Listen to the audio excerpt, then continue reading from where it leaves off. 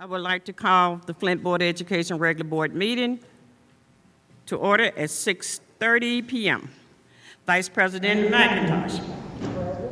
Trustee Gibbard. Present. Trustee Green is absent.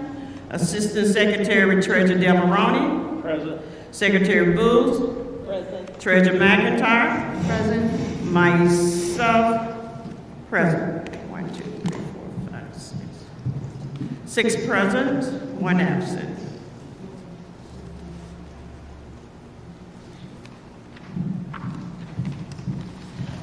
We will proceed to our district mission statement and a standard of practice. I will now call upon Trustee Gibbard to read the district mission statement and the first statement and the standard practice. Thank you, Madam President. You're welcome. It is the mission of the Flint School District to develop a community of learners who are prepared to live, work, and contribute in an ever-changing society. The Flint Board of Education standard of practice in order to provide outstanding leadership and better serve the Flint community schools. We, members of the Flint Board of Education, commit to the following standards of practice. Number 1, we will be consistent in our dealings with each other, as well as students, staff, and community.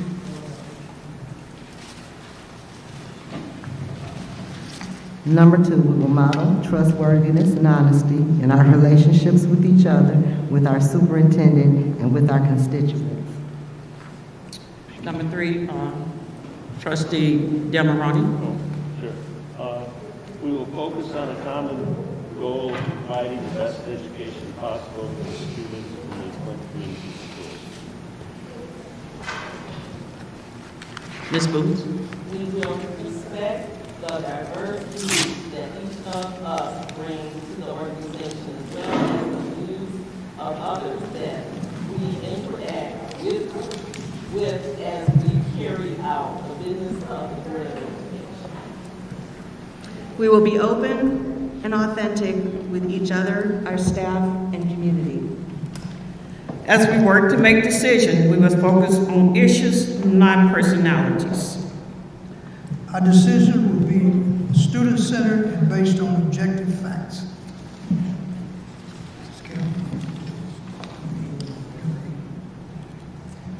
We will practice good listening skills to be better understand our fellow Board of Education members and constituents. Thank you all very much. At this time, the board will hear any comments from the public pertaining to the item listed on tonight's meeting agendas. Comments about items not appearing on the agenda can be addressed at the end of the meeting. Please refrain from calling out individuals' name. Is there anyone present who wishes to address the board about tonight's agenda? Board President, thank you. This might be the time to let the public know about our new policy, the motion that passed where the public does not come up. We will discuss that after we go through this process here. Thank you very much. Carrie Downs. It's not the change the agenda. Are we ready to go to the meeting? Thank you. Arthur Woodson.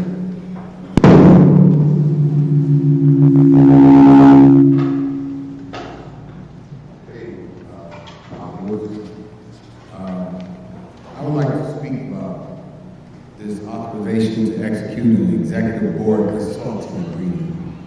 Monica Ellison, retired June 30th. Oh, we're calling out names. Yeah, it's in the paper. So I'm not able to call out names. It's on the agenda. Come on now, y'all gotta stop that. Okay. Point of order, it's in the guidelines, please respect. Point of information. What's your point? If it's written down, you should be able to say it. It's in writing. Can I get my time back, please?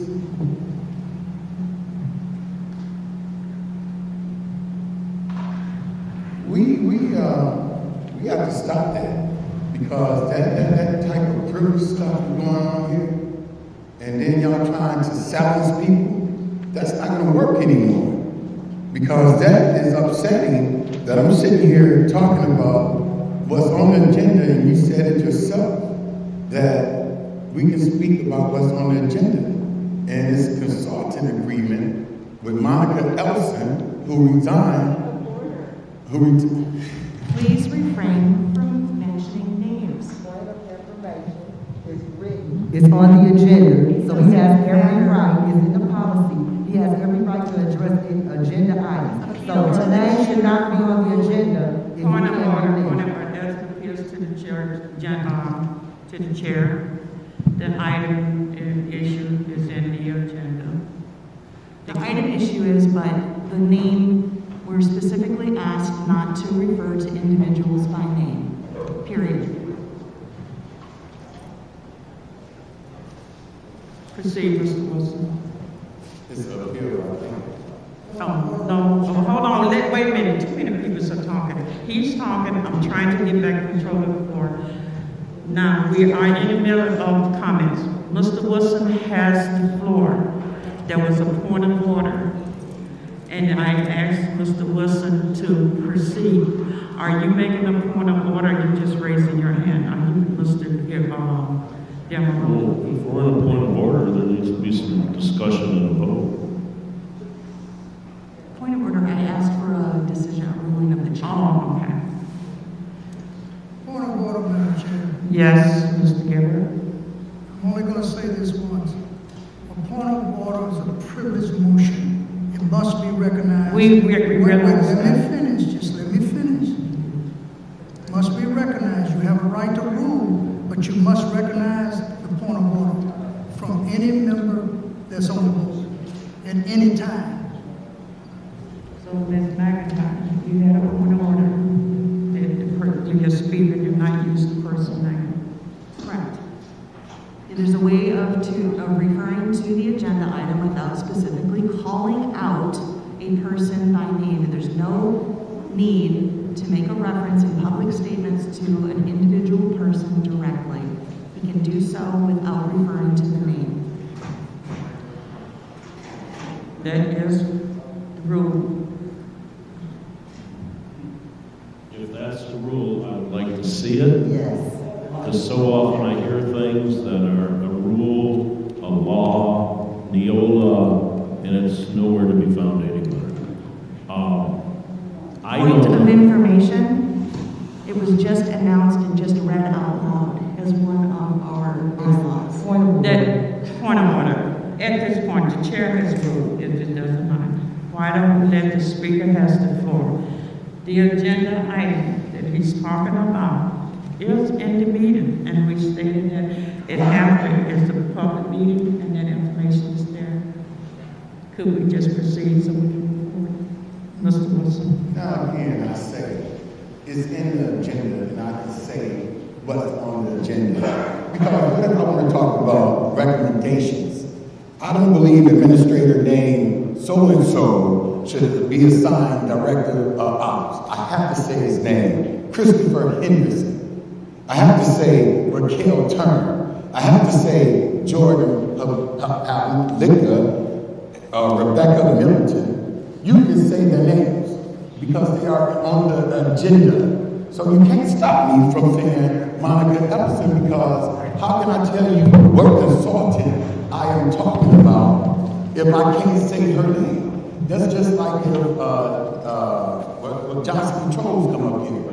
I have to say the director of Johnson Control is getting ready to speak about such and such. You can't stop me. So again, consultant Monica Ellison, she retired June the 30th, and she should not get a consultant agreement or a contract. She should.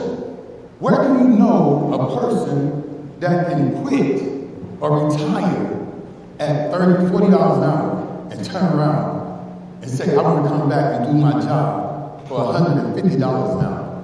Where does that work at? And for you all to vote on that, and I could have sworn that I heard this board talk about how top-heavy this administration is, but you want to give her money for her retirement.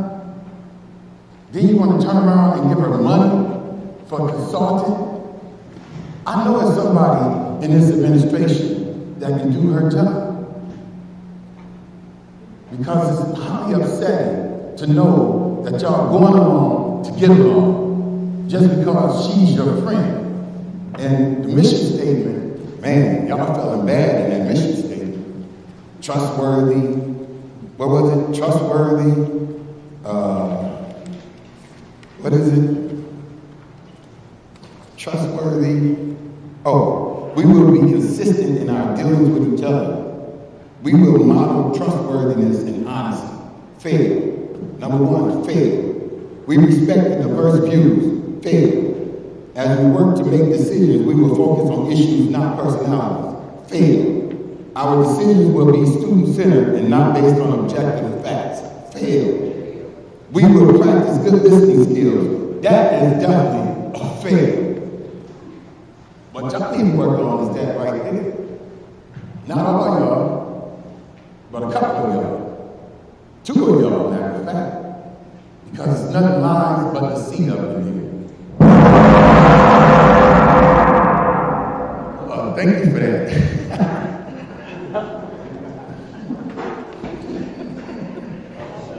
The next speaker is Camila Johnson. Camila.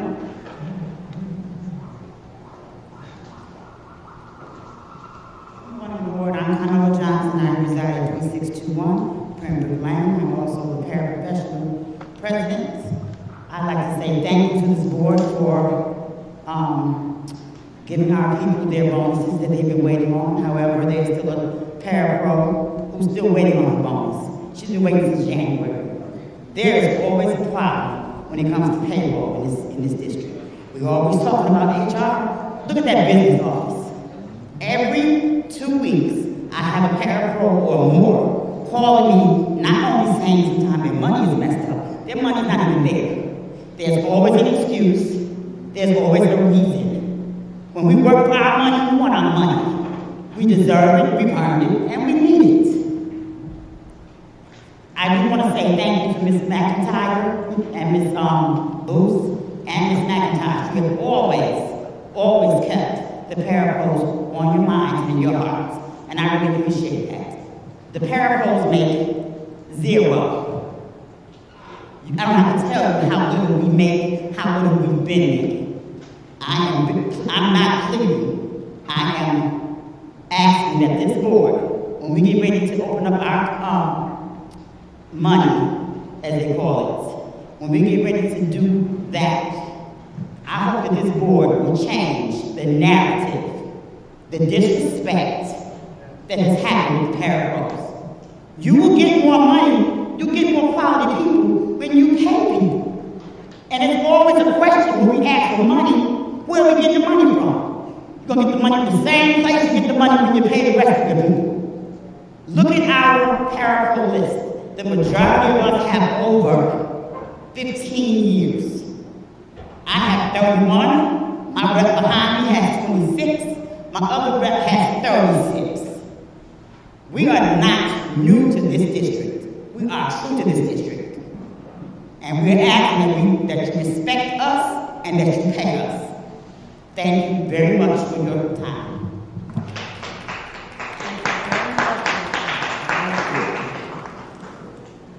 Our next speaker, Ms. Aurora Sacita. Ms. Aurora Sacita.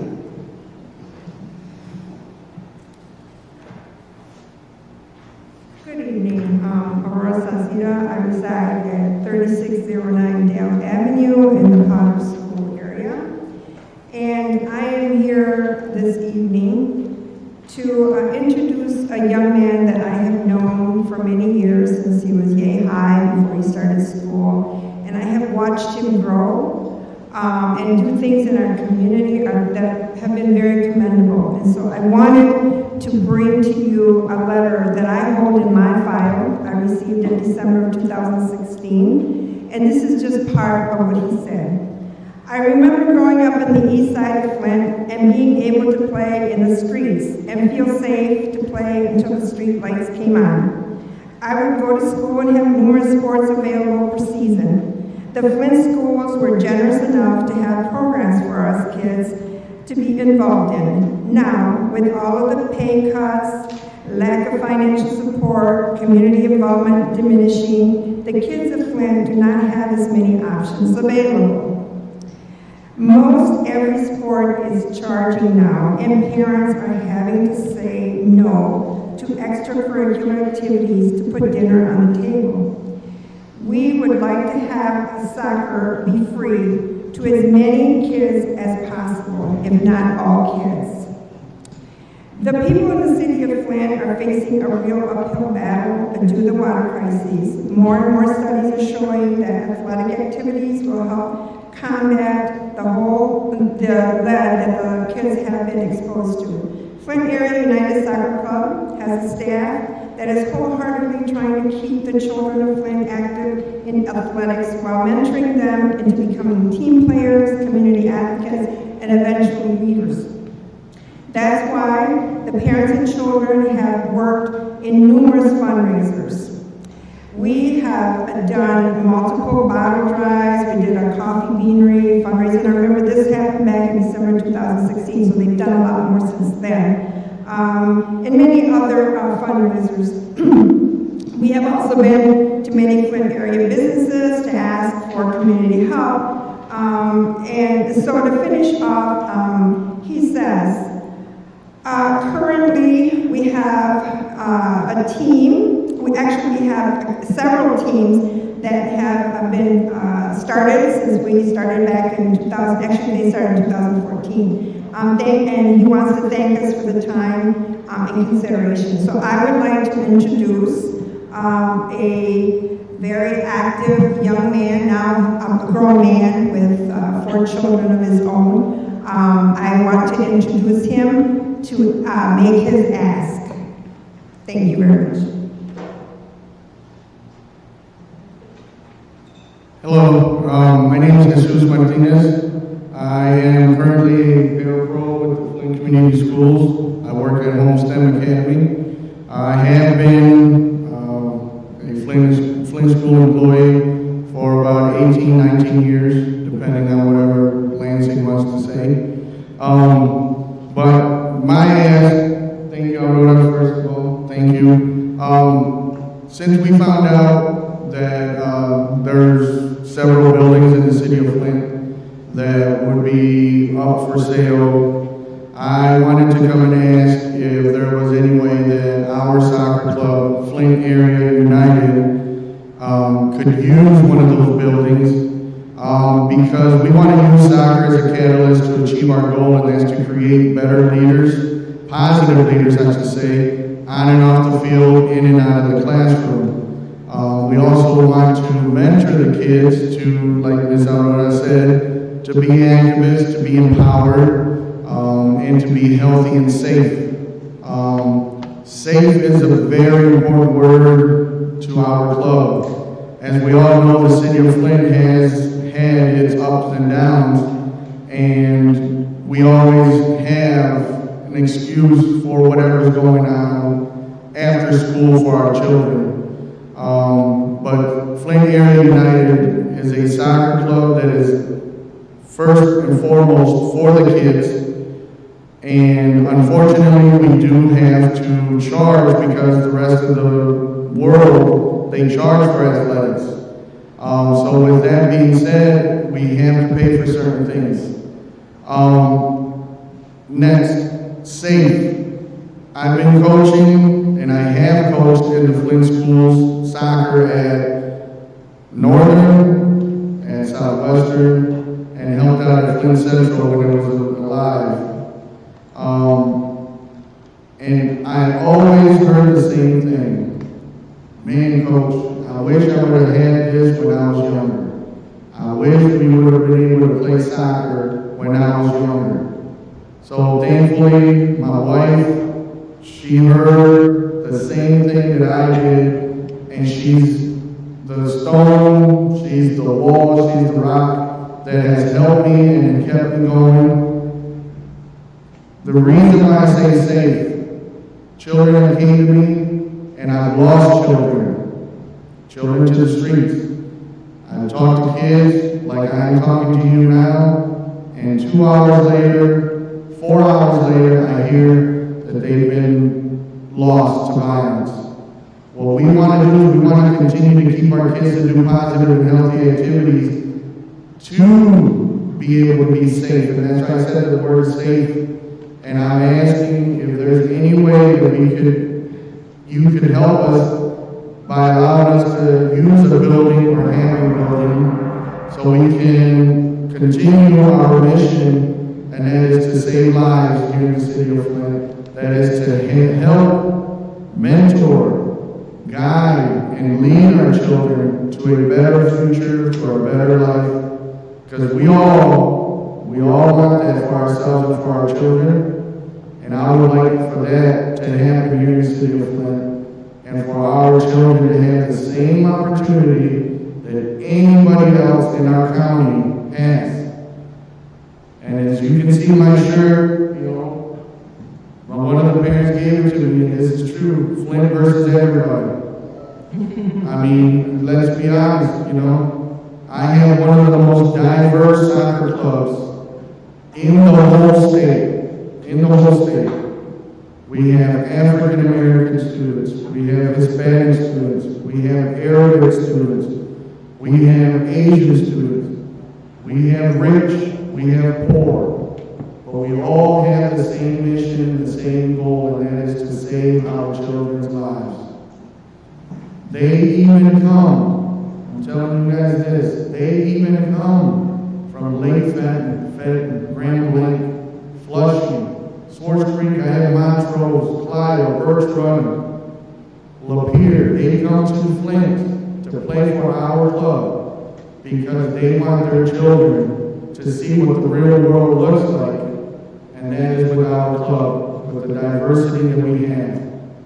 And that's why I would like for our mission to continue, and one of the biggest things that would help us is to have a place where we could train or practice during the winter, and for the classrooms, so that way our children, if they're falling behind, we can have our other community partners come in and help tutor these students, so that way they can achieve that goal. And we can inspire for something better.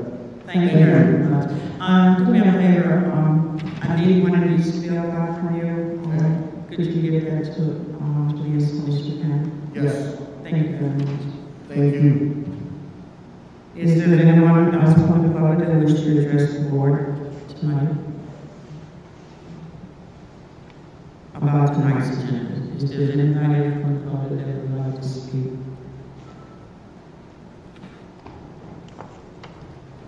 Saying none, we will proceed to the Superintendent Johnson. Good evening, board. Good evening, public. As we start to communicate, we just want to talk a little bit about a couple of our scholars. We'll start to communicate with one of the many positive stories that happen in the district. We promote our scholars' excellence across all parts of their journeys, from academics and athletics to career preparation and volunteer work. Today, I want to spotlight Samuel Lynch, the first Flint scholar to pass the difficult AP Stats exam with a 4 out of 5. Samuel went the extra mile last school year to prepare for this exam, including coming in during the intersession to take a 4-hour-long practice exam. This practice exam was completely optional, and Samuel could have spent his time doing anything else, but it pleased him to come and practice, and we applaud him for his score. These efforts paid off with many colleges and universities granting course credits for exemplary AP scores, which in turn gives scholars both an academic advantage and a financial incentive if they decide to pursue higher education. As we prepare for the new school year, we are looking forward to being back in the classrooms with our scholars and staff on Wednesday, August 3rd. Again, that's Wednesday, August 3rd. Since the end of the school year, in June, the Flint Community Schools Administration has been working hard, laying the foundation for the 22-23 school year and beyond. In anticipation of scholars returning to the classroom, we invite members of the community to join us in our mission to provide a safe space for children to learn, role play by applying for roles within the district. We currently have openings at buildings throughout the district. These employment opportunities range from instructional and administrative to technical and scholar support services positions. Our greatest asset is our team, and we will do all that we can to equip them with the resources, skills, and support needed for them to empower our scholars to achieve their dreams. We are currently offering new hire teachers and administrators a signing bonus with full details available on our website. I encourage the school community to apply or share this with their friends, family, and neighbors. Another community effort that I would like to highlight is the sale of several district buildings with the RFP opening through Tuesday, August 30th. The sale of these buildings will best support the district's vision for the future and its financial well-being, while creating the opportunity for community organizations to utilize and reinvigorate these spaces. All the while, these sales will allow us to optimize resources and help reduce our operating budget deficit. Interested parties are encouraged to submit for the RFP using the instructions on the website. These renovations, upgrades, recruiting and resource optimizations at the district are laying the groundwork for the efforts outlined in our strategic plan, which was approved last month. The strategic plan outlines 5 key focuses: scholar focus, teaching and learning, culture and climate, staffing, and finance. These priorities were informed by feedback from the community, including scholars, families, teachers, staff, partners, and Board of Education. You will see initiatives and improvements across all of these areas in the coming months as we are pulling away for a principal's retreat at the end of this week. I spoke about the 23 school year at the beginning of today's communique, and I want to end that way. The district's efforts to raise awareness for enrollment and recruitment with an aggressive advertising push on the radio, TV, social media, news websites, and billboards. We urge our entire school community to encourage potential families to enroll with Flint Community Schools, sharing that the first day of school is only 2 weeks away. A robust elementary, middle, and high school experience is key to the lifelong success, and Flint Community Schools offers a curriculum, programs, and initiatives that best support scholars of all ages. Enrollment information can be found also on our website at flintschools.org. I want to thank our families, teachers, staff, residents, and the Board of Education for their commitment to our scholars. We have a new school year ahead of us, and I look forward to continuing our collaboration. Our theme for this year is re-energizing, renovating, and rebuilding for a Flint-focused future. Thank you very much.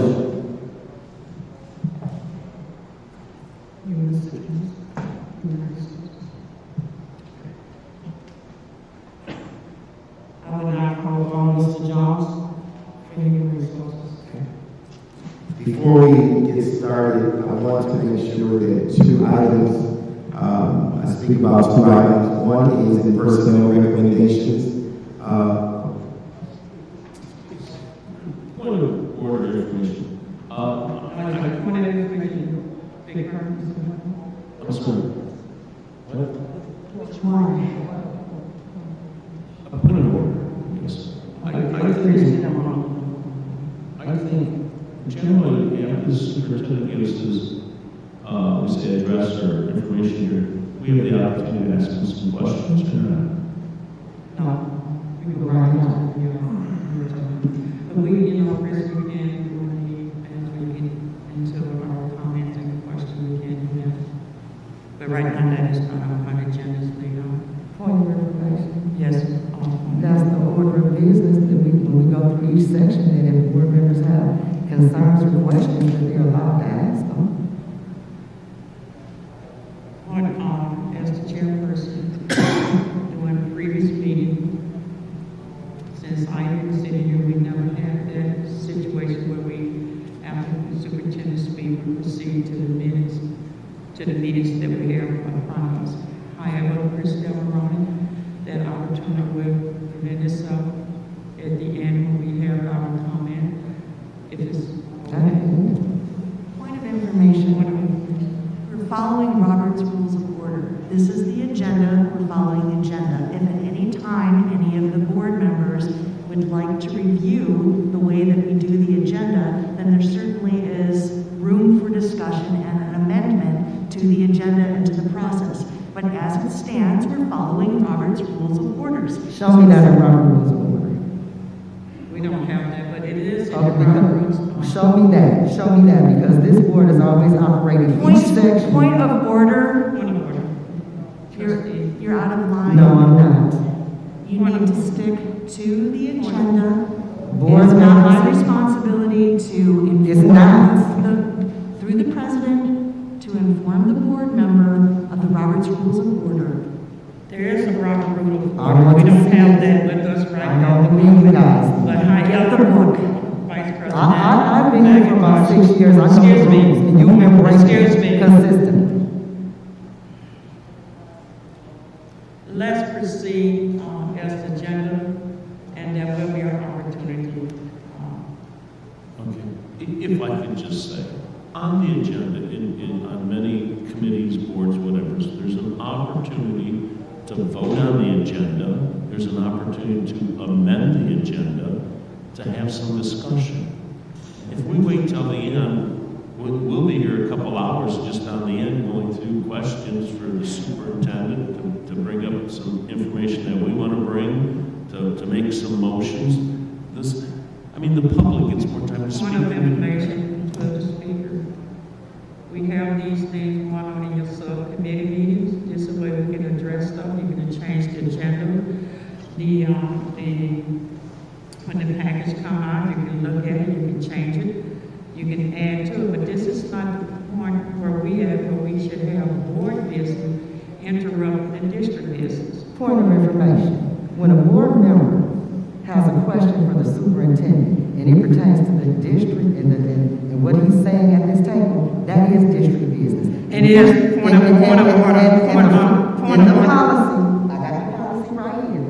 Each policy, we have a right to ask questions. We are not denying the right point of information. Well, he's not being allowed to ask What point of questions. information? I'm sharing. What I'm saying, Chris, Trustee Deveroni, when Mr. Jones finished his speaking, updating the district, and the past and up to this point, there's nothing on the agenda before we can go and say comment from the board. I am not denying the question, any question that you want to have. I am saying let's proceed to the agenda until the end.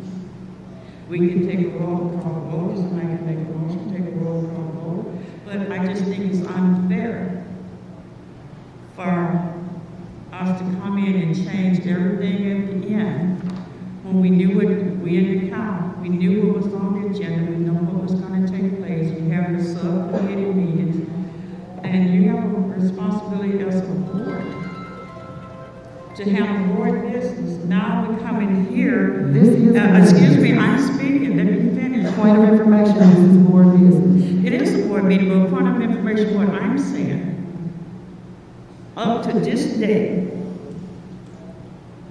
now we have this coming up, which I would say is a distraction. I have not denied. Now you want to change the agenda to have a discussion with the superintendent. That's supposed to be in the chair's script. But, discussion. excuse me, I'm speaking, you're speaking out of turn. But you're misinforming the board. But you're speaking out of turn. You have not been in this meeting. It doesn't matter, you still have to follow the rules Yes, of the law. where is the rule say that we can change this minute? Where is the rule that says you can't ask a question to the end of the whole meeting? Point of order. Madam President, we have a member who is constantly violating Robert's Rules of Order and is interrupting the meeting by speaking out of turn. This is the final warning. Here is where we are, point of order. You have given your point of order. No one seems to have that rule in front of us about Robert rules. And we don't have, we got an audience here trying to hear what the district business is. What I said again is I chair this meeting, and I stand to be corrected. However, at this meeting, we will proceed as the agenda states, and you will have an opportunity, every board member. But why are we doing this now when we right in the middle of the agenda? Point of information. Your point? The reason we want to do it now is because he just gave his address. I mean, on this agenda, and we're a public body, on this agenda, we don't even have. Point of order. President, can we please follow Robert's Rules of Order of this meeting? We are go ahead and I proceed. think we need, I think I have a chair. You can. Yeah. Point of order. You Okay, you get a point of order, Ms. McIntyre did a Let's point go of down order. here, point of order. Point of order. We are not following Robert's Rules of Order, and we have two members who are constantly interrupting the meeting and disrupting the meeting. I'm requesting that they please stop and just follow if they would like to change the rules, they would like to add things to the agenda, that this is not the time to do it. There is a proper place and procedure to do it. And I agree with Board President. point of order. On this agenda, we are a public body, and nowhere on here does it say that we're going to approve the minutes from the previous meeting. I mean, what is going on here? We need to approve the minutes from the previous meeting. Where do you suggest that comes up at? That is not on this agenda, it's not saying it's not going to come up, but every meeting does not have that. Now we're changing the whole dynamic because we spoke last week on a lot of things that have not happened as regards to minutes. As the chair of this meeting, following Robert's Rules of Order, we will stand on that order and move forward. I'm going to challenge the chair. There's a challenge to the chair. What is your challenge to do? What grounds? What are you Why? challenging? Point of order, Madam What was that comment? I'm asking, Chris Demarani, your challenge to chair. Point of order. Yes, on your decision to move forward. That's right. There's a challenge to the chair to Point of move order, forward. Madam Chair. I'm trying to hear what you're saying, Chris. You want to challenge me to move forward. The chair. Yes, you wish to move forward without addressing some of these issues.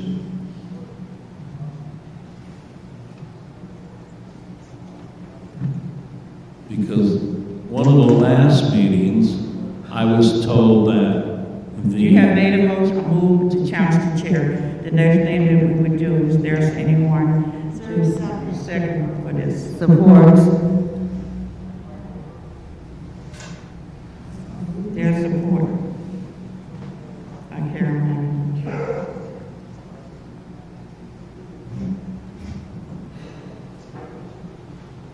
Is that second? Who's what about it? Roll call now. Any discussion? Are you addressing me or? I just said she supported your, to move. Yes. So do I have the floor? That's what you said, it's a discussion. Sure. Sure. So, I don't know who makes the agenda up, but we need to have something where we approve the agenda as presented at the start of the meeting.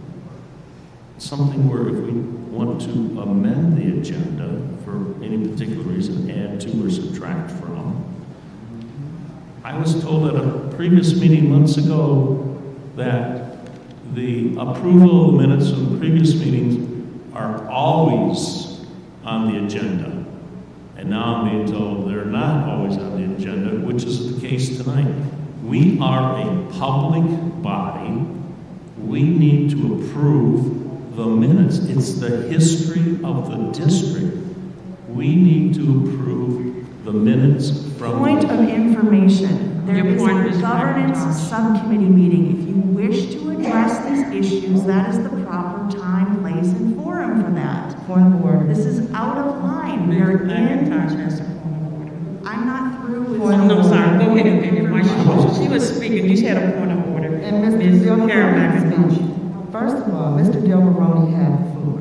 Now, if the treasurer wishes not to be disrespected or interrupted, then the other members on this board deserve, Point of excuse me, order. you're Point interrupting. of order on your point of order. I had a point of information which gets precedent over and I needed to make a point. So See, this is what I mean, how she's allowed to interrupting. You made a point of orders, which meant the conversation stopped and Ms. McIntosh finished her statement. Now, if you have something to say, you can say point of order, or you can say point of order, point of information. Point of order, Now, Madam when Chair. Ms. McIntosh was speaking, she said point of order. Point Now, of we go order, Madam back to Chair. Pastor Everett. What's your point of order? Madam Chair, bottom line is, point of order is a privileged motion. You must recognize that motion. And the members must give me time to recognize Just let them. me finish. You must rule on the point of order Yes. as to whether you're going to recognize it, and then you move on from there.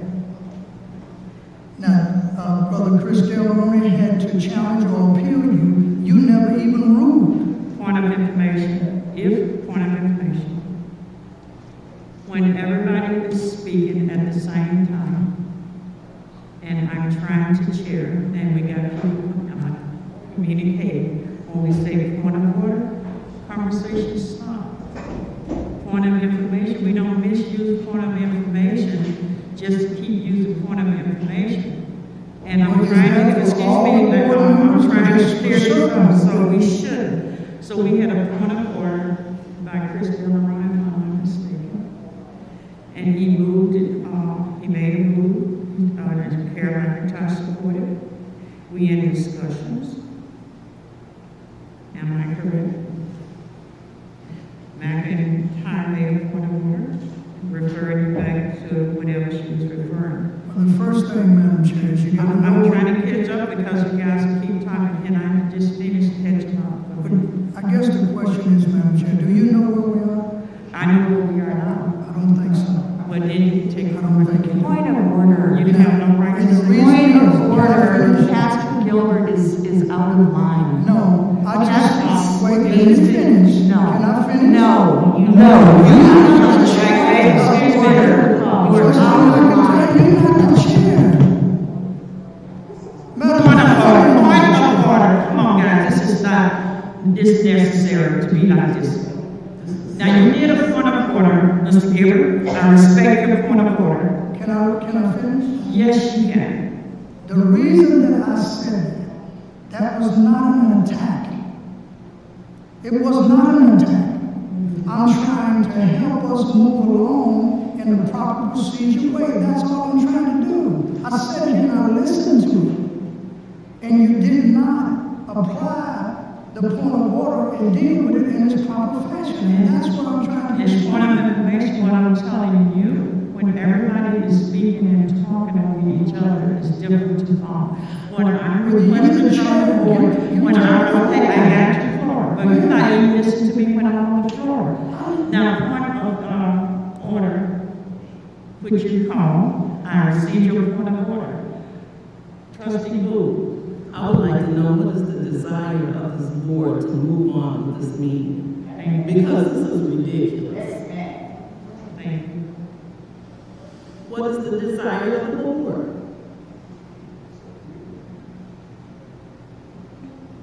What is it? Mayor, I think there's some, you need a point of order, you asked what is desire.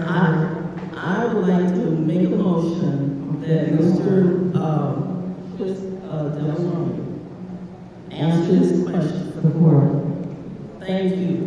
Let's move on. Yes. Come on. So we was in discussion about what you want to do. And we continue the discussion. Did you have any more discussion? Okay, what question do you have for the superintendent? For the superintendent? Yes, what question do you have? We was in a motion, you made a motion. Well, we're in the middle of me challenging the chair. Yeah, you challenged the chair. We was in discussion. Are we done with discussions? Yeah, honestly, I don't have anything else to say. I just feel that we need, this agenda needs to be taken care of. And to talk about subcommittee meetings, I don't know that they meet that much. I'm saying that back in December, January, we need to meet. We couldn't meet in December, we couldn't meet in January, wait for the new leadership in January. December is a holiday month, but yeah, it was scheduled and approved to have those meetings in December and January. And then we couldn't have finance meetings for whatever reason, for months. I don't even know if we're meeting now in finance. So we don't get notified. So you challenged the chair, Ms. Blue, I just want to make a discussion. Is there any more discussion in regards to the challenge of the chair? Yes. If there's any question about rules and regulations on how we should move forward, I have a policy book available for those who pretend to be experts or may be experts. Here it is right here. You ain't got to take nobody's word. Well, just read that question. That's it. Could you read the question? With no with a point of information. Point of information, change the agenda in the middle of the meeting. I think that's the question. I couldn't hear what you said last year. To change the agenda. And you said that's in the policy. To change the agenda. It's not an agenda change, it's usually in the script that when you go through each portion of the agenda, in your script, it usually asks for discussion from the board members, and we usually get input, and then if there is no more discussion, then we move on to the next section. But to silence a board member and to only give them permission to speak, when we are all equal at the table, is preposterous, and each board member should get to voice their concerns. We're all board members, and the business can't move if we don't work together. We're not on the issue.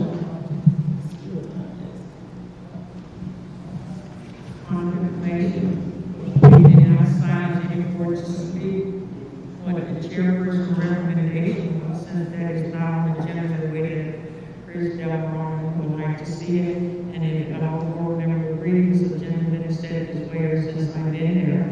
We have been about your minutes, it was explained to us about those minutes. It's been updated. When they get updated, we updated the minutes. I think in your last meeting before, some minutes was there. However, what I'm saying is that you want us to change the agenda. Right now, to start doing a question with the superintendent, that is not on the agenda.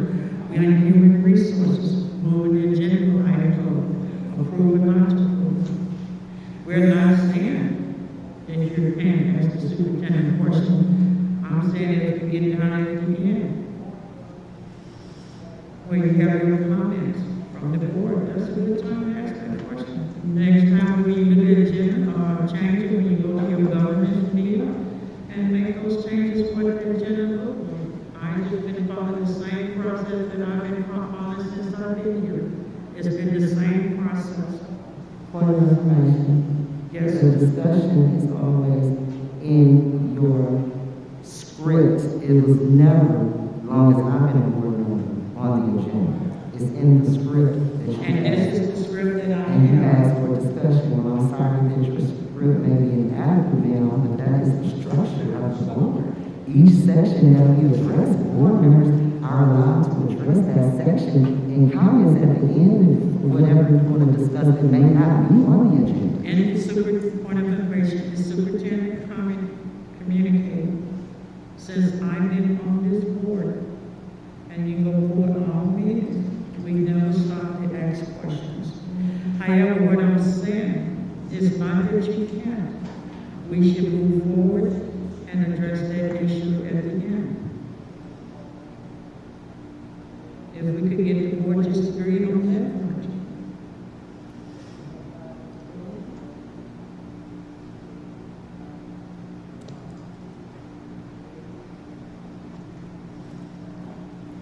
Point of information, I think we're to the point where we can vote on myself appealing the chair.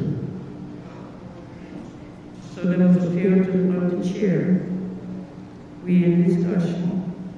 Do you want that appeal to go forward with the vote? Or do you want to change what are we saying now?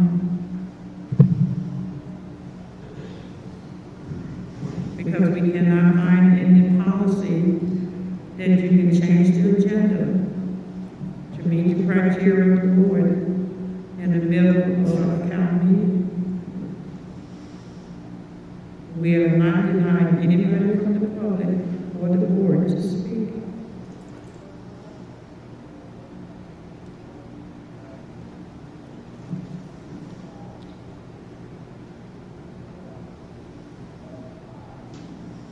Saying no further discussion.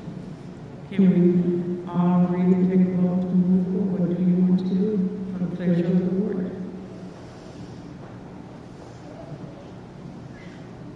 Call the question to, on the,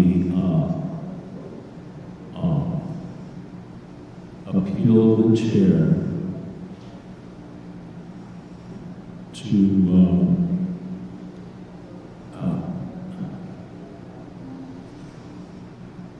to not move it forward to address some of these issues.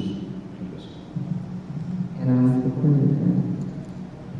There's support for that, that you are not to move any further until you address your concerns.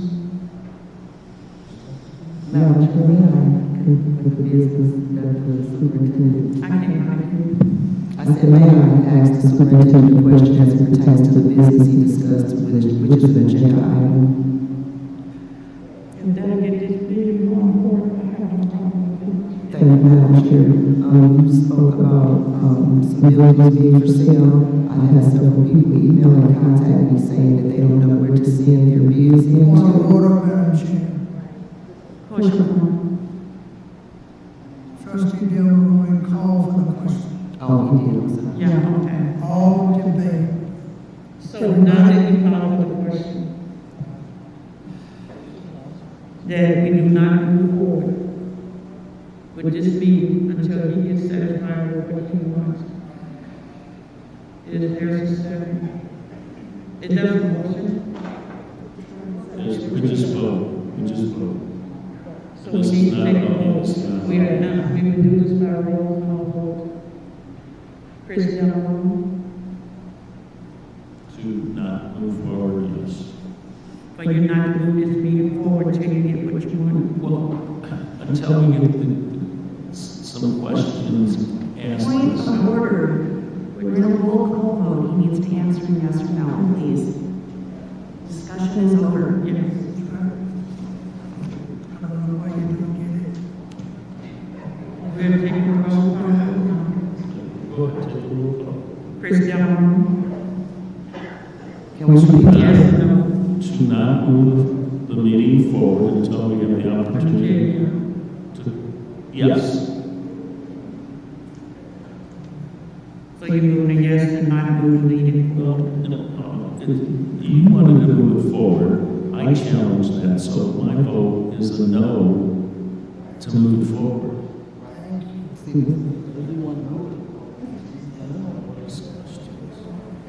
So your challenge and your question is, you're asking us to take a vote to not move the meeting forward. That is done by roll call vote. Yes, to not move the meeting forward. No is to move it forward. Point of order, Madam Chair. Yes. I'm trying to get clarity. Yes.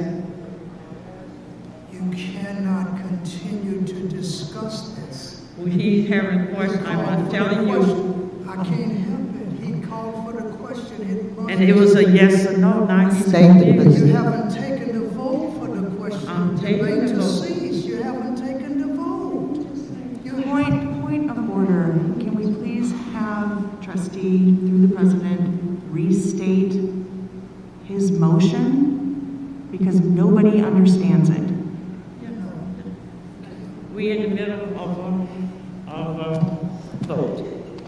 The vote that Mr. Del Morona is requesting that the board do not move forward until he gets the answer, the questions that he might answer. That has been done by roll call vote. As I call your name, are you saying yes to hold the meeting back? No to move forward?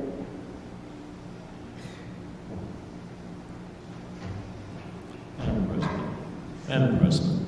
We're in the meeting. Is a yes or no at this point? No to move forward. Then to move? Yes, to move forward. Trustee McIntyre? No. McIntyre. McIntyre. Yes to move forward. Trustee Gilbert?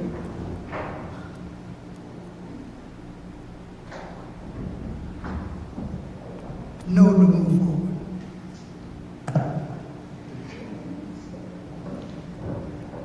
No to move forward. Here, McIntyre, no, myself is a yes to move forward.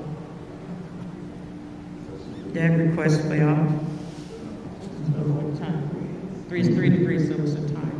So his request failed. He needed forward to move it. He needed 4 votes. He needed 4 votes to not move this So meeting point of forward. information, we now move forward with the agenda as written, according to the Roberts Rules of Order. Motion denied. Proceed, Mr. Jones. Board members, before we get into human resource, there is an item that I spoke to some of you about before we started the meeting. We want to table or pull back the request for the principal. We have some work to do with our Congress union, so we don't want to vote on the principal that we have on the agenda. So we want to do some more work with our Congress before we do so. And also, 1.2 has already been approved, so it should not be on the agenda. 1.2 was approved last week, so it should not be on the agenda. So I just wanted to clarify those 2 things. It wasn't moved forward. We asked for approval for COVID payments, and it was done last week. Point of information. Yes, Ms. McIntyre. Because my packet is not 1 point. The COVID payments to pay who for what dealing with COVID? Well, since my packet is in shambles, I'm asking the superintendent if you don't mind. So we discussed with the board that there were some staff members that should have been paid because there was 3 different LOAs, and based on the letter of agreements, there was 3 different LOAs, and in the conversations that the board has been having, we have been pushing all of those conversations into one LOA, which was against the para union and it was against the Congress. And so there was folks that should have been paid that was stopped from being paid when all of that first began because of their LOA. There's 3 LOAs. So does this have anything to do with the people that had met the year to receive the bonuses and we voted not to pay them because they didn't meet the year criteria? No. These are folks that meet their LOA and they were paused because they were on that red list and it was wrong from the person that created the red list. And so we brought it to the HR subcommittee meeting to correct for those that there was a grievance filed appropriately for those that were supposed to receive the grievance that did not. Do you have that documentation? Because you're saying from COVID payments, and this sounds like grievance issues. And can you pay a grievance issue out of COVID payment? Does that qualify as a COVID-19 issue, grievances? No, we're not paying for a grievance. We brought the LOAs to the board to correct the action that when we found that it was appropriate to pay certain certain staff members, we needed to follow through with that instead of holding those staff members out from being paid that was supposed to be paid. Does this have anything to do with the 3 groups and they wanted to bring the 1 group into the contract with the other 2 groups that would have made them be eligible for those payments? What I can tell you today is it has nothing to do with trying to make those recruitment dollars. This has nothing to do with what was brought to the board that became an issue. When it comes to trying to pay people for recruitment, this has nothing to do with that. No one that was supposed to be paid for recruitment is getting paid. This is strictly making it right for those LOAs, those folks. The parapros did not have the same LOA as the UTF. I understand. Okay, and so what we're saying is there's parapros, there's staff members. So you're trying to pay the parapros? We're trying to pay them as well as a couple of teachers that was not paid as well. That was here a year. Say it again. That was here a year, or that's 2 different agreements? Can you turn the mic up? That was here a year, or these are 2 different agreements? These are two different LOAs. Okay. Yeah. And I don't mind going over that so you can clearly see. Yes. I will definitely do that. Thank you. What I'm asking is that we omit 1.2 because it's already been approved by the board. Okay? So I seek a motion and a second to approve resolution 1.1 personnel recommendations.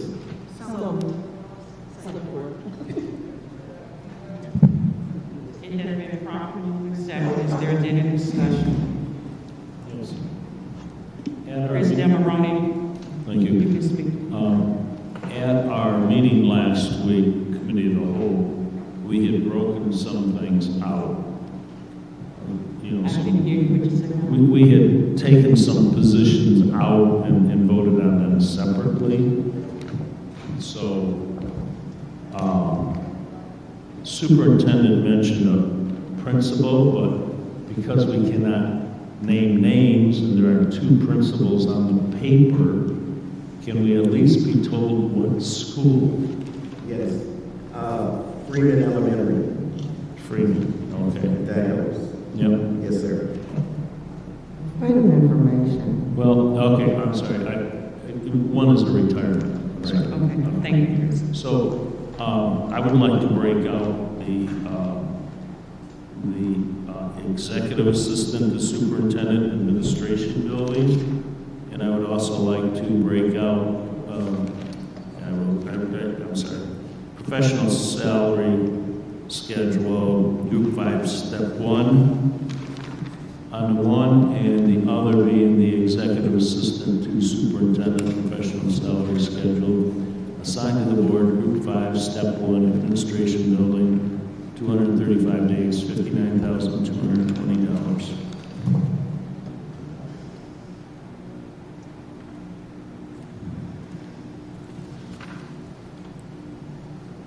So in your discussion, you're asking, is this what you're making? Yeah, this is a motion to break So those you're making two a motion positions out. to take out which one now? I'm doing the name. I can help you if you would like. Yeah. So what he's asking is that we take both executive assistants out of the personnel recommendations and talk about them separately. All others can stay the same. Thank you. Yes, sir. There's a motion on the floor to take out the executive assistant and have a discussion. Second. One of, yes, Ms. Yes, Ms. McIntosh. March making a motion, Mr. Dillon? Yeah, I made a motion. And I Looking for a second. second.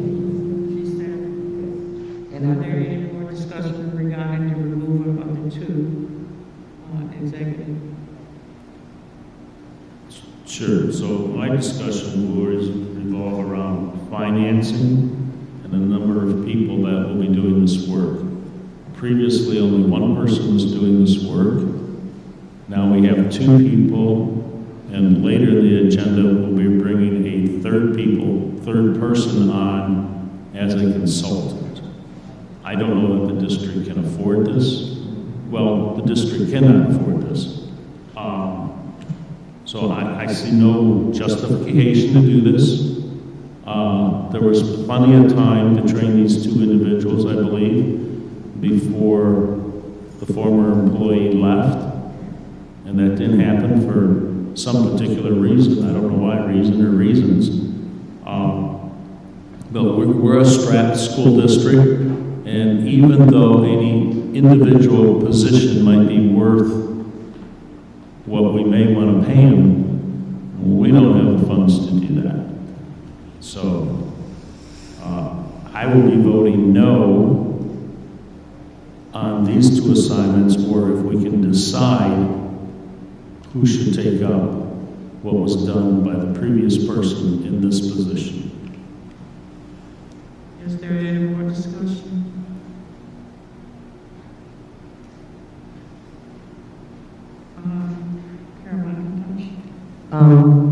Has anybody looked at the organizational chart?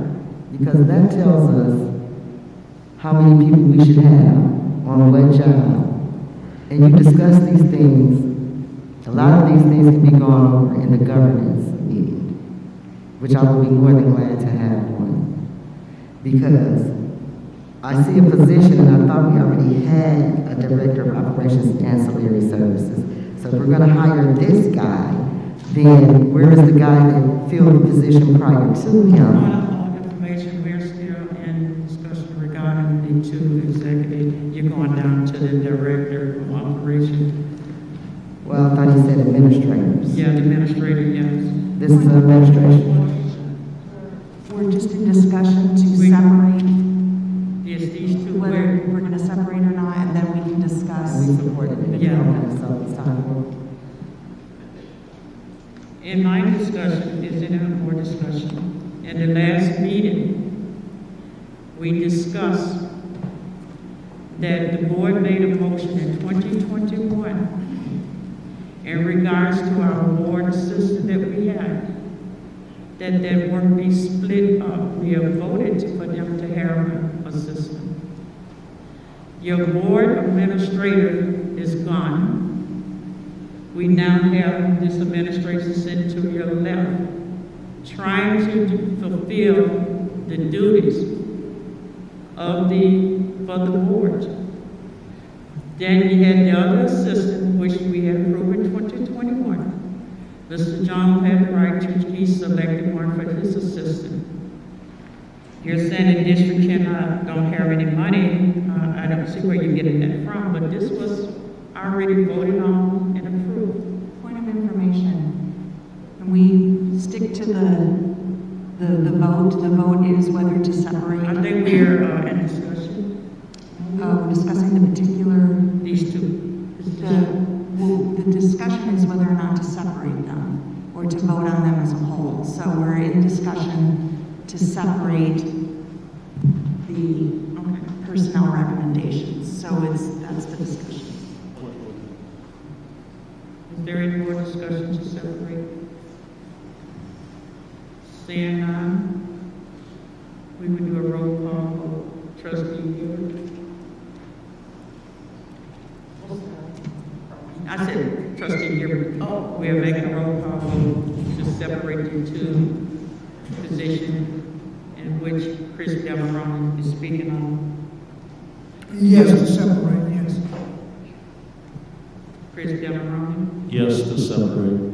Linda Booth? No to separate. Caroline McCarthy? Yes, to separate. Laura McIntyre? Yes, to separate. And then myself, to separate these two items. Yes.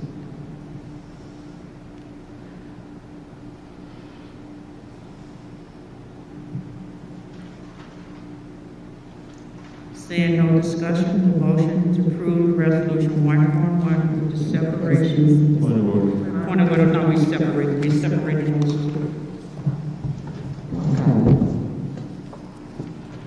Now we're voting Point of order, could we get a vote count on the previous motion? For the record?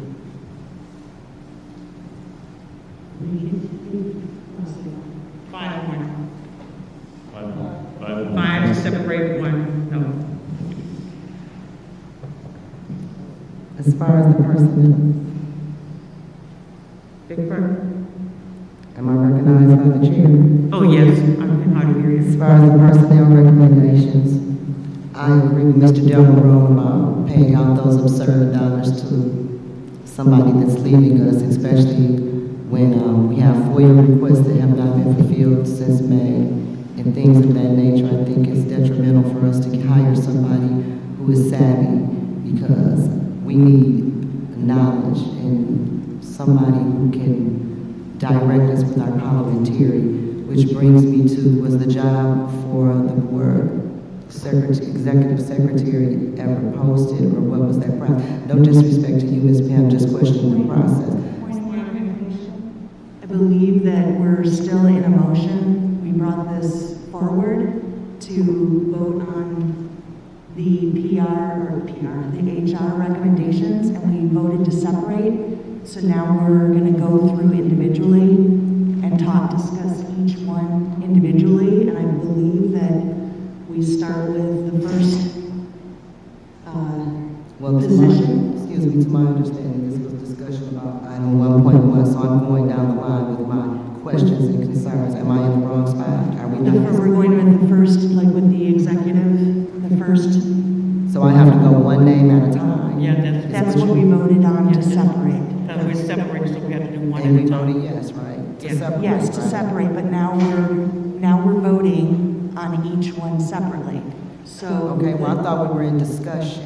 Well, we're in I didn't discussion realize we about were still voting. She said discussion, and that's why I asked to be recognized, because I want to discuss some of these items. So we are voting each one separately. Well, that's not what the chair said. I No, thought she what I'm said saying is discussion. that, a point of information, what I'm saying, we have voted to separate.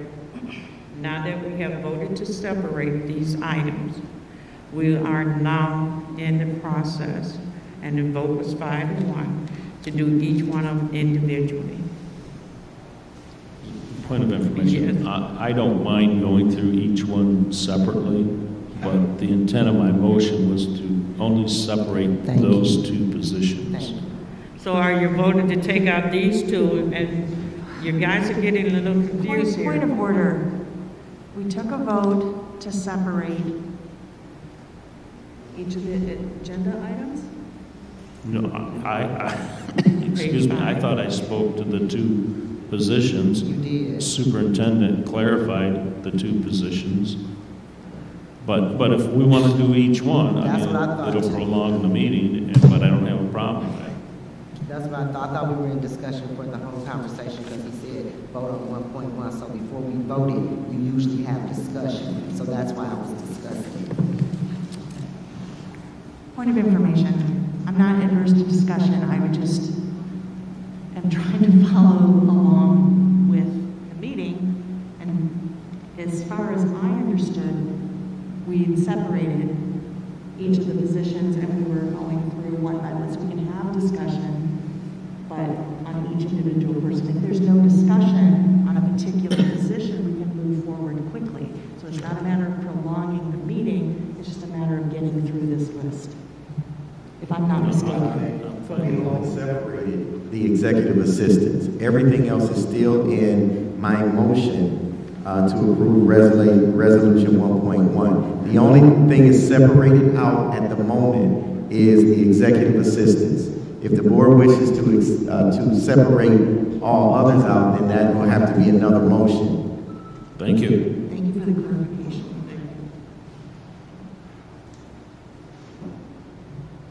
So what is the pleasure of the board? We'll go back and say that the motion has been properly seconded. There was a discussion. Trustee Deveron made a motion to pull the 2 out. We took the vote. Point of information, I believe that Trustee McIntosh was in the middle of discussing when I made a point of information and it was clarified. So, through you to Trustee McIntosh to continue with the discussion. Of the individual. Yes. Go ahead, Ms. McIntosh. Yes. First of all, one of the recommendations, I have a FOIA in for the district from May that has not been given to me. That's number one. So to pay, excuse me, before anybody interrupts, so to pay somebody, so to pay somebody that kind of money, and we have a FOIA from May that has not been addressed, which is illegal.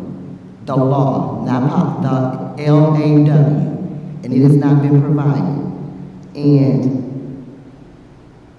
like my colleague, Mr. Delmaroni said, we knew that this transition was coming. They had plenty of time to prepare for this, to do some overtime hours or whatever. Like I said, the district is strapped for cash. We can't keep doing this. We have to hire, and no disrespect to Ms. Pam, because I think she's done a fine job having to step up in our time of need. And I can understand needing training. I've been there. What I am saying is the district, we as a district are in a critical position. And right now, we can't afford to keep making it rain when we haven't renovated any buildings, 100%. Okay, we haven't went over our structural chart to say that we can have these people, because to my understanding, the director of operations and ancillary services was somebody else. So if he's no longer going to be that person, is he moving somewhere else in the district? How does that affect our budget? And are we hiring somebody to assist in that capacity for our renovations? So that's 3 people right there that's dealing with these situations. I think it is time for this board to not just hire, but when we hire, to look at our dollars. Because after the ESSER funds or what have you are spent, how will we move forward financially? And we are $20 million as of today, 20 million on the book in the grid. So for 3,000 students, and for us to continue to make ourselves top heavy, is financially and physically irresponsible to me this year. So I will not be supporting these things without going with the organizational chapters and showing that the district can afford this and that we can support this type of top heavy payroll. We have payroll a person just came up here and said they want to get their checks on time. How can we justify this? Thank you. Any more discussion? We're on the discussion for, You had your discussion that we are on the same, I was talking about, having a discussion about the individual, Mrs. McIntosh spoke. Is there any more? the two appointments. She spoke on other issues. The executive assistant, right? Are we talking about? Ms. McIntyre is speaking fully on the recommendations. So we're past talking about the executive assistants who we haven't gotten to yet. Okay. So right now, Ms. McIntyre was speaking about the extra add-ons. And so, if I may, as we have spoken, board members, we talked about foregoing the assistant that's in the org chart for the business office. We talked about foregoing that assistant in order to have a maintenance manager in place. And that will be the direction of the person that is interim at this time. So we will not be bringing on an assistant in the business office. And that is a wash for the work that we need to be doing right now as it pertains to renovations. Having that person is important because that person knows our buildings, our boilers, and some of the other things about our district that's important for historical knowledge. Bring the director on. Those funds are a wash. However, there was concern asked about the pay of the maintenance manager not changing. And so that was considered, and because of our budget and where we are and the many vacancies we have, which is over 40, we will not be going over budget in any way, shape, or form. This is what we explained to you all when we brought this information about the operations director to you, and we checked this over also with our business office. And so, because there's a wash with the assistant, administrative assistant that would have been hired in the business office, we are able to have our maintenance manager and also have our operations director.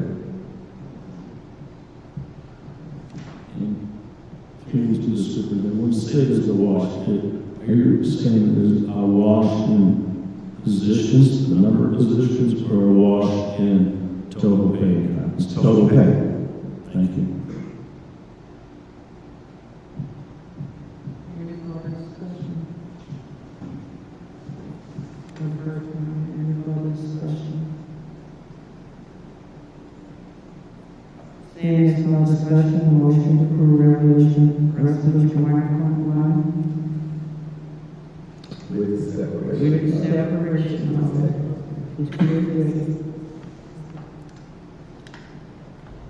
Personally, I will conduct by roll call vote. As I call the name, please say yes or no. Karen McIntosh? No. Alan Gilbert? Yes. Daniel Green is absent. Christy Allen? Yes. Linda Moon? Yes. Laura McIntosh? Yes. Myself? Dr. McDaniel? Yes. 5 yes, 2 no. 1. 5 yes, 1 no, 1 absent. Thank you.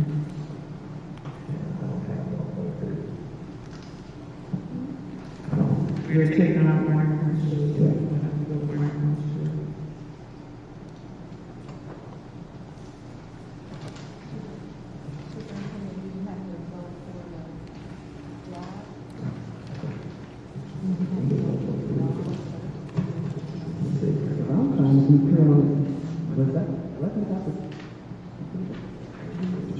I seek a motion for the board to approve resolution 1.3, authorization to approve insurance member agreements.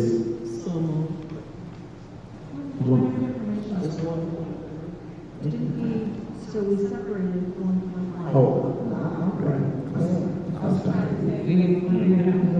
Okay. There's 2 assistants. Yes. All right. So we need to move. But you still need one. So I seek a motion for the board to approve 1.1 amended, the executive assistants. Excuse me, point of information. So the vote was for the teachers and not the assistants? The vote was for everyone except the 2 executives. I think I'm voting on the 2 executives. We separated them. I need once we separate them, then we have to make a decision like this, whether we want for them. So your vote for 1.1 without the assistants would have been yes. Okay, so it's a correction in the minutes, Ms. Beard. So yours no was a yes. Yes, I did understand. I thought we were voting on the other court. So it should be 6-0 for the record.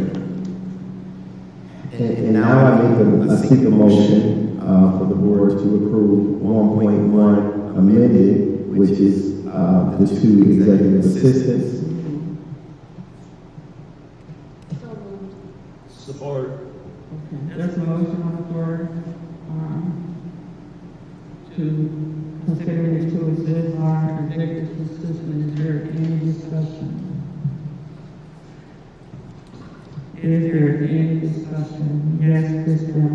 Yeah, so I'm going to go back to, for the record, that, personally, I don't feel the district can afford, we're talking about just the one position right now, correct? Well, okay. So do you vote to separate the 2 from each other, or just the 2 from everything else? I'll do either way. I don't think that, and this isn't about personalities or anything like that. I'm not even sure who one of them are. But anyways, excuse me, I don't think the district can afford this. I mean, things are moving on fine. I don't know the salary of the previous person in this position who retired, but the sum of these 2 positions, plus when she comes in, they can pay 100, 150. I thought I saw someone making $200 an hour. This is just extraordinary. So, if we're voting for both of these positions, I have to vote no.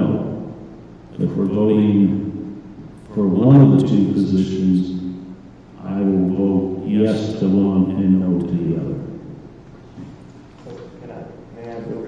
So last year, I just want to be clear of why this is before you.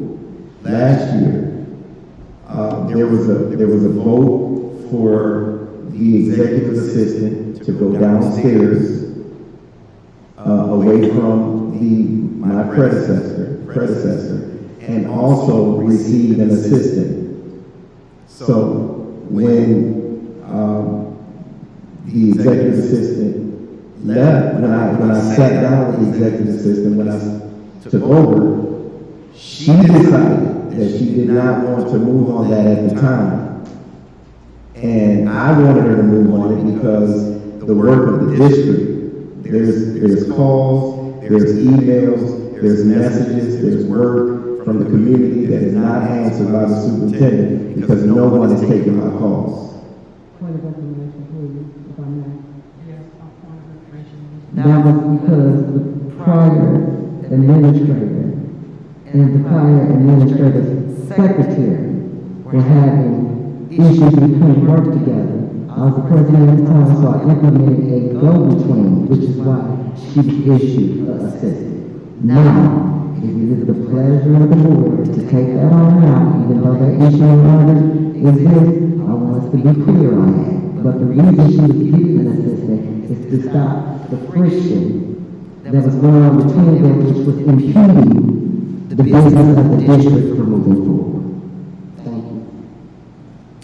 And so we also, there is a problem. The problem is that there's a lot of board work and the work of the district and the support that the superintendent needs to do his job is vacant. It's not happening. And so I know you're saying that things have been going on. That's because we've been just taking on and trying to do it ourselves to not cause any risks and to just get the work done. I'd rather get votes from you all to do things for children than to bring up the problems that I have. Because if I don't bring it to you in peace and get you all to vote, then it becomes a little like earlier.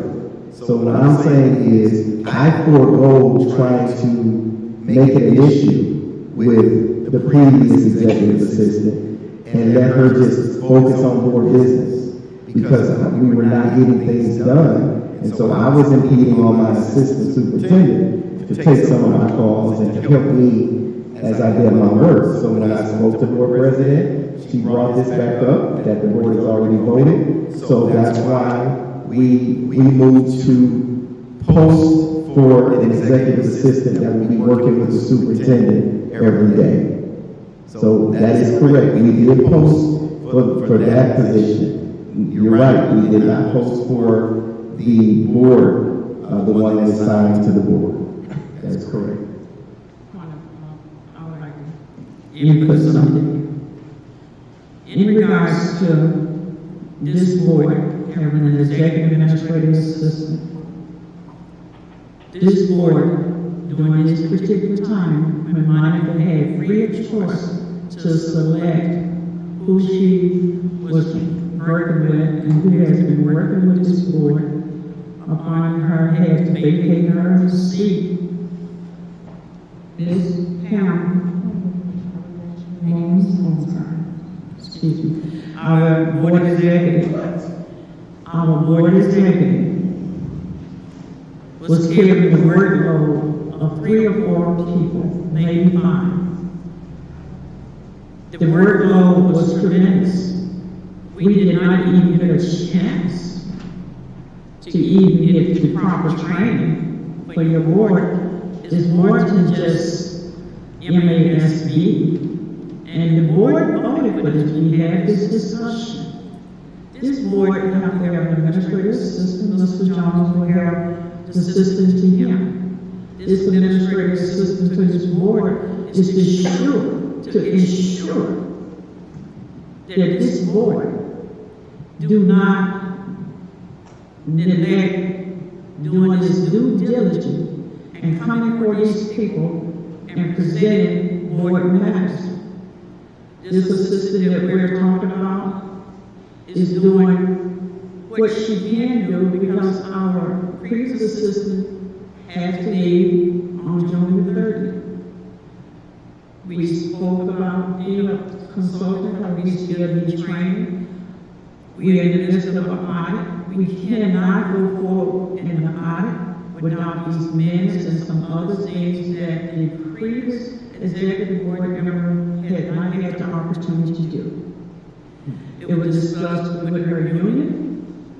It is understood after 30 days, which would be July, August the 1st, that they would come back in, be a consultant, give us everything that we need, get the auditor everything that they need, and put us back on track.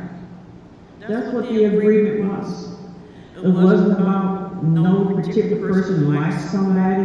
It is about the board. We're at the top of the chart. Interruption after interruption.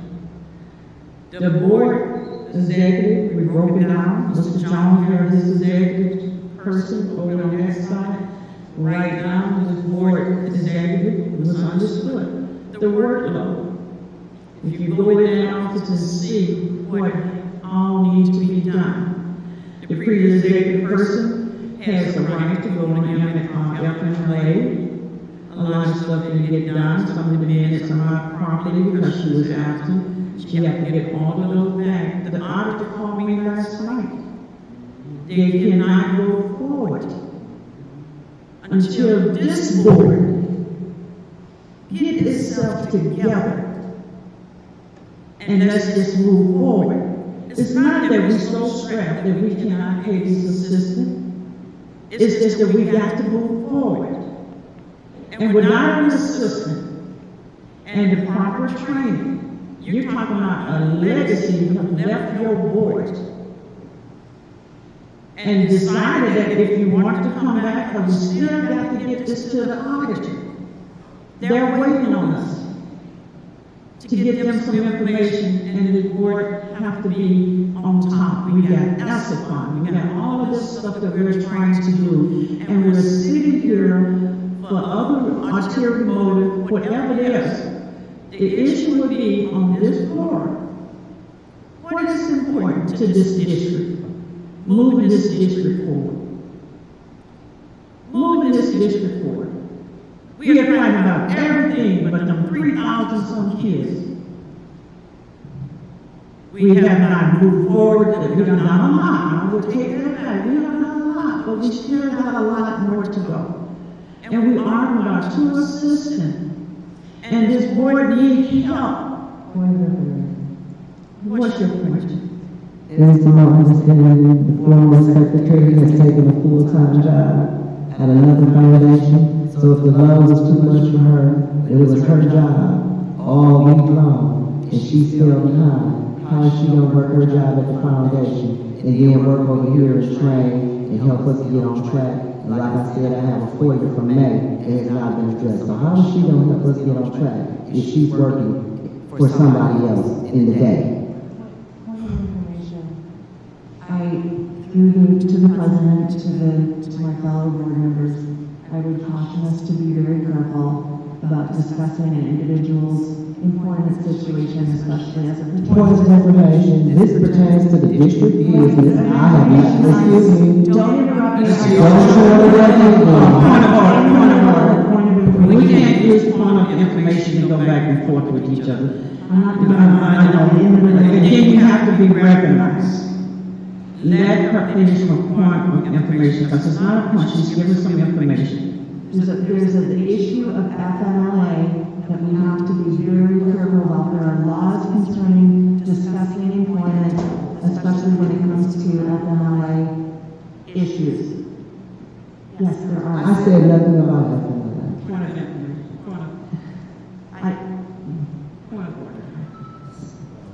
Let's be clear, let's not misconstrue. Excuse me, I didn't give you the floor. Okay, well, Go ahead, Ms. right. I did have the floor when I was interrupted, and it seems when this treasurer interrupts everybody else, the chair does not recognize that. But when she's interrupted, then you have to follow the rules. Excuse me, Jay, excuse me, you got in the chair. If you recognize me, you recognize me, I'm moving forward with my comment, and the comment is,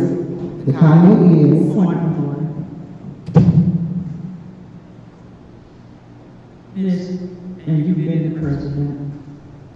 When she did her point of information, you was talking. I didn't, and you both of y'all was talking. she interrupted me. So now you have the floor.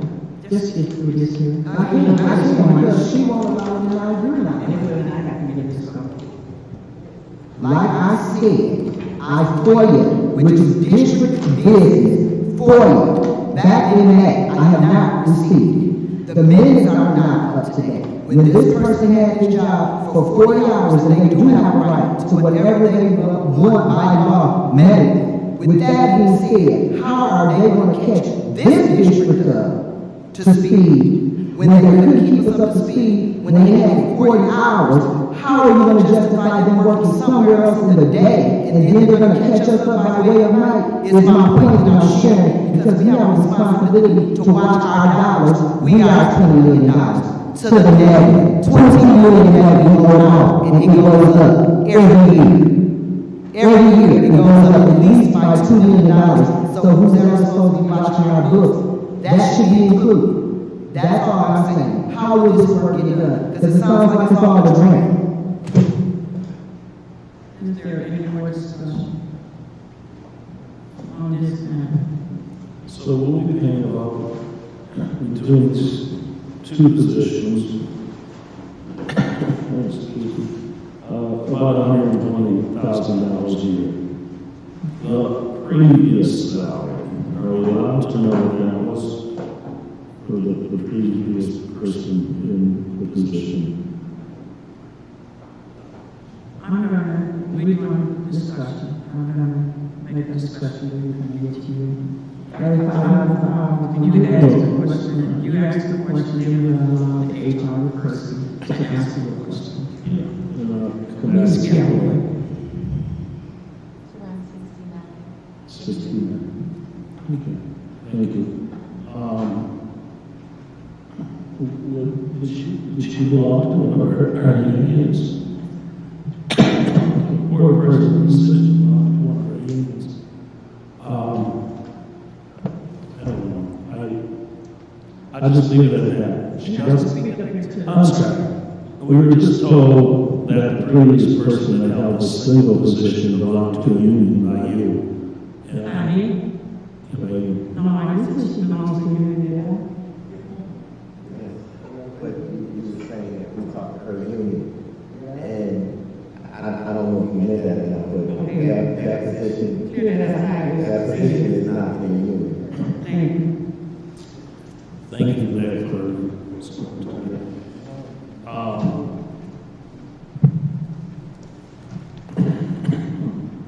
So, through you, Madam President, Superintendent, you had mentioned that in 2021, we were going to bring an assistant on. Did we ever bring an assistant on? So the assistant was brought in when there was that position was given as a vote for the boards for the previous executive assistant to interview an assistant. And so she decided not to do that at the time. For whatever reason, I don't know her reasoning, but she decided not to do that. And so when it was time for her to, when she expressed that she was leaving, I was seeking to get an executive assistant to replace her. And that's when we had conversations about what the board voted. So because the board voted, I have to follow what the board voted. And so I posted for an executive assistant that is going to be assigned to the daily operations of the district with the superintendent. That's what we posted for. And we interviewed and we chose a qualified candidate. And prior to looking for that assistant with the former employee, did we ever have an assistant? No.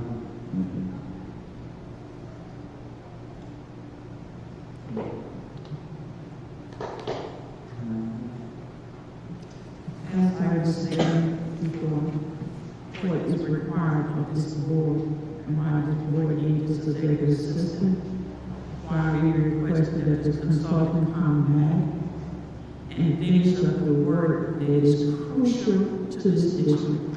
We're not talking about the person working 24 hours, 8 hours. They know what it was that we said they would need it. They would come back. Same thing when we had a financial consultant. She had a full-time job. When we needed her consultant skills, she came and provided those skills and move on. It's not like a person going to take camp here. This board, I've heard it 1,000 times, over and over. The desire to serve people. So, we're calling for the question. We're in the middle of a discussion. When I say call for the question, The question is, what was the question we were discussing? We did a discussion among the two candidates. She's calling for the question. So where does it go for the two? You have to vote on the call for the question. I just wanted to make sure what the question was. There's a call for the question. We're going to do a roll call vote. There's just a second on this. Chris Demarone. For discussion?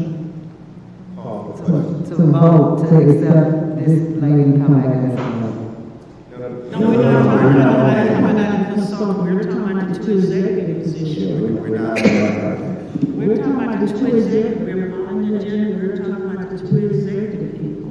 That's why I'm trying to figure out what was called for the question. We're talking about the two executive. So are you still going to call for question on the two executive to accept or not accept the two executive? That's the call for the question. Roll call. So are we not, I guess I'm not really. I'm just. There's a call for the question. There's a call for the question. But I think she was understanding that the call for the question for the consultant or for the two executives. I want to call for the question for the two executives and the position, even though separately. And then separate those two executive. Yeah, that's what we don't know. Okay, so when we call for the questions, that's one by one, like Mr. Jones. We're gonna do one by one, trustee. So should I seek a motion for each one individually, Land Health Board? I think that would be Okay, so I want to be clear that I have to speak so that we're all on the same page. The board has one employee, and that is the superintendent. We all understand that. So these two assistants are both executive assistants to the superintendent, but one is assigned to the board. Okay, and one is assigned to the daily operations of the work because of what the board voted on in 2021. And so,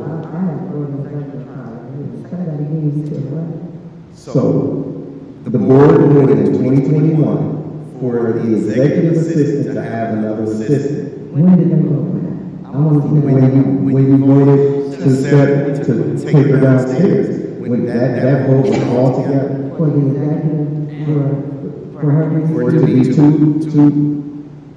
No, I didn't vote for the superintendent, for the former superintendent to have a assistant. We didn't vote for that. We voted for the former superintendent, the former executive assistant to have an assistant. That's what we voted for assistant. We would never vote for On September 21st, we have a board. I want to see vote. On September 21st, we voted for two assistants at that particular time. Because and here we are, and we don't even have the 22 to 23 org chart, but that's the older org chart. And that motion never moved forward, there's another part of that motion supposed to move forward, we're just trying to resolve that. The reason why there's no organization chart for what we're doing today is because it's happening today. So you have to vote on organizational chart first before you have a people motion. You have to vote that you're gonna accept new positions into the district, especially if you're getting $20 million in the red. Before you restructure, should you talk to your board first? I did talk to the board. About the complete restructuring, I talked to the board about what the board had voted on, and I was given instructions on how to move forward. And so that's one information. One information, and I'm getting to your question. In your HR committee, and I think I was assuming that I looked at it, we talked about organization charts and all of that, because there was a concern that we had about that organization chart. However, at this point here, we're on these two executives. Do you want your board to have an executive administrator? Or do Mr. Jones have an administrator? That's what we have. Okay, so I have a question. Go ahead. Madam Chair, we'll call for the question. Don't call for the question on the two executives. There's a call for the question to approve the two executives.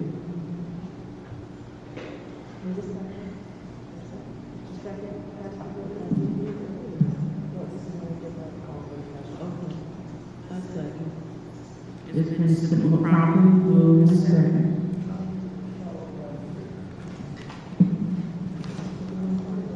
We will now begin a roll call on the two executives. And then call on all of the questions to move forward on the two executives. That's what we're doing now. Yeah, just information. Could you just restate the motion? I seek a motion for the approval.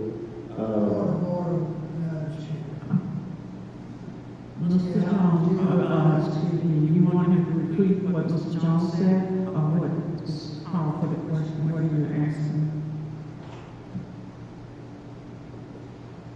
The call for the question was to bring back to the floor the motion that Mr. Jones made in regards to the two executives to move forward.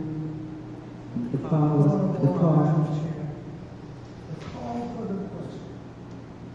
is to either you take a vote to stop the debate and the discussion, or up or down, yes or no, then you go into the motion that was put before us. That is the procedural way to do it, and that's the only way to do it. There's a call for the question. We can take a vote to move forward. Yes. Some clarity to move forward as it pertains to what? To move forward. We made a pause to the question. You vote on the call. We made a pause to the question. The question was. That, you gotta vote on that. Yeah, we had to vote on the question. And the question that we're voting on.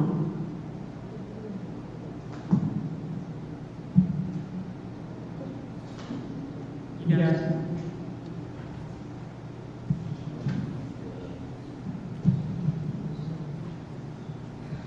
There was a call for the question. Mr. Jones made the motion, call for the question regarding these two executives. We are now making a roll call to go back to the call for the question. And we do a roll call vote on the call for that question. Am I correct? Yes. Chris, am I wrong? Yes. Linda Booth? Yes. Trustee Gill? Yes. Caroline? Yes. Laura McIntyre? Yes. And myself, yes. The vote is yes. Now the motion was, Mr. Jones, would you repeat that? Okay. The board is asking to separate, so I seek a motion to approve the action of a executive assistant to the superintendent for daily operations. And then I'll make the other motion. There's a motion on the floor. So moved. Support. Okay, thank you. Is there any more discussion?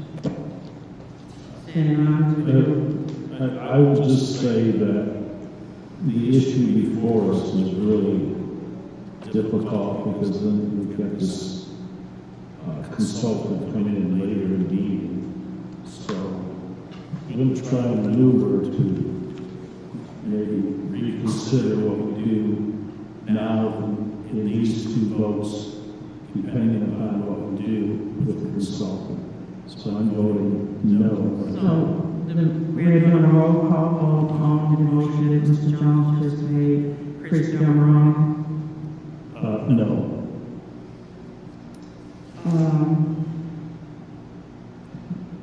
Trustee Gilbert? Yes. Trustee McIntosh? And this is for the superintendent to give us this? Yes. Linda Booth? Yes. Laura McIntyre? Yes. And myself, yes, 5 yes. 1 no. Can we continue? Go ahead. I seek a motion for the executive assistant assigned to the board. So, Support. Is there any property moved and supported? Is there any discussion? yes, Madam Chair. Yes, Trustee Gill? I listened very closely, very intently to my colleagues, and we got a little bit ahead of ourselves, but we'll get there, I suppose. My problem here is that the employee is going to take this position to the board. I fully support that employee 100%. That's not my issue. My issue is that when we look at action item 21.1, that's what my problem is. And that is, when are we going to realize and understand that didn't know, it's not our business to know when a person's going to leave, their reasons for leaving. That's not my concern. But that individual that's in this district, they knew when they were going to leave. They knew what they were going to do. And then you leave, which you have a right to do under the law. You work for the district, you did your time. But now you want to come out at 21.1 to talk about. And you want to train. And then I heard, which I already knew, I just didn't say anything about it, that there was no one to train. Well, that individual that had that job, they chose not to train someone. That's what they did. I got a problem with it. They think the district just can hand out money to people. We got to be good stewards. We got to be trustees.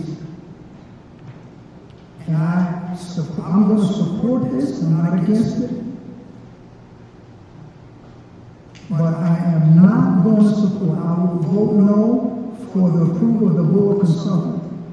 I'm not going to have individuals that think that they can come in here and take this board for a ride. It has to stop somewhere. I haven't called no one's name, and I'm not going to call any names. But I'm going to be a trustee, and I'm going to be a fiduciary. Myself personally, I have to trust the superintendent that this is what he needs. And I trust that that's what he's trying to do is to right or wrong. It should have been right way before now. And so I too have questions about whether it is financially feasible for this district to do this. But he has said on several occasions that it will not hurt the district financially, that it was in that part all the time, but the job was never filled because the individual that had the job, the executive assistant to the board, did not do it. Now, is my mind clear, or am I missing something? And that's what it is, and that's all that I'm saying. So, can I finish this? And I shut it down. But to give someone a consultant contract at $150 an hour for board administration and then, administration building, and then $200 an hour, or whenever they come in and give some consulting, maybe it's not an hour, but each trip. And I don't have anything to do about the other times that was done. This is happening on my watch. I can't help what we did when we had other financial, other consultants and other agreements. That was then, this is now. I'm not going to support it. I'm not going to support people leaving the district. They have a right to do that. But then all of a sudden, then you have teachers that put all that time in, and they come back. They come back because they committed to the district. And they take whatever is there on the table. But to have a person to come back in here and charge this district that kind of money, and yes, perhaps the present executive assistant to the board, yes, that individual needs that expertise, that training, and all of that. No question about it. But the person that had the job before, the person that has the job now, had the time to train, to set up, and everything else, and they did not do it. And that's what I hear, and that's what I see. And this is the reason why I'm saying this. Thank you. I'm going to respond to your comments as regards to the training. As the president, I don't get paid for getting out every day coming down to this board, to this building. We was having a high turnover. The executive and other members and his working for this board was leaving us due to hostile work environment. They felt so threatened or whatever. They felt intimidated and threatened, whatever. However, the person that was selected to work had FMLA situation regarding her family, where we couldn't get all the training in. I was down here 2 or 3 times a week. She's trying to train as much training she could give this person. Keeping in mind, this person hadn't even moved down to that office. They're working and doing their same job. She's trying to train this person as well. And her deadline, her day was June the 30th. We had employees leaving this district with a high level of complaint of a hostile work environment. Therefore, they did everything they could to get everything up. I kept going, what all do we need? Right now, what all do we need? They couldn't get it in. People going on leave of absence, people having emergency, and we had that time period in. They agreed. We had a discussion. We got to get some stuff done. Would you be willing to come back and help get this person to the level that all employees have a right to get equal training? So that was the discussion that we had. They did not get everything done. We were in the middle of discussion. Everybody discussed it. I'm telling you, this is what you asked the question. And the question was, are we moving forward? So I think we have Pam on executive administrator to be approved for this position. And the question is asked by roll call vote to move forward. Karen, any question? To move forward to vote? Yeah, that's what you moved. Yes. Trustee Gilbert? Point of information, Madam Chairman, you clear exactly where we're at.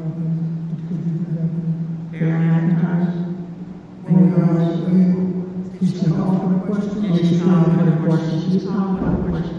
So you got To move forward. She's calling for the question to move forward. What's the second?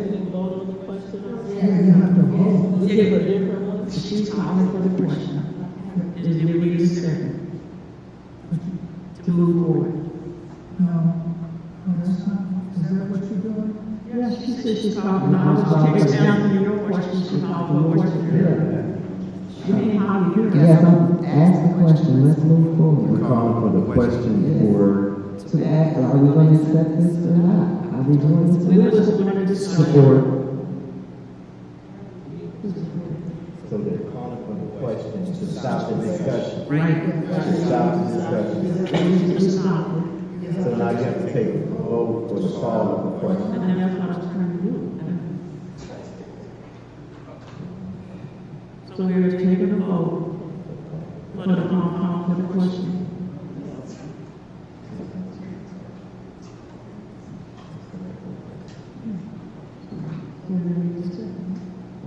He's second.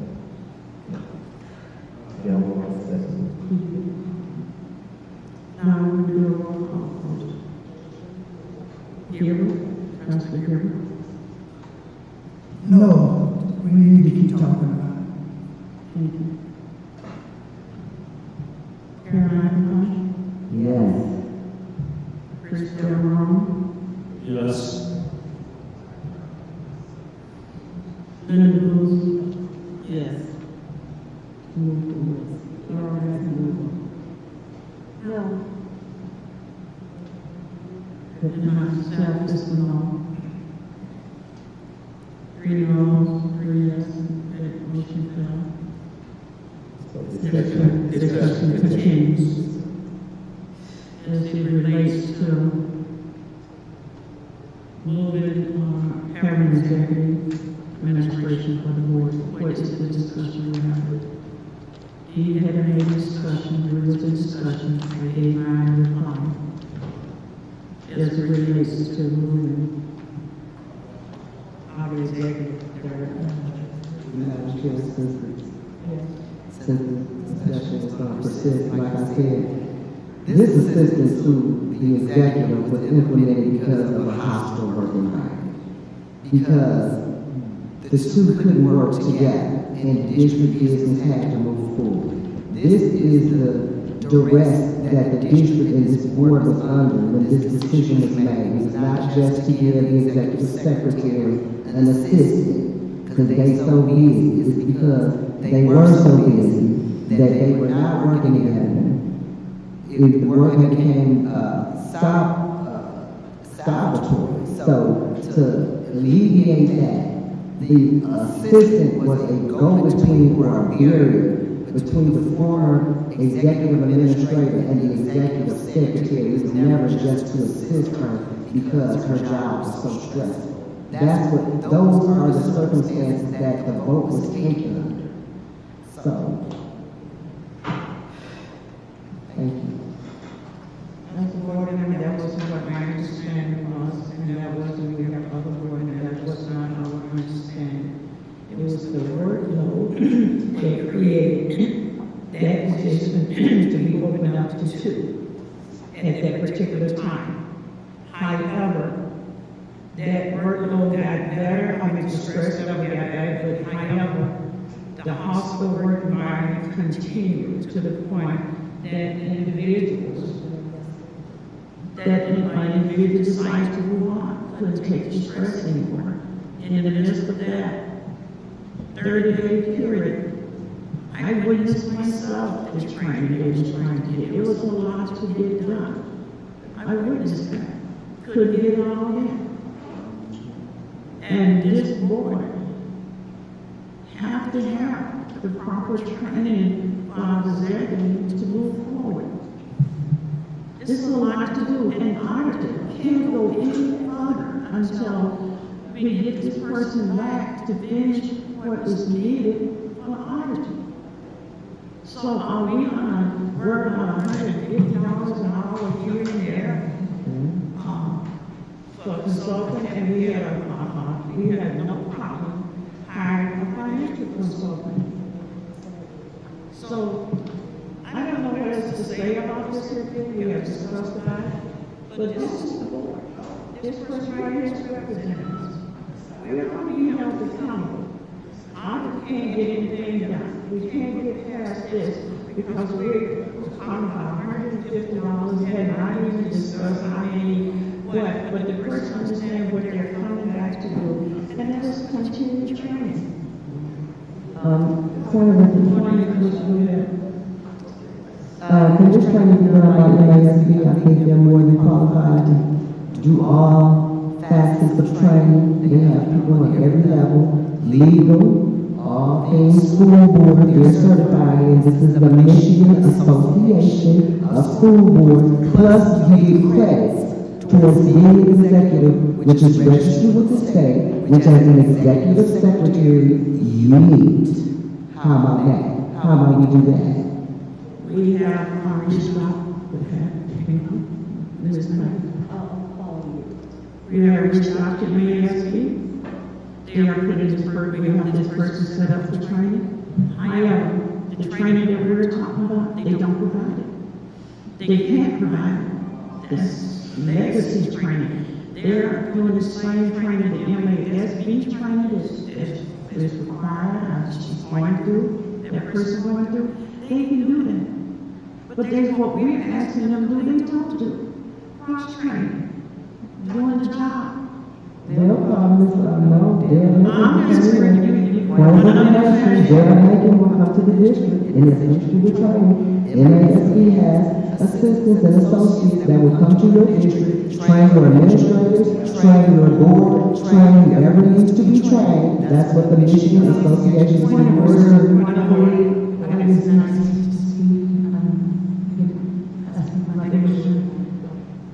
So, I sat here long enough to listen to our beloved staff member who we just honored with balloons and flowers Foundation just a few weeks ago, on stage with their friends and family, to have a few individual board members disparage their reputation and their character, and I think that it's also point of order. Please don't interrupt. And I just think it's despicable. I really think that these personal accusations about what this person did or did not do and was or was not capable of, I think is unfounded. I don't think they're in a position. We have one employee, that's the superintendent. We're not in a position. Are we not on discussion of the executive assistant to superintendent? I think what we're talking about right now is something that will come up later in the meeting as to the appointment for the consultant. Point of order, I'm addressing what was brought up in this conversation. So that any information, you don't have the right to address it. You don't have the right to address it. Point of information to the jury, I'm not speaking to her. She's not addressing you. We can't use point of information just to go back and forth. It's confused the audience and it even confuses me. It is some kind of learning. It is desirous some people to sabotage. But in order for us to be effective, we have to follow procedure. Some people know better than each other. Every president that sits here had to learn like I did. So let's just be professional, courteous, respectful, help one another when we can, and let's just move on. Mr. Trustee Gilbert. I'm in the middle of my comment. Okay, right. I have a point of order saying was it germane to the conversation. So if it is germane, I'd like to. Yes, it is. So as I was saying, I really find it disheartening to have these comments made about a particular individual, and I would just like to state for the record that I do not share those opinions, and they are opinions. And so we will be moving forward, talking about this particular position, but I just had to say that with all the back and forth that was going on, that I find it despicable that we're talking about individuals personally about this. Any more discussion? All I'll say is later on in the meeting about the appointments to the As it relates to the executive, there any more discussion as it relates to the board, everything is good. Yeah. So, one of the questions I'll be asking later in the meeting was the position posted for others to apply. What position? The director of board secretary. The assistant signed to the board? No, the Contract? The contract employees. No. They're talking about the board.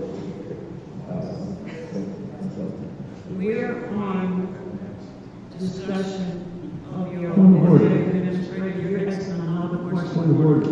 Yes. Madam President, I just brought up a point of order that board member here was out of order because she was responding to the The point of order she made was that I was not going to, your question was not going to a conversation about the executive person. And then I said, that's correct, and I gave her back and forth. to talk about the No, she was making, our discussion was responding to Mr. Gilbert's, I'll just simply remind you, this is all on tape. okay, and that's good. But Mr. Gilbert made a discussion, he was in a discussion about, that particular person not being able or equipped to train. You're on the roll. Okay. Is there any more discussion? Yes. I never used the word, the person is not equipped. I said if the person is unavailable or got overloaded doing his job, it's their job for 40 hours and they fell behind, how will they work another day job and come into this district and get us right side?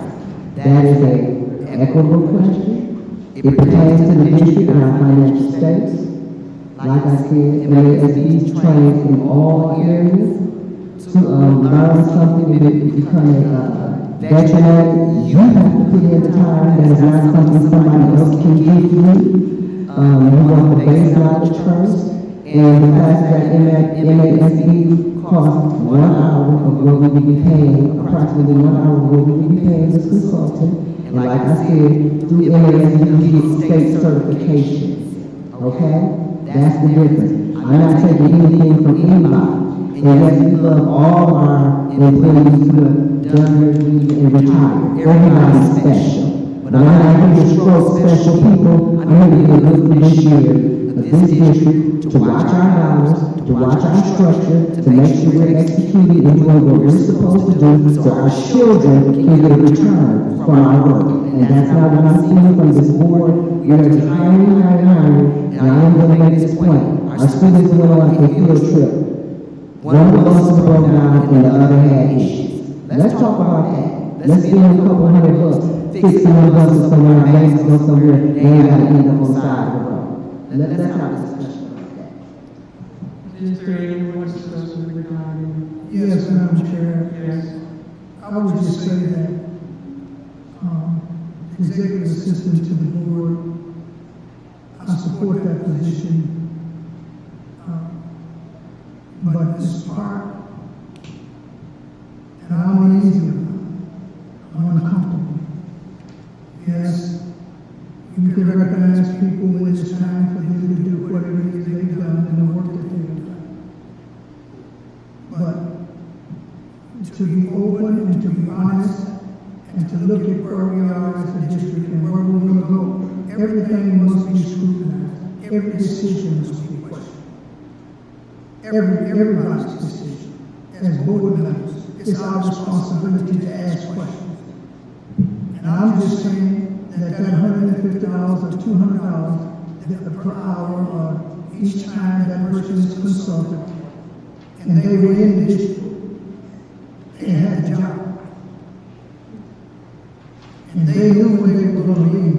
Nobody on this board knew, so far as I know. Maybe somebody did. I don't know. And I'm not really concerned about who knew. All I know is I know now. That's what I know. So, I support the executive assistant to the board. I support that employee, and that employee is present. And let's make that very, my mind is clear. Is there any more discussion? Seeing no further discussion, the motion to approve the executive board assistant. Individual. Will be done on our roll call vote. As our call name, please say yes or no. Madam Chair, I missed We're voting for your board executive assistant. The executive assistant, not the executive assistant. Everyone is on this here, are we just trying to be clear?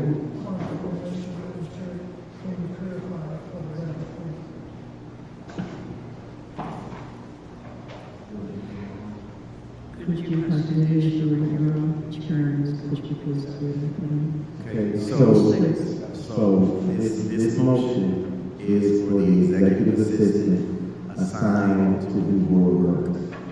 All right, this is what this motion is for. The executive assistant assigned to do board work.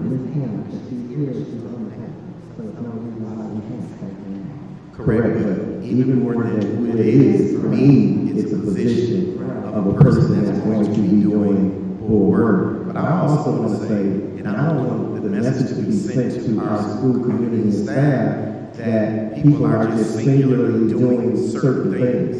Because at the end of everybody's job description, including mine, it says, and other work assigned. We are humans. And so there's a lot of work to do. And I don't want to send the message that one person is just going, my assistant won't just be doing one thing. She has to cross over into operations. She has to cross over into state and federal.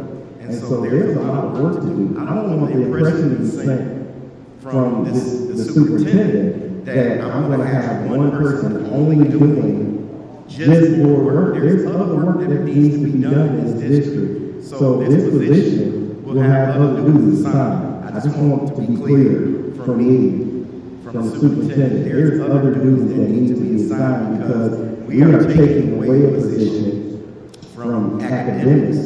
And there's work still need to be done there until we can find a replacement. So I can't just let that work go and be undone because we're moving people around. That work still has to be done. So I just want to be clear, and if any board member wants to discuss that, please do at this table so that I can get clear. Because I don't want to send the impression to our staff that this is what you're doing, that's that, because there's a lot of work to do. Did you ask somebody in for academics? I'm sorry, just because. No, we don't have any, we haven't done that. We haven't did any interviews for that. Thank you.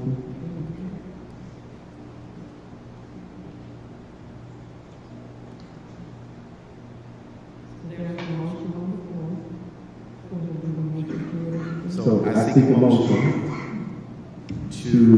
for the board to approve the executive assistant assigned to the board. So moved. Support.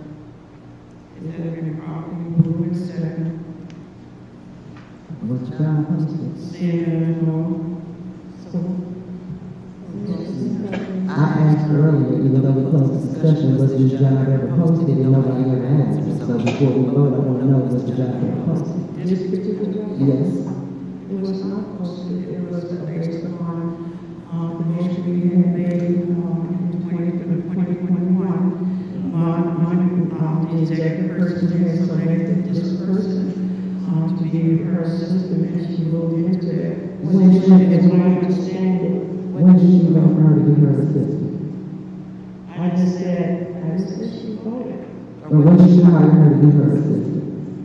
When did that board actually take When I place? believe this position came up in a discussion, it came before the board, and we discussed it. I'd like to see the And vote we on used that. it, but don't get this twisted. We was basing it upon a 2021 motion that we made about this. Well, this should be in the minutes, don't you get twisted? And so, as we stated, we based it on a 2021 decision made by the 6 or 7 board members, and that's what this specific position was not posted. We was honoring a motion that was passed and approved by the board.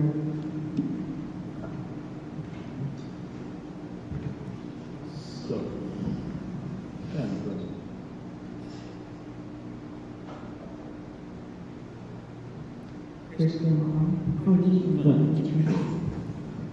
thank you. I mean, just as we move on with stuff, I become more stunned and stunned every time.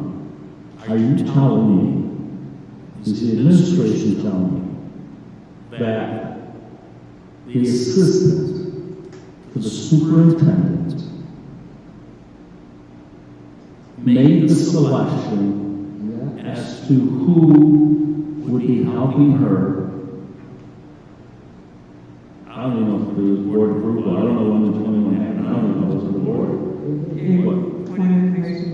At the time of 2021, it was clear to say it could be of her choice. It was her choice. This is what we voted on. It was her choice. The executive person can pick that assistant of her choice, along with the other thing that was supposed to be given that executive administration.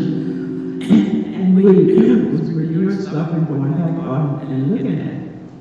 But it specifically stated, and I can verify it with the other board members that we voted, it specifically stated of her choice.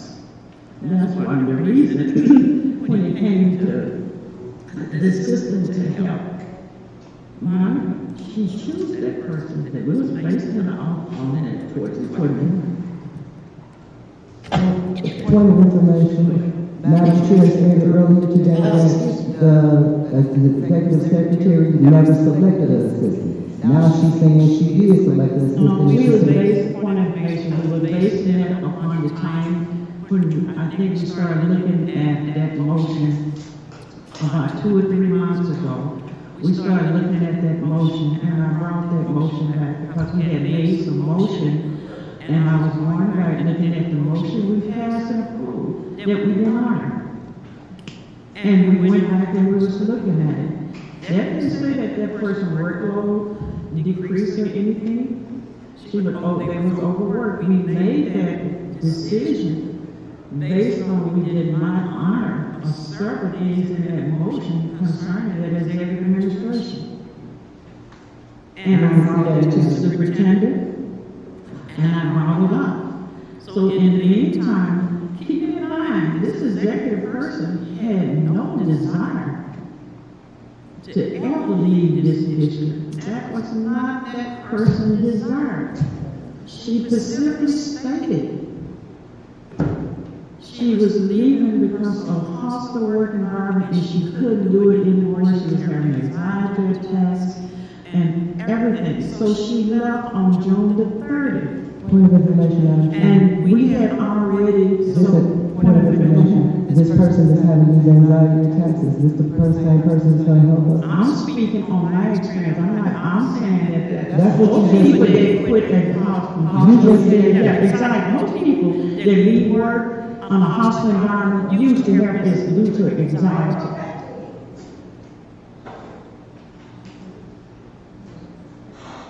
Now, we know what the hospital environment is? No, but however, when it came to this assistant, it was based on the 2021, and when we was talking about this at the board meeting, we had plenty of time for people to be present to have this discussion and straighten it out. The question would be now, what would this board desire to do? We can go back and forth, talking about 2021. We can go back and forth and say this and that, do this and that. People have not been in these meetings to even have these conversations. Now we're at the point of the cap. And all of a sudden they're back, and we had plenty of discussion concerning this. From all the way up to that person leaving. Getting this person, then down, training this person, working with this person. No board member had one complaint. No question. If there's somebody's doing something, we specifically talk about this 2021. It was 6 or 7 board members voted for it. Can we see those minutes to support the accusations, Madam Chair? You can go find anything wrong. We can't get out We're basing it. And here's what we're at. We're voting today. And this is why we need our minutes. They are piled up, and that was the purpose of the person coming back. Nobody's trying to say nobody is, excuse me, you asked the question. We're trying to get these minutes. The person that had these minutes to update, I don't have them. Well, how did you see that vote was taken back in 2021? To Ms. Caroline, I mean, Ms. Caroline, could you explain when the 2021 vote? As far as I remember, that's accurate. I mean, I don't have the meeting minutes, but I remember that. I distinctly, too, through the president, remember board members here who are not recollecting the issue and actually being very supportive of it and leading the charge, so to speak.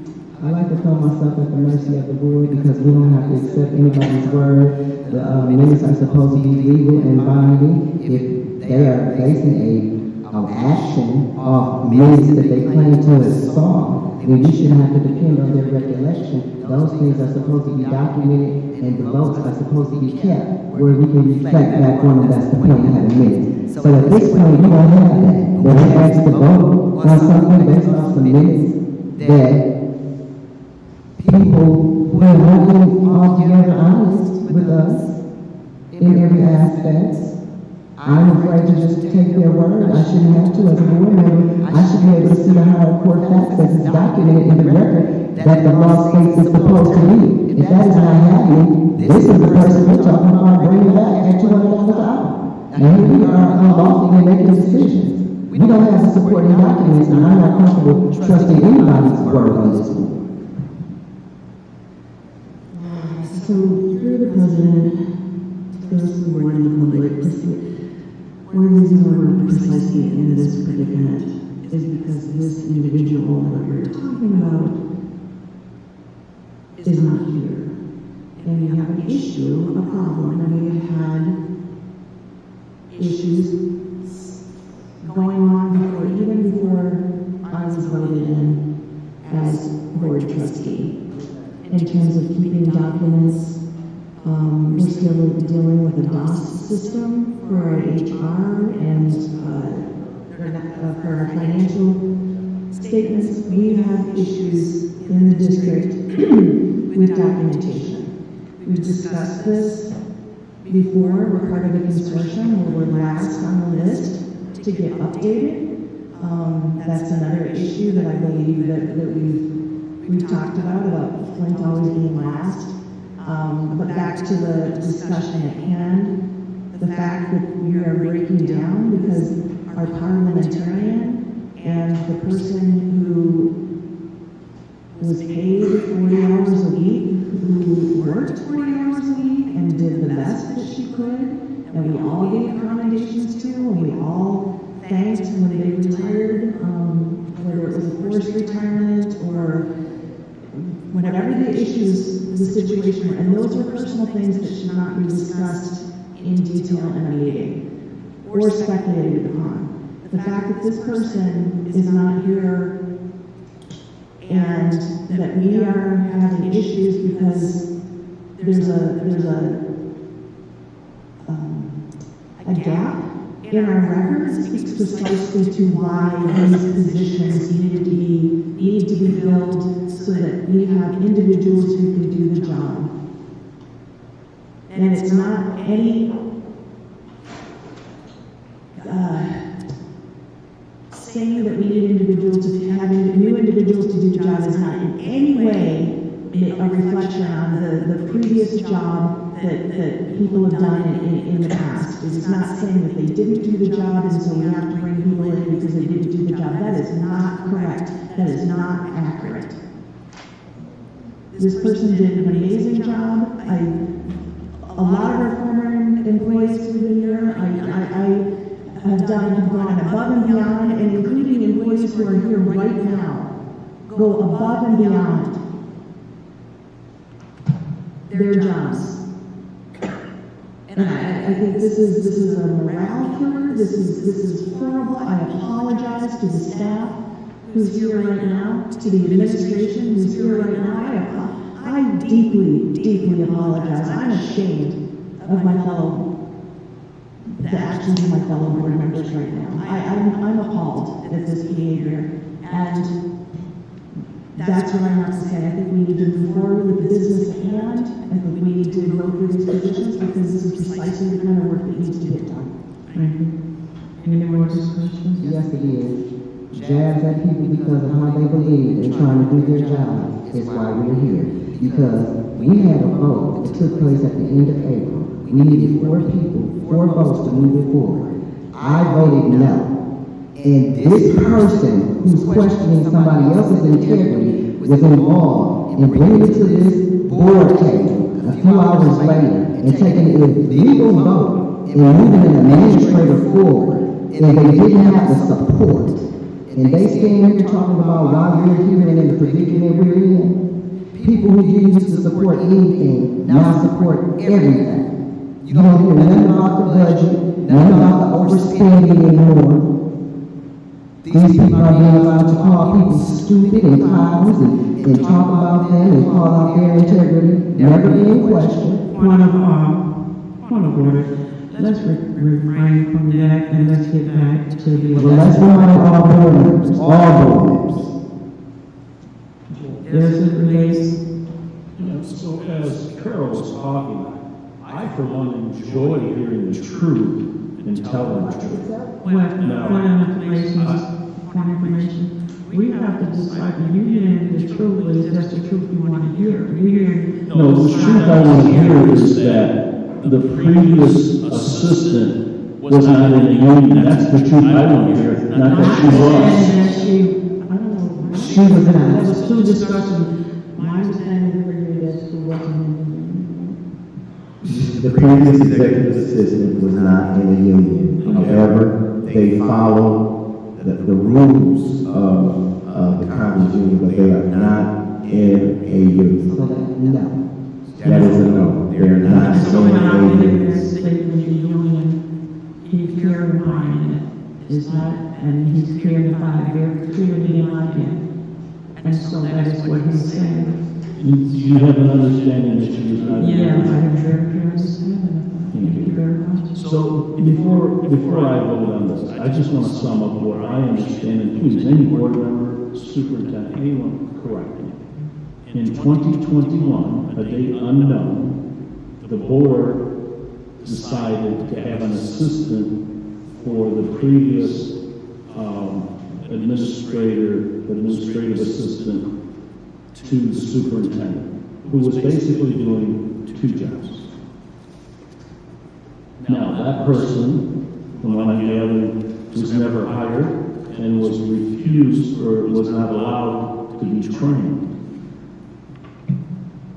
And so we're here today to fill two positions which the previous administrator picked one of the two to be her assistant, who she is no longer here, who has left the, no, go ahead. Okay, so when we were notified that the executive assistant was leaving, okay, at that point, we were going to look for an executive assistant, and it was my understanding that the executive assistant would have some help. But after speaking to the board president, there were supposed to be two executive assistants. There was a conversation from the previous executive assistant to take the assistant that is currently at this table to make them her assistants, but I refused to allow a full-fledged Flint employee that was an executive assistant to the assistant superintendent to go over into an assistant position that I thought was supposed to be something different, which was a lesser value. So I didn't want to take away and do that and have two assistants, and then it was explained to me that it's supposed to be that way. So when the board voted, it was supposed to be that way.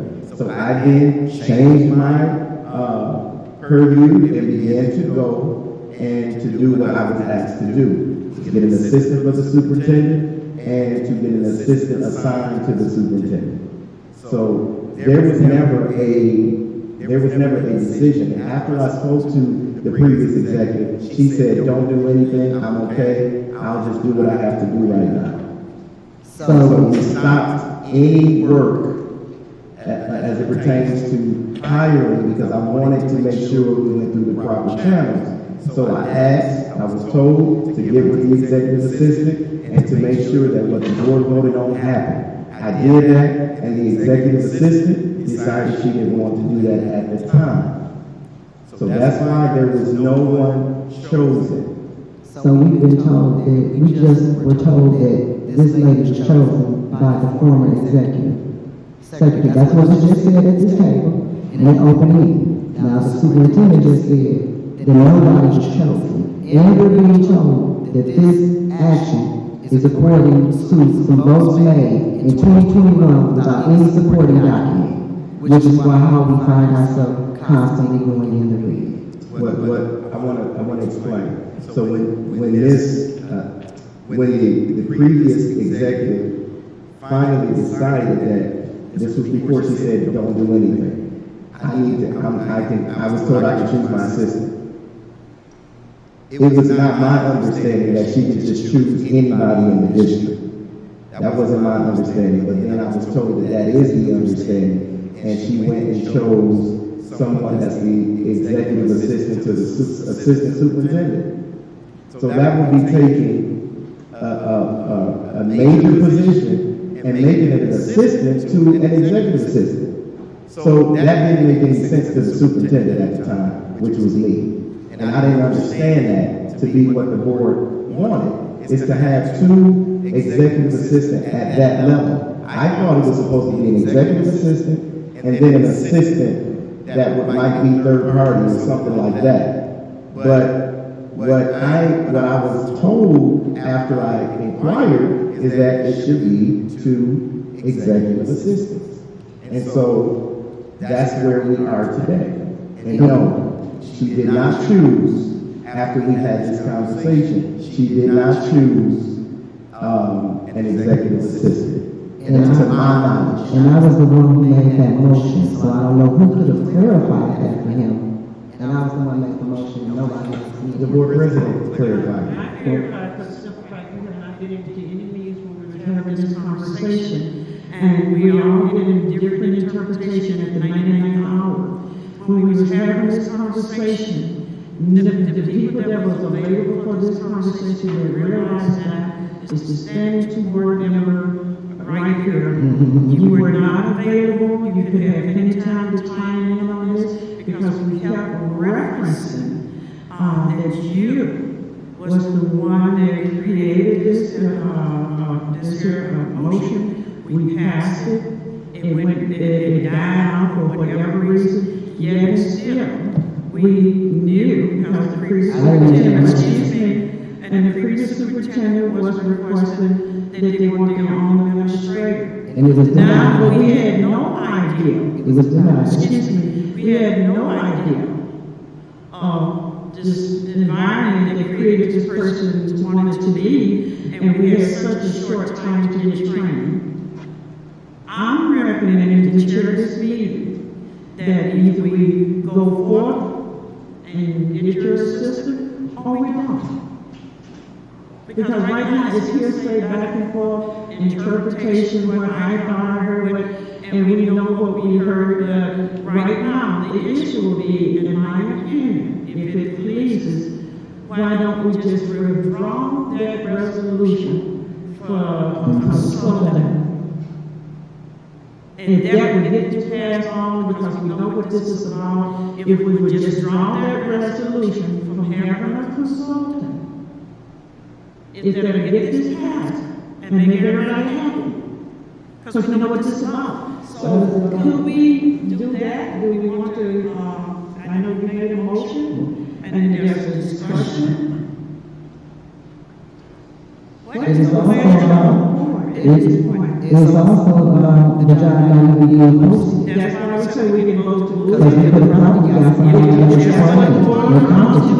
And you don't think that that was what you're understanding? You have all this time, you coming back, you want us to rehearse history for you, and you're not clear about a lot of things. It's fine. What is the pleasure of the board? Well, I'm sorry. Excuse me, Deborah, do you have any? Yeah, I have. I was prepared to vote yes on this matter. But as I'm hearing more details that it wasn't posted and things like that, and an employee no longer works here, when they say made the appointment, there's some other questions about getting some information, previous minutes and that. At this point, I'm leaning towards no. And I want to say one other thing that came up in the discussion here about 5 minutes ago. When I heard that you and Superintendent Jones were talking, there's no problem with you talking. You should have a good working relationship. But as the superintendent is, let's say, our employee, the position you're in my opinion, makes you the board's employee. You cannot come to a decision on your own and implement something. Point of information, right there. I did not make a decision on my own. When this open position came up, we brought that motion that we made in 2021, we made a decision based on that motion. Where's the information supported? You made the motion, go back and look at 27. Right, and that's not the motion I made. And then you look at it and understand it. That's why we brought it before the board. If this particular board member was present, we could have been further down, did some research, and look, we based it upon our understanding, what was the motion with that particular situation. The board has a choice now. You can just eliminate, not have it, and remember, some of the goals of some board, they have made it clear that without this person, the board will not be able to move forward. Regardless of what I understood, what was said, but it was understood. That's why we were voted to sit in these seats, making these decisions. Stuff come up. Everybody here thinks different. We could have been resolved this even when the particular person was here. They're not here to defend themselves. We don't have the minutes in the meeting right now. If you guys think that you can run this district, and this is what you decide, that you want this person, don't want this person, then we have no way of moving forward as a board and getting information during the package. He doesn't have a system on board. Training is essential. That's the biggest problem with this district. It's training. Whether they need today or tomorrow, somebody has to be trained. So follow your heart, follow your mind. But we need to move forward. As the chairperson, is there any more discussion regarding your executive? And Ms. McIntosh, you have monopolized this meeting over and over. We could just move on. If you're not going to vote no, you're not going to vote for it, you have the right to not vote. But to try this meeting, I'm going back and forth, when you say, he say, and we can ask him, and you can get that information. If you want, you go on board book. But that discussion been going on. The person we were talking about was here. And we've been calling you, we have sent email for you to come to the board meeting. You did not, you haven't showed. Now, you want to put this board in a...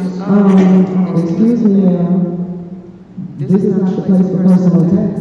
I'm not attacking, but... Because you're calling me as an individual. Excuse me, forgive me if I did, but you said that in 2021, we wanted to... I made the motion, and that was not the motion. And you said that I couldn't get involved in discussion and all of this. You contacted me and told me Mark from County Investigation wants to contact you, the superintendent, about the extortion complaint concerning this is what this hospital, what it's all about. We should all participate. This is what the complaint. You can't see that. So why couldn't you text me and ask me about this board case? And you told a story on me that I finished and I did not. These people have been lying on me, and I haven't been coming because I don't want to get set up like Ms. Green has said. Ms. Green can't come to these meetings because they cooked up this shenanigans and pushed her over the edge. And I didn't want to be pushed over the edge because my criminal record is more important than these shenanigans and illegal action that they are taking at this board table, spewing information that is not documented. We have the right to document information. We don't have to tell anybody. You're not sharing the meeting, so I don't have to bow down to you. You're not going to come and grab me. This is good. I'm not going to come. Show what I'm asking for. They will go down. If I need you to I'll be there. Please. Right now.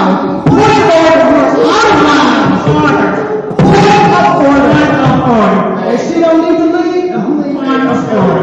Point of order.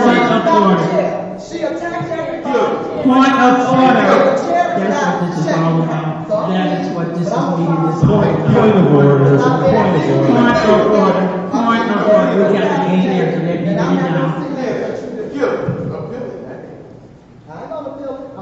Point of order. You need to stop talking.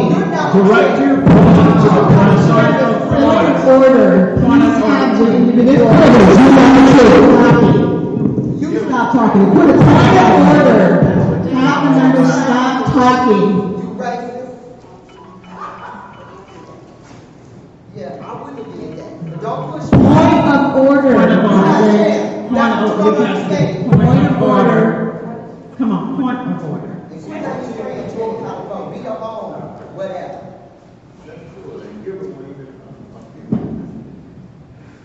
And the superintendent didn't know nothing about the extortion charges. She made all that up. And they were paid for that. Point of order, Ms. President. Point of order. Point of order. Point of order. Point of order. I'm drowning out your loud noise. No. Point of order.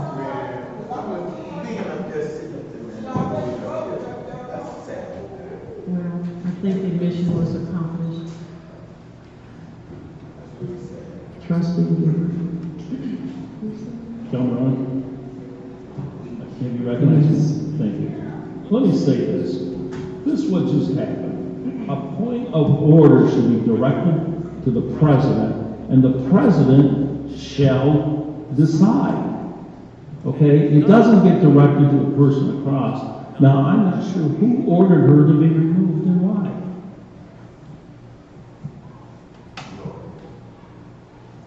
Point of information. She needs to stop talking. She kept going on. This is where we at. And I'm gonna be clear, whether you like what I'm here to say or not. When you come to this board with another agenda outside of what's on this agenda, creating and hostile conversation between board members. And the board have to choose who's telling the truth and who's not. I'm as the president of this board. Didn't ask to be here. Learning just like you, I'm parliamentary procedure. I got everything else down pat. However, what we just saw today had absolutely nothing to do within the realm of this agenda.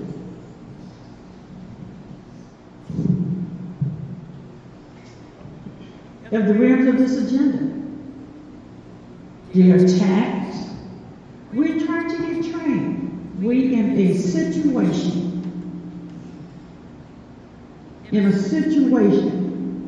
the board has been notified. We, the top, hostile work environment. And that report, I didn't request this.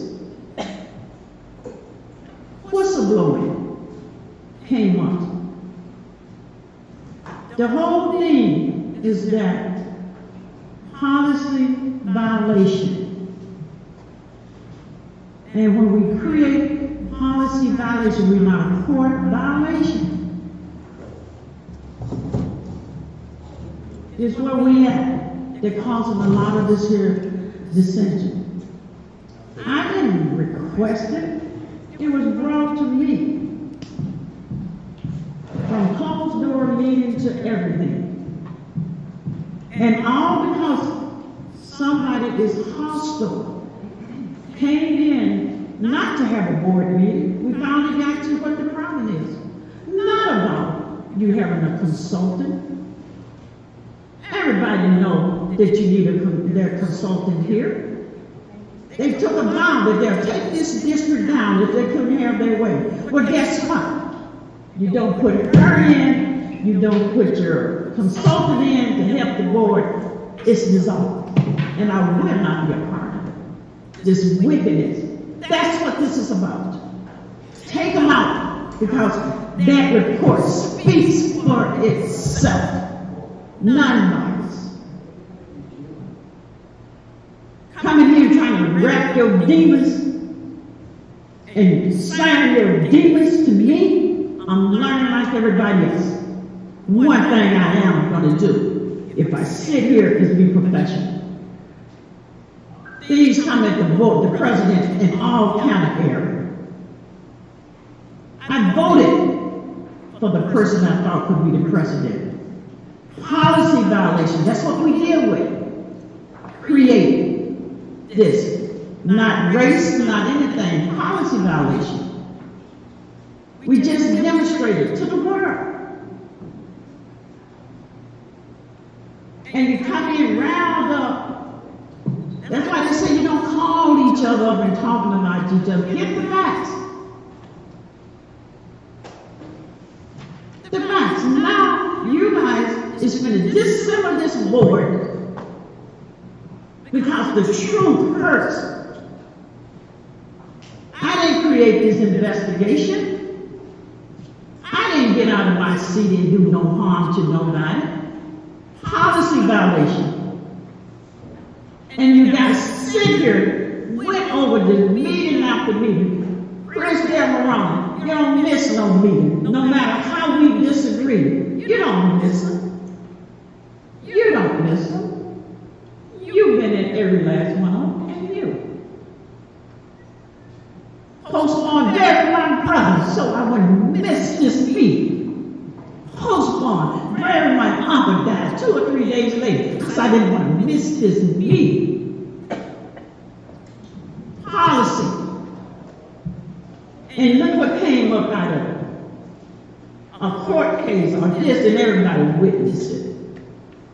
Then we got a hostile work environment. And we had to do something. Attorney General waiting on us to do something. So what the board do? You had to go out and get an outside fact-finding investigator. And it turns all back around to what about this meeting they came? They ain't been coming. It was about destroy, attack. We all knew and voted on this in 2021. People had plenty of time to come in here and discuss this. We have 1, 2, 3, 4 board members. We need to make a motion. And the motion on the floor is to move the executive assistant to this board by roll call. Go ahead. So the motion, so if discussion is over, the motion on the floor is we're seeking approval for the executive assistant assigned to the Board of Education. So moved. It then probably moved in second. If there's any more discussion. Seeing no discussion, we will do a roll call vote. So I call your name, say yes or no. Karen McIntosh is absent. Ellen Gibbert. Yes. Danielle Green is absent. Chris Demarone. No. Linda Booth.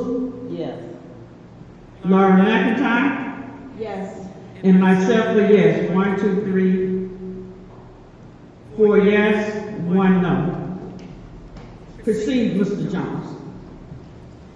I seek a motion and a second to approve, resolution 1.3, authorization to approve insurance vendor agreement. So moved. Support. It has been properly moved and second. Is there any discussion? Seeing no discussion, the motion to approve resolution 1.3, authorization to approve assurance vendor agreement will be conducted by a roll call vote. As I call your name, please say yes or no. Karen McIntosh is absent. Alan Gibbert. Yes. Danielle Green is absent. Chris Demarone. Yes. Linda Booth. Yes. Laura McIntosh. Yes. And myself, yes. 5 yes, 2 absent.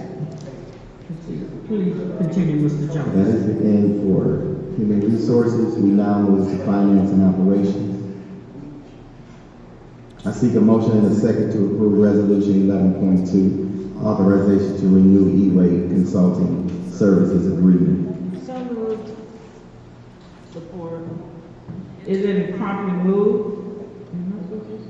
Yeah, and second. Is there any discussion? Point of order, Madam Chair. Which one are we on, 11.2 or We 11.1? on financial one? I don't I know. lost my page, Pastor, give me a second. We did skip one. Okay. Yeah, we skipped 11.1. Oh, it's on the same page, okay. I seek a motion and a second to approve resolution 11.1 FY 23 Middle Cities Risk Management Services. So moved. Sorry. So what we have? 11.1. 11.1. I don't know if my totally agenda page. Okay, we had 11. Oh, I seek a motion, you did that. It had been properly moved and seconded. Support, I would say. Is there any discussion?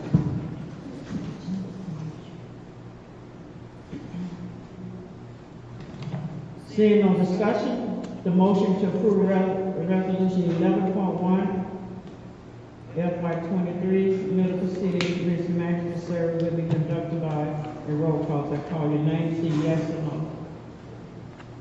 Karen McIntosh is absent. Trustee Giver. Yes. Daniel Green is absent. Trustee Chris Demaroni. Yes. Trustee Linda Booth. Yes. Trustee Laura McIntyre. Yes. And myself, Joyce McNair, 5 yes, 2 no. New business continue. Okay. I seek a motion and a second to approve resolution 11.2, authorization to renew E-rate consulting services agreement. So moved. It has been properly moved and second. Is there any discussion? Nobody Did second. my second? Support. It has been properly moved and second. Is there any discussion? Seeing no discussion, the motion to approve resolution 11.2, authorization to renew E-rate consulting service will be conducted by a roll call vote. As I call your name, please say yes or no. Trustee McIntyre is absent. Trustee Gibbert. Yes. Trustee Daniel Green is absent. Trustee Chris Demaroni. Yes. Linda Booth. Yes. Trustee Laura McIntyre. Yes. And myself, yes. 5 yes, 2 noes. I seek a motion and a second to approve resolution 11.3 RFP 2020-22-017 construction management services. So moved. Support. It has been properly moved and second. Is there any discussion? Yes. I just want to say that from our meeting of the Committee of the Whole last Wednesday, I was disappointed to hear that Dole Ryder will not be available by January, and it'll probably even extend several months beyond that. Have the parents been notified that the children will continue there? The parents have been notified that they're continuing at Potter, but we also have a stream going out to let the parents know what's going on currently and to show them the plans, and that is scheduled for next week. Okay. You mentioned Potter. Are they not, though, in fact, going to 2 different schools? Say that again? Are they, the students from Doyle Ryder, aren't they going to 2 different schools? They're just at Potter. Just at Potter. Well, you have, what we did is we decided to move one of our LSS classrooms over to Eisenhower. Okay. So we decided to move them, that they're now Eisenhower students. Okay. And if they decide after we move back in to come back to Doyle Ryder, we'll do that. Okay, very good. Thank you.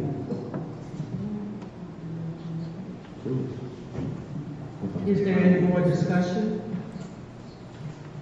Seeing no discussion, the motion to approve resolution 11.3, RFP 2217, construction manager service be conducted by a roll call vote. As I call your name, say yes or no. Karen McIntosh is absent. Trustee Ellen Gibbert. Yes. Trustee Daniel Green is absent. Trustee Chris Demaroni. Yes. Trustee Linda Booth. Yes. Trustee Laura McIntyre. Yes. And myself, yes. 5 yes and 2 absent.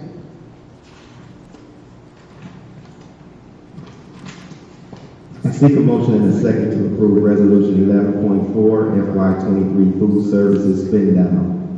So moved. Support. It's been properly moved and seconded. Is there any discussion? Seeing no discussion, a motion to approve resolution 11.4 FY23 food service spend down will be conducted by roll call vote. As I call your name, say yes or no. Trustee Kara McIntosh is absent. Trustee Ellen Gilbert. Yes. Trustee Daniel Green is absent. Trustee Chris Demaroni. Yes. Trustee Linda Booth. Yes. Trustee Laura McIntyre. Yes. And myself, McGill, yes, 5 yes, 2 absent. Continue, Mr. I Jones. seek a motion and a second to approve Resolution 11.5, authorization to execute 3-year measurement and verification services agreement with Johnson Controls. Support. Second record. It has been properly moved and seconded. If there's any discussion. Seeing no discussion, the motion to approve Resolution 11.5, authorization to execute 3-year measurement and verification service agreement with Johnson Control will be conducted by a roll call vote. As I call your name, say yes or no. Trustee Kara McIntosh, absent. Trustee Ellen Gilbert. Yes. Trustee Daniel Green is absent. Trustee Chris Demaroni. Yes. Trustee Linda Booth. Yes. Trustee Laura McIntyre. Yes. And myself, Dr. McNeil. 5 yes, 2 absent. Continue, Mr. Jones. I seek a motion and a second to approve Resolution 11.6, authorization to approve demolition and cleanup of rooms 57 and 58 at Southwestern Academy. This was already approved. We shouldn't be doing this. Yeah, It was already approved last week. Correct. thank you. Continue, Mr. Jones. In your packet are the information reports. They are 12.1, 12.2, 12.3, 12.4. Do any board members have any questions?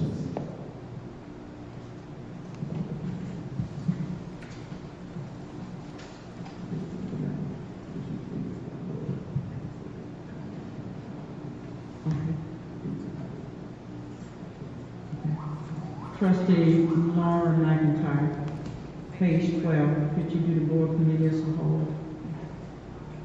Seek the motion.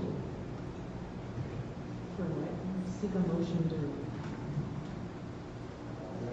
Oh, I believe that we're gonna withdraw that motion. Or do you want to try to pursue? This is authorization to approve the board consultant.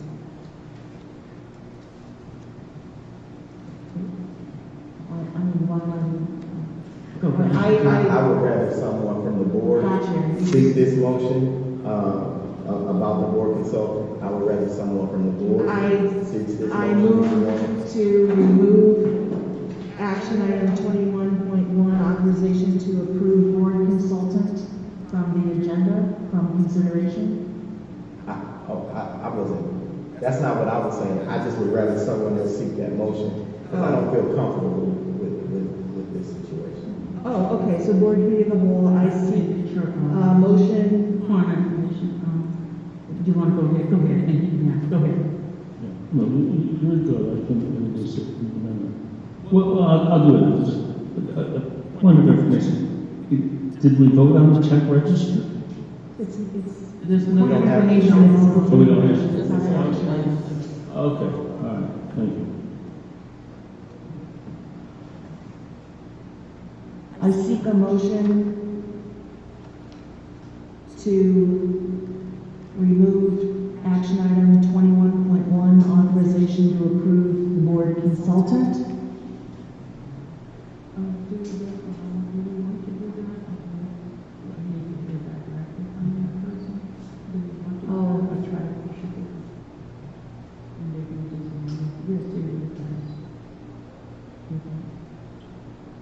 I'm trying to figure out what we're doing.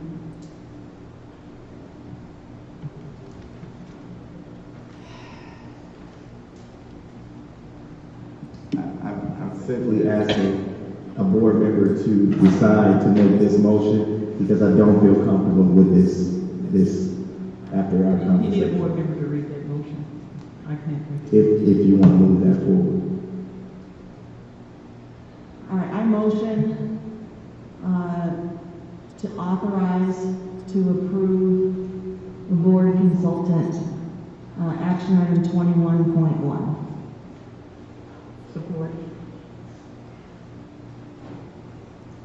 It's been, Wait a minute, you move, I support it, we second.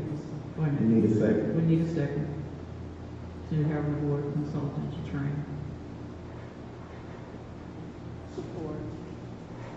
it's been properly moved and seconded. We'll now take, is there any discussion? Yes, I thought originally we were moving to drop this. And now we're moving it forward to vote on it to approve it. We never made a motion to drop it or anything. We discussed dropping it, given the contentious circumstances of the board meeting. And now it is being moved forward according to the agenda. So it is at the pleasure of the board to vote yes or no after discussion. So, I will be voting no on this for several reasons. One, it's my understanding it wasn't put out for bid. Two, I've heard that there was some work that was not completed when the former employee left. I myself, and I think others also, maybe, I'm guessing, but for myself, I'll speak for myself. I've been trying to get a copy of the pay stub. I don't know what's withheld, or any of that nature. I have recently looked at a deposit, it just said the amount, and it seemed like it was too much. It's like, wow, why is that so much money there? So, the former employee apparently had a chance to train. And I think flat out we can't afford it.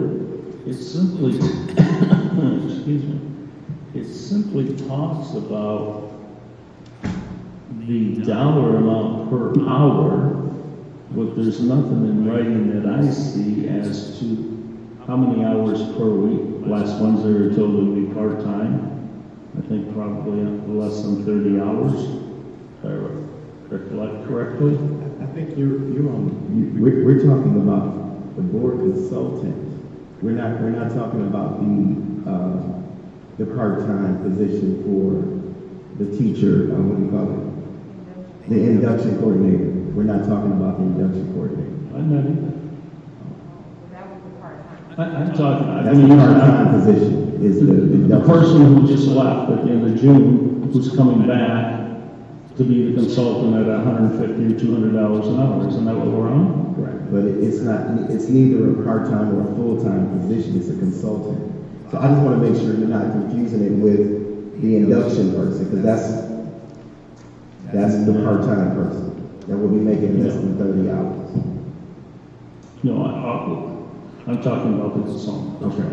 I thought last week, it may have been me who brought it up, that said how many hours are they getting paid, because it just talks about per hour, not, well, let me ask a question tonight. How many hours will this consultant be working for the district? Point of information, a consultant position is a consultant position. It's not a set amount of hours. It's as needed, as determined by their expertise, much in the way of the financial consultant that we've had advising the board when on an as-needed basis. So there's really no way of determining a set amount of hours for said consultant. Well, that even wants me to vote no even more, because at $200 an hour, times 40 hours times 52 weeks, I guess it'd be a lot of money. Point of information, the retiree that we're talking about as consultant is between 20, less than 30 hours. Well, that's what I just said, less than 30, and the superintendent. But you agrees as with the this decision. superintendent, you're not allowing us to have an open conversation in regards, if it's okay, but I understand your question.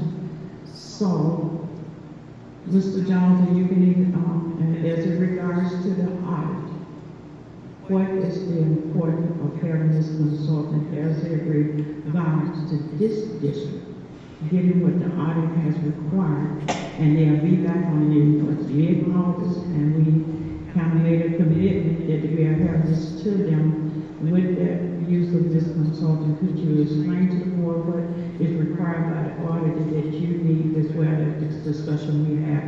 Why this person is coming? This person is not coming begging for a job, not looking for anything. It is to get us on track, get this person the information, give auditor what they need, and they move on. I mean, you know, it's just like I don't know what to say. They can do it on a Saturday. They're a consultant. Go ahead, Miss. So it's like any specialized consultant, like an attorney gets upwards of sometimes thousands of dollars an hour. I mean, sometimes we do like paralegals at $150 an hour. I mean, that's the nature of consultancy work, and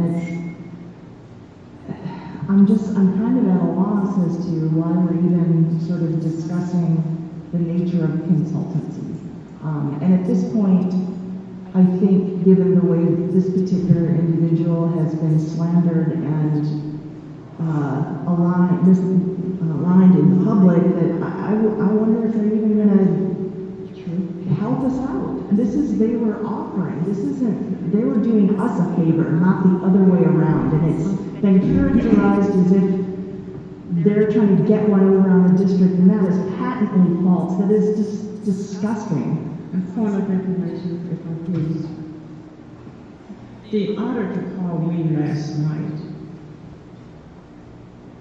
And it's a conversation Mr. Johnson and I, there's some things they got to have. They've given us till August to get them. The only person to have that training and to continue that training is the consultant we're requesting. They cannot come back for 30 days, which is August the 1st. And they just come in to make the board look stable, to give them what they want and what the auditor needs. Am I correct, Mr. Johnson? So I will answer you by saying this, Board President. We're supposed to have board minutes in order for the auditor must see the board minutes. Board minutes are supposed to be uploaded. They should be there, but we don't have them. And I don't think our assistant that has been approved by the board has those minutes. So I don't have access to those minutes. And point of information, when... So, can I finish? I want to be clear. My concern is that MASB trains Pam. That's my concern, because I want her to be trained properly. The board is concerned, and that's why I didn't want to have anything to do with this conversation, because I don't want to be in the middle of that, because what we need is the minutes. That's what we need. We need the minutes that we should have already had. We should already have those, but we don't have those minutes. So we do need the minutes. And MASB is very qualified. I gotta be truthful. It's very qualified to train Ms. Pam on how to move forward. But we do need those minutes. So I don't know how else to get those minutes. Keeping in mind as I can continue, when Ms. Pam filled in for Monica during the time she was on her FMLA, and Christian brought that up, we didn't have a lot of minutes. The minute was improperly done. From that time all the way up, she had to go back and look at the board, the video, the Zoom meetings, and get those board meeting minutes correctly done. That's a process from my understanding itself. I know people, like, it's not that Monica loves me and I just love the board, the district. When I spoke with the auditors last night, they had several concerns concerning the board, the minutes. It's not like, I don't know what created this, what we're trying to do, is that the consultant will come back, make sure that we, the board, we answer to the state. We have some things we got to do. We have got a lot of heavy stuff on us as a board. And most of the stuff comes back to the board. Policy, we don't follow policy. We're not in line with policy. And this consultant is just coming back, giving her training on part, and going about her business like she's gonna be here every week, it's just that we got to get some things done as a board. Ms. Pam been wanting to speak,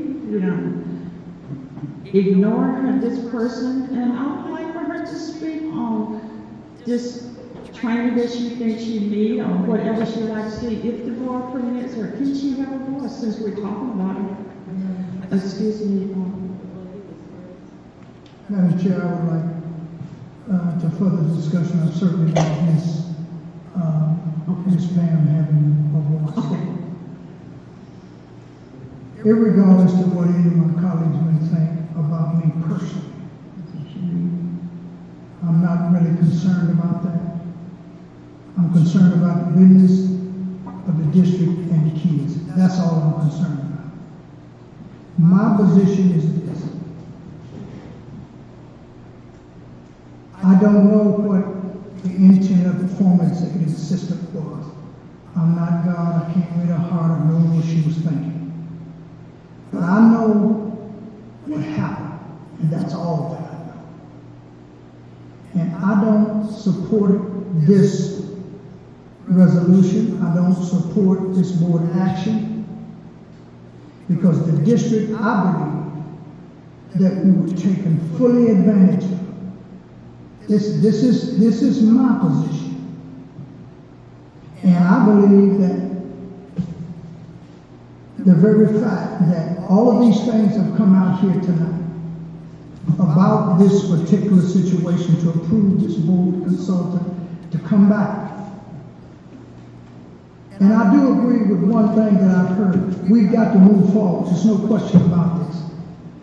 But I don't like it. I'm saying it. I don't need any of my colleagues to speak for me. I'm speaking for myself. I think it's flat out wrong what happened, the way it happened. It may have been voted on in 2021, but now you're coming back and it's on page 210 or whatever it is. It says $150 an hour per hour for board services A, B, $200 per hour for administration services, and so forth. And it goes on down in compensation. I'm against it. I'm against the very fact that this happened the way that it did. And it was time to train Ms. Pam or whoever, and it wasn't done. And I think the district is being misused. That's my position. And I'm against it, and I'm going to vote no for the approval of this board consultant. That's it. And make no mistake, you can put it any kind of way you want. But I'm a trustee, and I'm a fiduciary.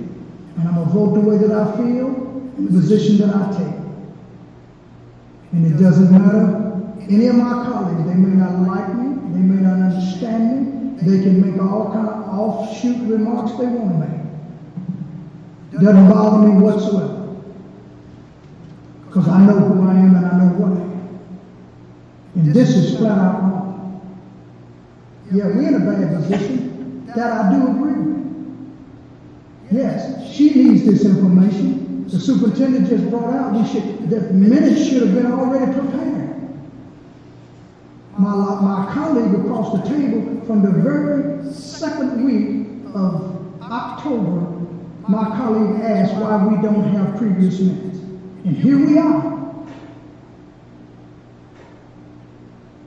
This is just wrong, and that's all it is to it.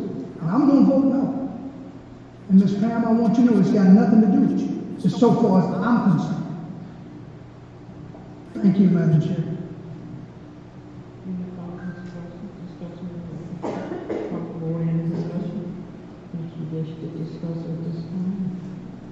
Please feel free to do so. I just wanted to say, earlier, I wanted to clear up some things. Some of the questions that Trustee Del Marone had asked, I could have cleared them up, but I think that's it's done. So I want to say yes, yes, I need training. I did this job for 2 months when the person was out on FMLA with no training, no access to anything.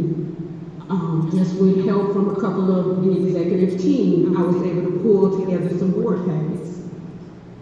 I knew nothing about minutes, when they were supposed to be done, when they're supposed to come to the board. Had no training at all. And I'm doing this now. And I'm still doing my previous position. Superintendent called me earlier and he said, you answering that phone? And I said, no one is upstairs because I was told to move downstairs. I transferred the phone from upstairs to my district cell phone. So I'm still trying to assist in the Office of Academics as much as I can. I'm honored that you all voted yes for me to do this position. I'm ready to do it, but I do need training. It does not have to come from a consultant. I am very capable of doing the job with the training from MASD.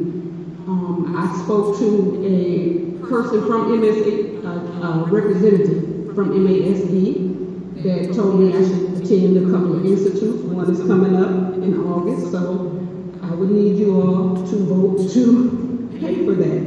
So I'm very capable of doing the job of training, and I don't need a consultant. I can do it with MASD. That's all I wanted to say. Thank you. I would just like to say a little hoarse right now. Our minutes are public record.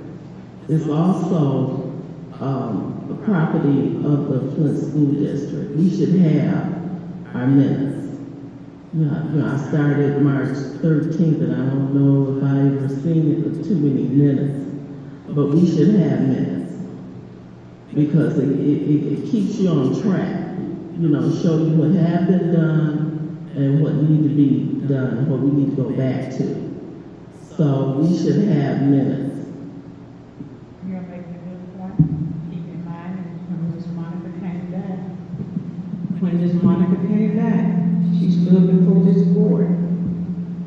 We had a packet with minutes going all the way back. She had to go back and look at each one of those videos and update the minutes because, like she said, she didn't have the experience. You just can't throw minutes in like you do. I found out some process. She's went back and she's making sure that those minutes are correctly and they're inputted correctly, that is reviewing all the tapes in the midst of going 2 to 3 different jobs, working everywhere else. It's not like the person didn't do the minutes. I remember her at one time we had, I think Chris was talking about, we had a whole lot of minutes. Those are the minutes that she's going back, looking at. Each time we have a meeting, she had to go back and make sure they was properly done. She didn't, they wasn't properly done. It is her responsibility. She explained that to the board. I remember we came back, we had meetings, if you go back and look at some of your board package. There was different meetings, and you know for a fact there were many meetings. She's just about there and getting us all, she's just about done. But as it stands now, I can turn it back over to Ms.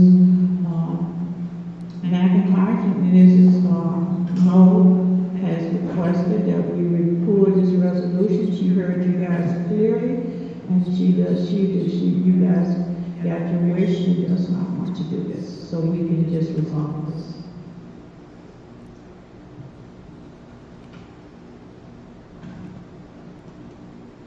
Mr. Jones, in regards, she doesn't want it, like Mo said, she heard you guys, she got it. So, we just got this message in, we don't have to continue this, excuse me. Okay. Chris, go ahead. What are we talking about? We just got this message in? No, there was a message that came through. Through what? To who? When? Can I read What's it? going on? You get it what you want, that's what's going on. Hold on. It just came through, let me read it, and I'm under the wishes. The resolution for her to be consulted. I've been listening to the meeting, and I was in the office and wish the board luck. This is from Monica. She rescinded, in other words, this 21.1, she rescinded, she doesn't want to do it. Is that, go ahead. We're in discussion, I just thought I'd just read that in the discussion. Whatever, I'm not concerned about that. I'm concerned about the action of the board. All right, we're making No one that's not a member of this board can rescind any action except those. I didn't say she rescinded, I'm saying that for this action right here, when we move it, we're in discussion on it, I believe. And the discussion we are having now is this discussion we're having. And the person has rescinded this offer.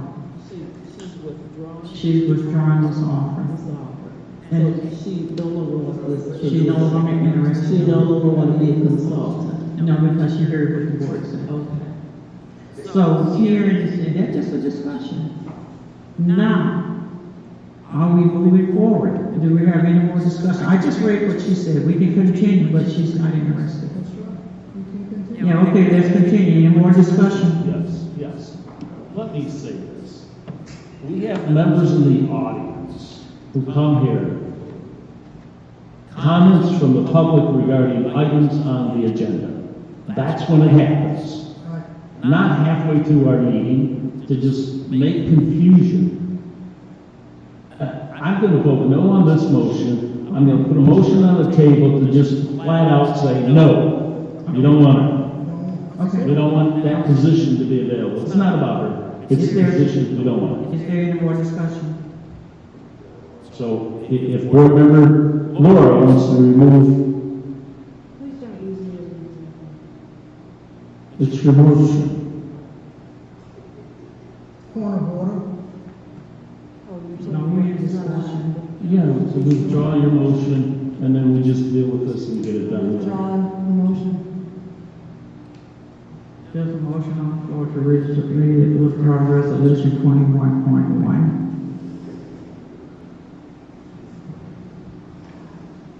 So moved.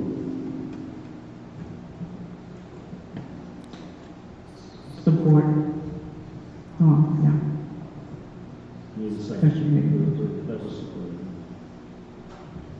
It's been properly moved. Is there any discussion?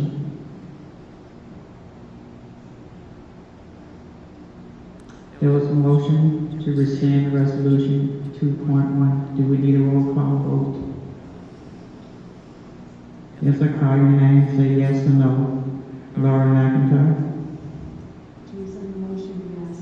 To rescind the motion. Linda Booth? Christie Maroney? Yes. Danielle Green is absent. Alan Gibbons? Yes. Karen McIntosh is absent. And myself is a yes. The motion passed 4. 2 absent. 1, 2, 3 absent.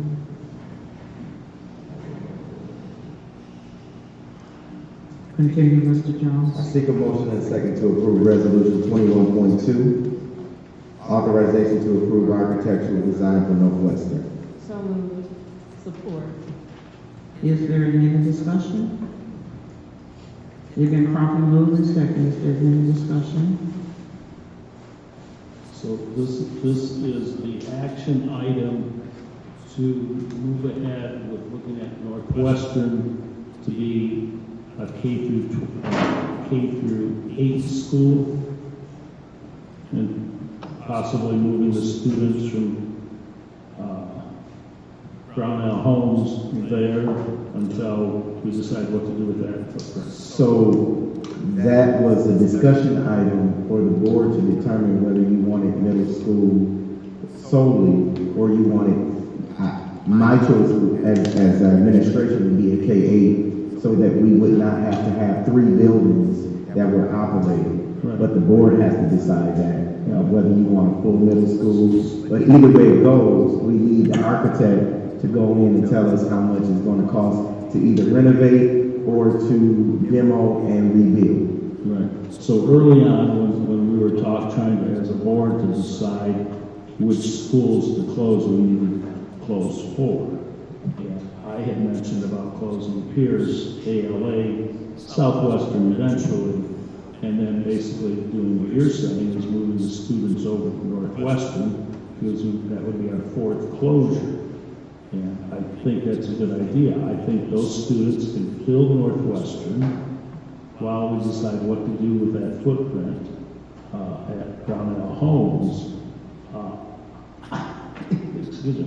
I envision, this will be several years out, that where a new school is built for those students at the Brownell Homes location, and then if at some point we get to where a new school on the central Whittier campus is developed and it becomes overflowing, we can have a second high school. This will be years out, I believe. But, so I'm in favor of this. Is there any more discussion? Point of information, Madam Chair, which, where are we at? We're on, I'm sorry. 21.2. We in discussion.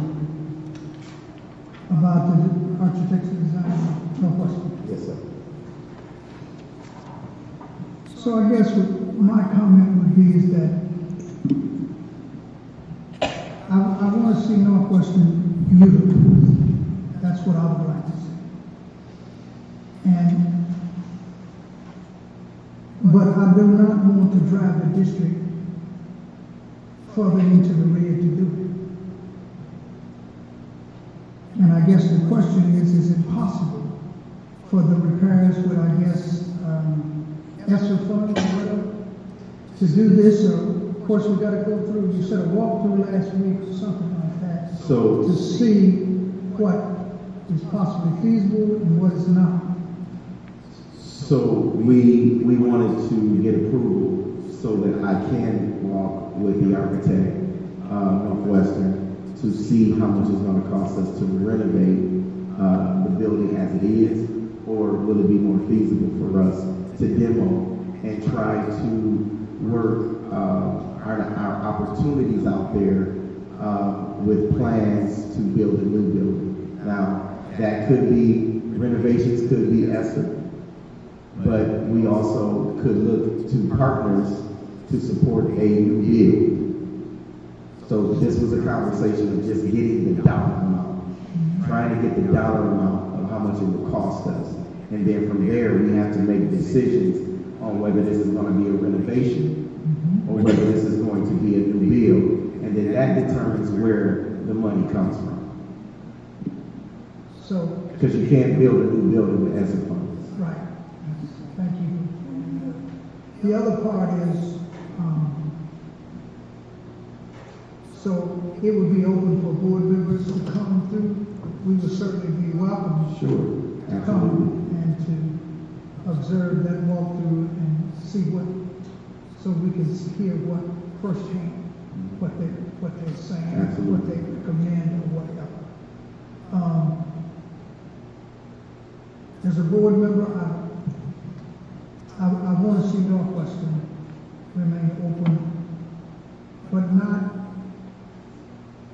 somewhat conflicted a little bit.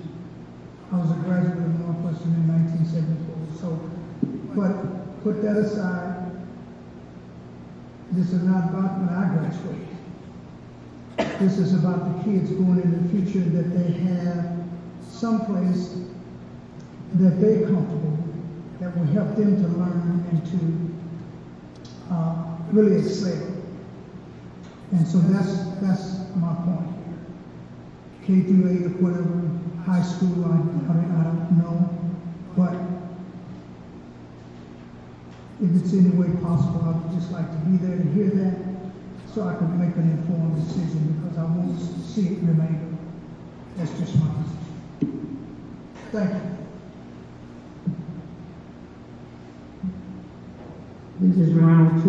Any more discussion? Yes. Chris Delroy. Yeah, so renovations at Northwestern, it's my understanding, as I think we've been told and given literature, that ESSER funds can only be used in a school that is open for students. So, moving forward, once we get the dollar amounts in that, how are we going to do that? Or am I wrong on the ESSER funds? Can't be used to rehab a closed building. I wasn't sure that was the total. If the district has any plans for renovations, have to be approved by MDE regardless, right? And so if our plan is to renovate an existing building that we have, so this is not a new build, in order to accommodate scholars in response to the COVID-19 pandemic, if it's for space, if it's for air quality, if it's for social distancing, or relocating into a larger building so that we can accommodate those things, those plans can be submitted to MDE for their approval. So any plans for any renovations have to be pre-approved if we are desiring to use the ESSER funds, which would be, I would think, our initial request to try to get them approved that way. So I don't want to say yes or no with that, because that final approval doesn't sit with us. But if we submit a plan in order to accommodate our scholars in an existing building that we have, and as a response to the COVID-19 pandemic, then MDE will review those plans for approval. Okay. Thank you. Is there any more discussions? Seeing no more discussion, the motion to approve resolution 21.2, authorization to approve architectural design for Northwestern, will be conducted by a roll call vote. As I call your name, say yes or no. Kara McIntosh is absent. Trustee Ellen Gibbard? Yes. Daniel Green is absent. Trustee Chris Delroy? Yes. Linda Bruce? Yes. Laura McIntyre? Yes. And myself is a yes. 5 yes, 2 absent. Mr. Jones? So there is some information in your packet. I would ask, due to the situations of tonight, that we pause the discussion. If the board decides to move forward with it, that's okay. But I would ask that we pause this discussion on the proposal and try to take it to a committee, and then be able to come back to the board at a later time for the discussion. And it's due to some of the conversation for tonight. But if the board chooses to move forward with the discussion, I'm more than willing to have the discussion. Just a point of information, what item number, or whether it was not? So this is 22. 22 information? Yes, it was just a discussion, informational item to make sure that the board had it and has been looking over that proposal, which is really just a plan. And what proposal is that? What plan? So, are we talking okay. about? So well, let's go ahead and go forward. So in in your packet, there's a draft. Oh, geez, I didn't see that. In your packet, there is a draft proposal, and I would say more of a plan that I would like to present, and I would like the board to kind of tear it apart, do whatever, for us to have an opportunity for us to build the buildings. And so this is a plan for you to look at, it's a plan for you to maybe ask questions about at a later time, but it's really more of a plan in a proposal form so that we can start moving forward with the conversation of new buildings and how Flint is going to look moving forward. So I would like the board to take some time in the near future so we can get on this in August to have the conversations about new buildings for our district. So I just wanted to put it on the record to make sure that our board members had it and we can have discussions. As myself and board president have been talking to other union members and different ones in the district, they're really pushing for us to move forward with new buildings. But in order for us to do that, we're going to need partners to assist us. And I don't want to lose that in all of the work that we're doing. I don't want to lose that because if we're going to really have a K-8 school on the north side, we're going to need support in order to do that. And so I don't want to lose this conversation. I want to make sure that it's on the board's mind. And if there's any questions, that we start having that collaboration. Yeah, and for the public's information, that's in our packet. This is in the packet, and this is about the opportunity for Charles Stewart Law Foundation to support Flint Community Schools with a future plan if they are willing to do so. And so, but I think before we even get to that, we need to know what we're doing as a district and be clear on it as a board and the administration. We have to come to where we're going to be comfortable in the plans for the future before I can even get to the place where I propose something to the foundation. And through board president to you, Superintendent, going out a month is fine. I'm thinking if we got it done earlier, it might even be better. Sure. But in your opinion, do you see a need where we might talk to someone from the Knott Foundation, Mr. White, or someone else, maybe at our community subcommittee meeting, just so we kind of get the feel of what's going on, so he's not up here, cold. So I haven't been able to have that conversation with the Knott Foundation, but anytime there's a grant available or an opportunity for that, the first thing we're supposed to do is actually answer to the proposal or the grant, and we haven't really done that. We squashed the MOU, right, and we kind of started over, but it kind of died. And so when we got into the EDEP conversations, we stopped the conversations on any MOU proposals. As you all remember, when we had the administration meeting, the board paused it. Well, now we have the opportunity to start talking about it again. And so I think that we need to get back to the table to talk about plans for Flint Community Schools. What buildings are we going to close? Because I am saying from the administration that we do not have enough scholars in our district to support 11 buildings. And so that needs to be a part of this conversation as well. And in order for us to get to the point where we're ready for a proposal, I think we need to bring that back into the conversation and make the proper move as a team here to determine what we want our district to look like. And so what I've given you is the thought from the strategic plan and what we've discussed and you approved. However, I would need the board to discuss with me a plan. And so I can have something tangible to present to any of our partners that's willing to support us. And I'm not just going to say the Mount Foundation. They're not the only partner out there. There's others. So I just want to be able to have something tangible to even present to the state to get state dollars to support us.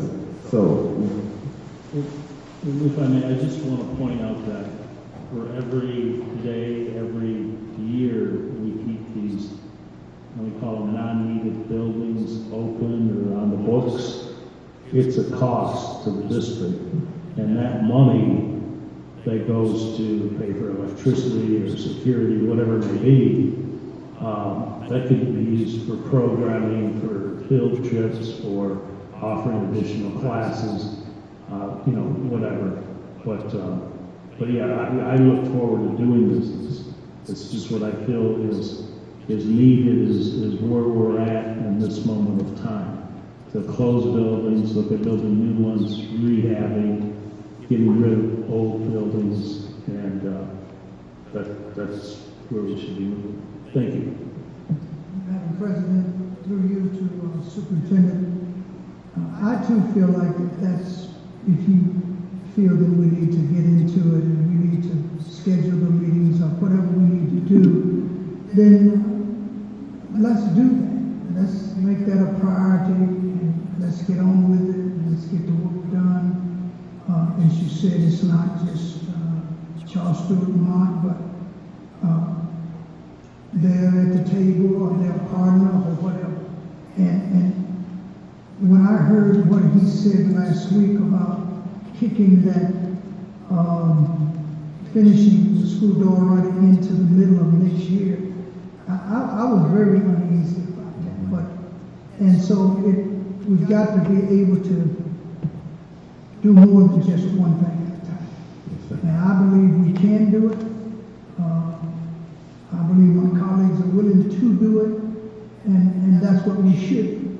That also entails being a trustee and a good fiduciary as well.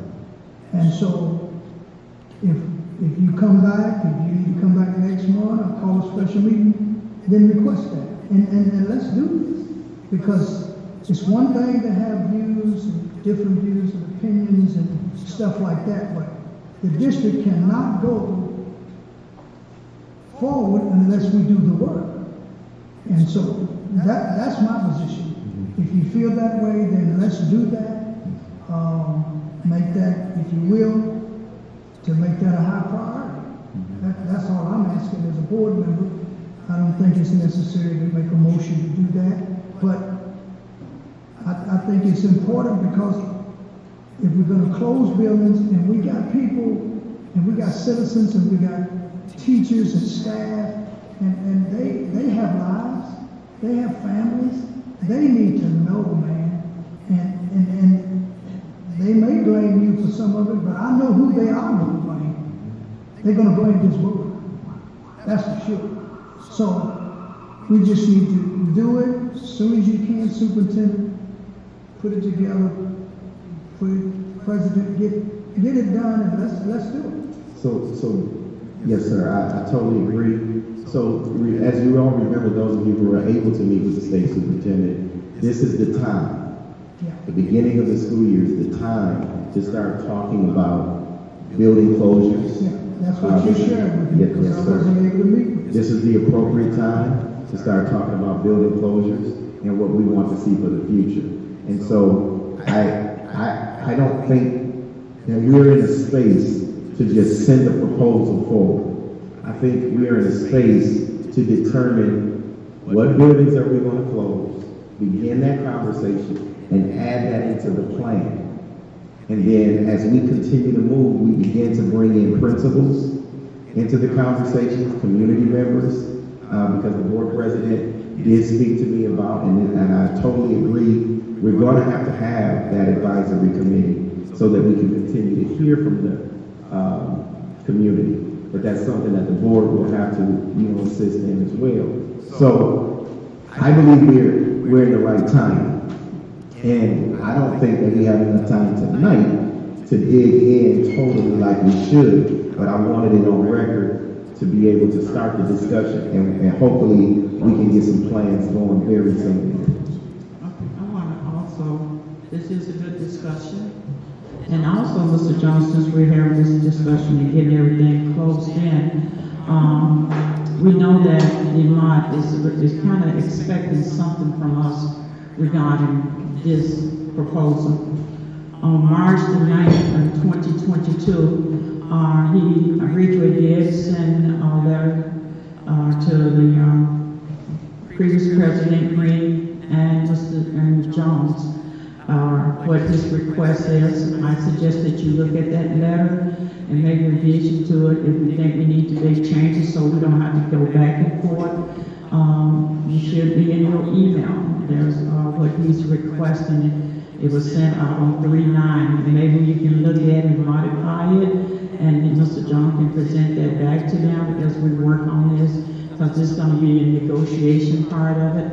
So there is a requirement that they're expecting from us, and here we are in August now. Going into August, and this is what March the 9th of 2022, when we was trying to get the strategic plan passed under the previous president. We was looking for the financial backing, and so that letter has been forwarded to me as your president, and as your president, I'm forwarding it over to you. Matter of fact, I already did. It should be in your email. Look at that as well, and then you can line that up with the grant proposal. And with that, and we can be done after this unless you have more questions. With that, what was sent to us was a question. It was really more of a question. What is Flint's plan? And so that question was given to us prior to the due date that I told you all about the timeline. It was, what is the plan? If we're going to, sow some money, or try to help, we at least need to know the plan. And so I don't necessarily know if it was requirements, but it was more plans, asking us the plans. Well, at that time, there was no response because remember the board decided we needed to pause any conversations on that. And so board president is right. There was a letter given to us, but we did not respond to that due to the fact that the board was in in-depth conversation. And I think that some of those requests and requirements that they're asking, that we need to be aware of it as well as we get through this proposal. I read the proposal line by line in itself, and it does line up with the strategic plan.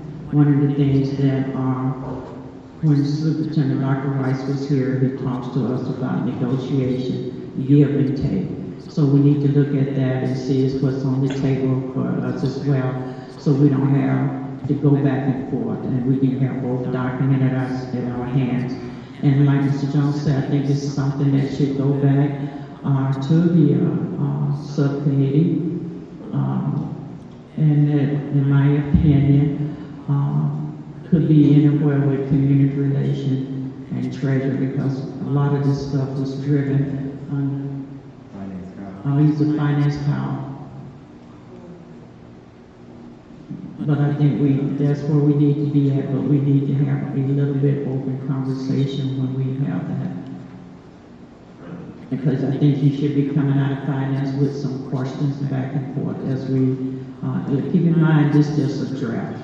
Keep in mind that the memo that you did, it was dated 3/9, so things have changed since March the 9th. Is there any more questions? Do we have a date as to when you sent us that email with the letter? I just send stuff out and you probably somewhere, in your emails, but I can pull it up and resend it. All right, thank you. I know how you guys hate emails, so but I know I sent it. Any more questions? I don't have a question, but I do have a statement. It's a discussion. Just discussion. Good job, Superintendent, keeping the lines of communication open. It's been tricky to navigate this. I don't think that any of us really wanted to shut down possibilities for communication, despite kind of what rumblings and rumors were out there. We're sticking to the facts. It was just, we want to be partners. We don't want to be subjects of some kind of an overseer. We want to come to the table with an equal partnership for everyone in the community, and also to include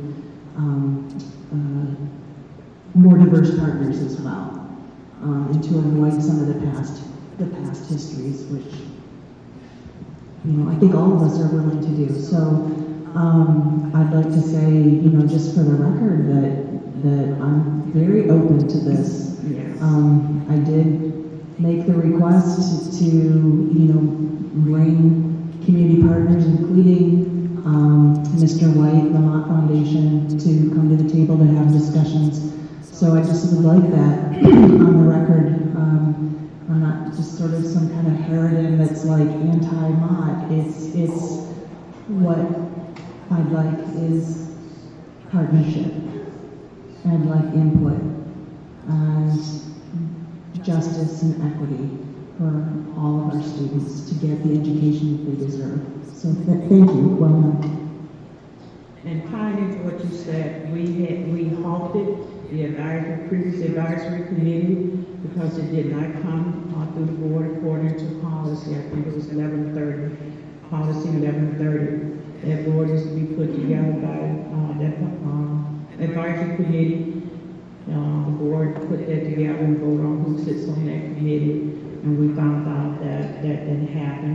So we will be putting together an advisory committee as we move forward in making our decision. And that will include your teachers union and community partners and all of that. But that's something we will have to work on and put in that advisory committee together.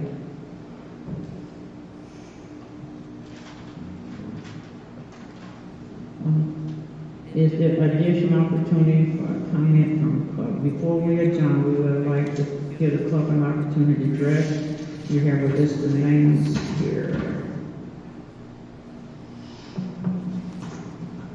Chief O.C.O.L.E.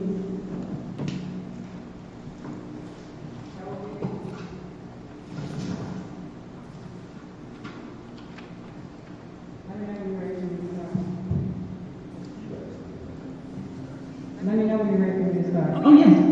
Okay, my name is Tanya Cole. I work for the Flint School. I was working. I'm being silenced. For years I've been silenced. I was sexually harassed and sexually assaulted by a student. It was covered up. And I came back again and I was terminated because I spoke up. And then again I came back to Flint Southwestern Academy and I started getting retaliated against. And I started being discriminated against. I filed complaints, and I've been talking to Mr. Jones and other people, but I'm still getting silenced. I was working, and I haven't been paid, and there's just a lot going on, and no one is listening, or people are just keeping me silent. But I need to speak. I was hurt. I got stung by a bee, which I'm allergic to. My eye is messed up, and it's been messed up for a year. They told me that I was able to get me some medical. I never received the medical. I was a substitute teacher, but I did long terms. And so after a certain period of time, you're supposed to be able to get medical, and you're supposed to get your benefits and everything. I did that. And I never got my pay. And I never got my benefits. And Mr. Akinesi started discriminating against me. And other teachers there at Flint Southwestern that was Caucasian. And they hired, and then I was discriminated because of my age. But then it ended up hiring a female teacher and a male teacher that was Caucasian. And then they put in the paper that she was the first person that taught that ROTC class. But no, she wasn't. I was. I taught that ROTC class at Flint Southwestern Academy. But she got the recognition. But like I said, I'm being silenced. And no one wants to sit down and don't want to talk to me. And like I said, I repeatedly talked to Mr. Jones. I keep calling Ms. Galloway. She told me to call her. She's not calling me back. No one is calling me back. But the former Human Resources Director, not the one before Ms. Galloway, but the other one, she was telling me that I was going to get paid. And she tried to help me out as much as she could, but she left. So I need to get paid. and I need somebody to talk to me. And then they say you're supposed to fill out a form. You're supposed to fill out a form when you get discriminated against. And then too, another thing I forgot. I was teaching a class online. I used to have to drive to Flint to teach a class when everybody else was at home. But I had to drive to Flint Southwestern Academy, but everybody else stayed at home to teach a class. And then I started getting retaliated against and harassed by Mr. Akinicki and some other people there.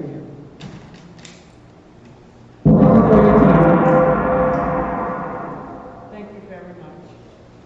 Our next speaker is this closed spot, the CHLOESCOTT.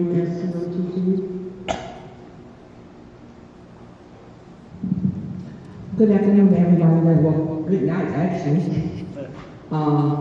I came today just to get an understanding of the Flint Public Schools. I was an attendee of the Flint Public Schools, and I have to let you know that for years, I had decided to pull my kids from the school district.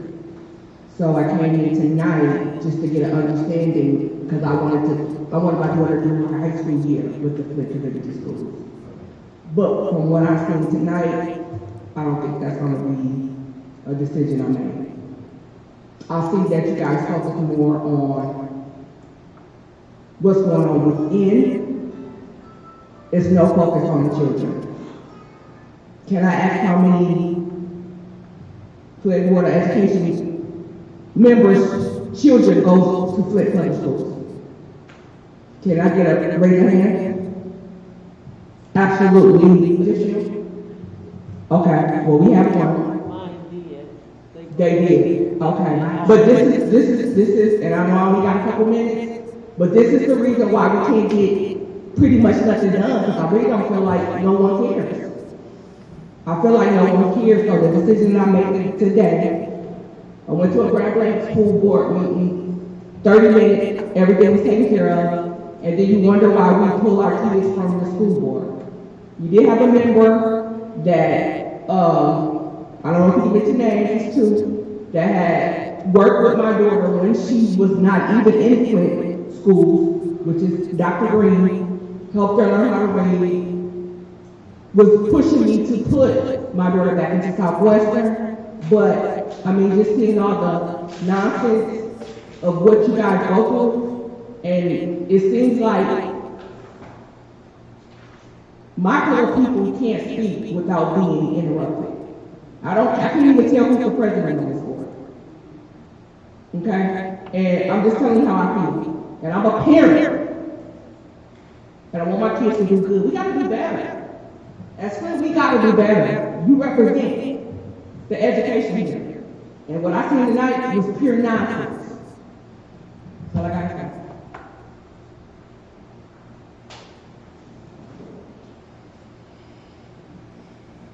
Any additional comments from the public? Yeah, tried to miss me, didn't you? Yeah. Afterwards, let me tell you this. 2 people up there. I will be putting a recall in. You won't be on the ballot in November, but you will be on that ballot in May. You two have manipulated this board. All of a sudden, this individual that spoke hot, just everything, spoke bad about Mott. Now all of a sudden, hey, I'm glad that we're working with Mott now. But see, I know how it works. The hostility of the former executive assistant. You and her made the former superintendent quit. The hostility made the CFO quit. The hostility made the HR person quit. That same individual is being sued along with the executive assistant for being racist. And then had 4 other people in with it. 3 other people. The president, oh my God. Oh my God, I need a translator sometimes. I mean, this is seriously silly to just sit up here and watch this. How this individual, the treasurer, can sit back and call people ignorant and clowns, and you condone it, President. You condone it. I the media, since y'all wanted to seriously print stuff on March the 23rd, because you said it yourself, March the 9th, Ridgeway White sent that letter to the superintendent and Dr. Green. Dr. Green wanted to talk about new schools. She couldn't even get a quorum from y'all. On March the 23rd, she tried to talk about building new schools, but that treasurer didn't want to hear it. That treasurer set them up. The one trustee says you were provoked, antagonized, and set up. One of the trustees just said it today. She said it. Dr. Green was set up. She said it. And she said that you will not set me up. One trustee, you up for election in November, you better jump off the seat and should. Because y'all helped pay her legal fees, and my PPO was thrown out because of the law. I said that we need to come down here and support Dr. Green for building new schools. Went over there and lied and said I threatened her, which I did. It got thrown out. You wasted money on a lie. You still wasted money because it will be proven that she still lied. Now, one time that I spoke to y'all said that I was in the parking lot. I was in Lansing with my granddaughter. Y'all condone that lie. Y'all still condone it. She told me, let me use this last few minutes. She said, I know how to use my white privilege. She sit up there and cry and all this other stuff, and y'all sit up there and go condone it. You don't need no security up here. Ain't nobody studying.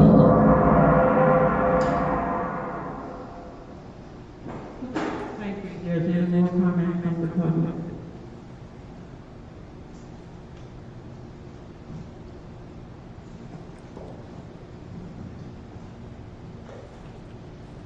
Thank you, Ms. Wilson. Do any board member? First of all, the announcement is the Board of Education will hold its next board committee of a whole meeting on Wednesday, August the 10th at 6:30 p.m. here at ALA. At this point, we will hear remarks from individual board members, and we will do 2 rounds, 2 to 3 minutes apiece if that's possible.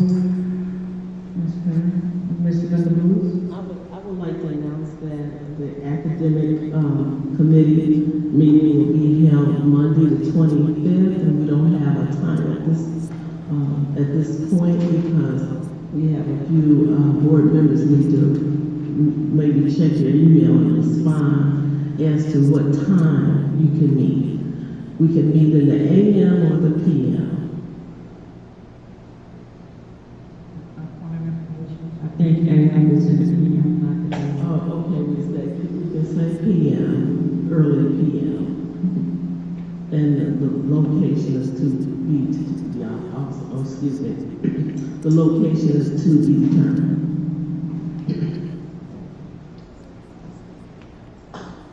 Okay, we still on round 1. Anyone else have any comments? I just have a point of information about that. Is that so? I thought we had our subcommittee that administration done either here.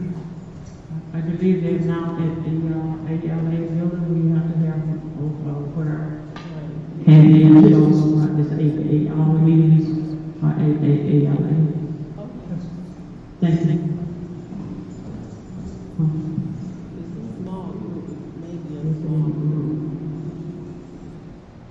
It may be a small group.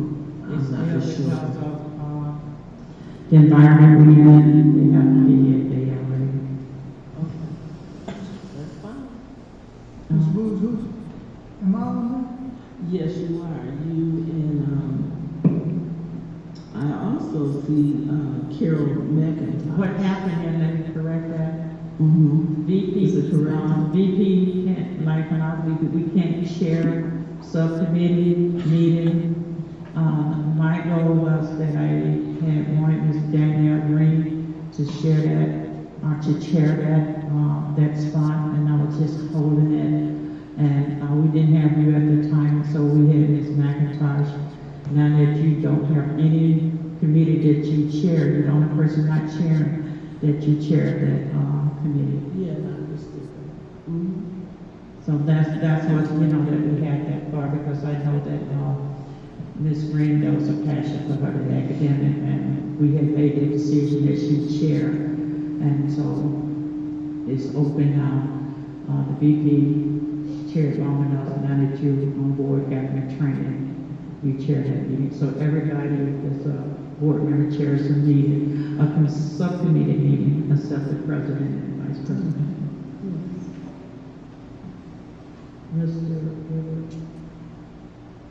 Is this for the last comment? Yeah, because she spoke to you, you speak now. Yes. I wanted to address the back and forth between our colleagues that went on today. And Madam President, the bottom line is, from where I sat, I listened, I watched, I kept my mouth shut. I tried to steer the meeting properly in a way so that my colleagues, because they have a right to their views and their dispositions. But what I saw here today was very disturbing to me as a board member, is that some of us don't have the rights as others do on this board.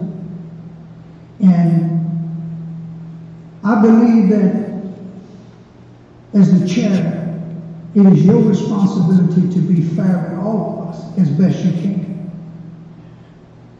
And from what I saw tonight, we could have tried to stop it, but I knew we didn't have the votes. I could have appealed your decision to remove Trustee McIntosh. And Trustee McIntyre and her were going back and forth. It got a little feisty, it got a little edgy, but you removed one of our trustees and you didn't remove the other. And in my mind, that's blatant discrimination. That's the way I see it. And what I'm saying to you is, as my president, I'm asking you, I can't demand it. If you cannot check the meeting and be fair with all of us, perhaps you should step down. And I say that respectfully. Because what I saw here tonight, when colleagues get different views and get feisty, I don't recall anybody. I recall Trustee McIntyre in 2 or 3 different instances. I heard her, I didn't say anything. I tried to do point of order. She made remarks, you never corrected her. You must be fair. You must be. I held my peace because I know I can talk forever. But most people don't like what I've got to say, and that's all right too. But what happened here was blatant discrimination against a member of this board that was here. Irregardless to what happened last week, the week before, or the week before that, all of us deserve the same amount of respect. Now, if I can sit here and hold my peace and try to be fair and listen to all of my colleagues, I don't like what they say, they may be even throwing off the cuff at me. I can't prove it, but I'm listening. This is our problem. If we're not going to be fair, how are we going to do what we got to do? And to remove Trustee McIntosh and not remove Trustee McIntyre was blatant discrimination on your part as the chair. That is my view, and that is my position, and I want it on the record. That's why I'm saying it. They have a right to disagree. They have a right to go back and forth. They have that right, because they are trustees. No, we don't want to see that. No, we don't like to see it. Because it is a trustee at this table right now that talked to me and encouraged me and told me, said, Pastor Gilbert, you can do it.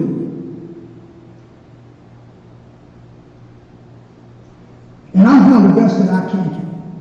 But what I saw here tonight was unfair, it was wrong, and it was partial to Trustee McIntyre over the rest of us. It's wrong. It's just wrong. much longer are we going to allow this stuff to go on like this? There's a whole lot more I could say, but it would be out of order. And I'm trying to bring it to light. I know you think I'm attacking you, but I'm not. I do all that I can from my place, from my chair, to respect you as the chair. And when I do say things upon an order, I'm trying to help. I'm not trying to make you look bad. You may not believe it, but that's your right to believe that. I'm trying to help. But you only take help from only one person, that's Trustee McIntyre. Nobody else here as a colleague or a trustee or fiduciary of this board can help you but Trustee McIntyre.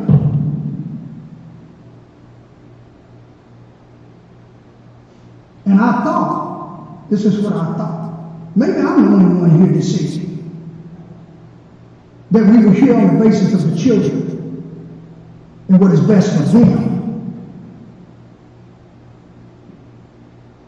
I do agree with one thing. We got to put what we feel against and for one another to the side. There was a whole lot of stuff that Vice President McIntyre said here tonight that I agree with. But it was not in the way of emotion, it was in the way of comment. And as a board trustee, she has that right until you rule her out of order. The rulers are out of order when we are out of order, not just her or me or somebody else. Don't show an impartiality. It's just flat out wrong. You can't charge me like that. I know you have a difficult job. That's why I'm trying to help. But you can't receive the help from me. You believe that I'm out to get you. Well, you're wrong. I'm out to help you. Thank you. We're still on the first round then. Yeah. You spoke in the first round?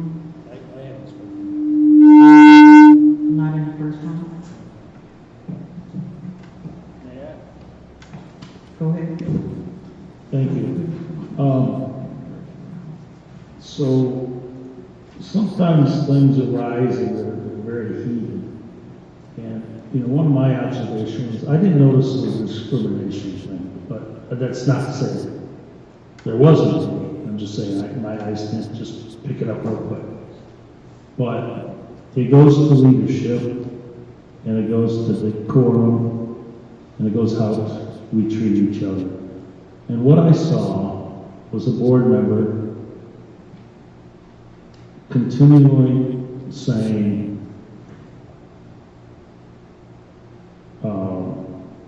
what was it, point of order, or,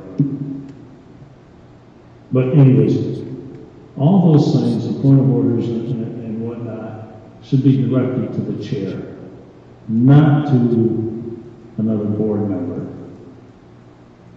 And if the chair fails to recognize the point of order, then the question goes to the president to say, Madam President, whatever, you need to recognize what I'm saying here. But that being said, I know there are parliamentary classes around. I've taken a few, and quite often, if you go to enough meetings, you just kind of pick up on it.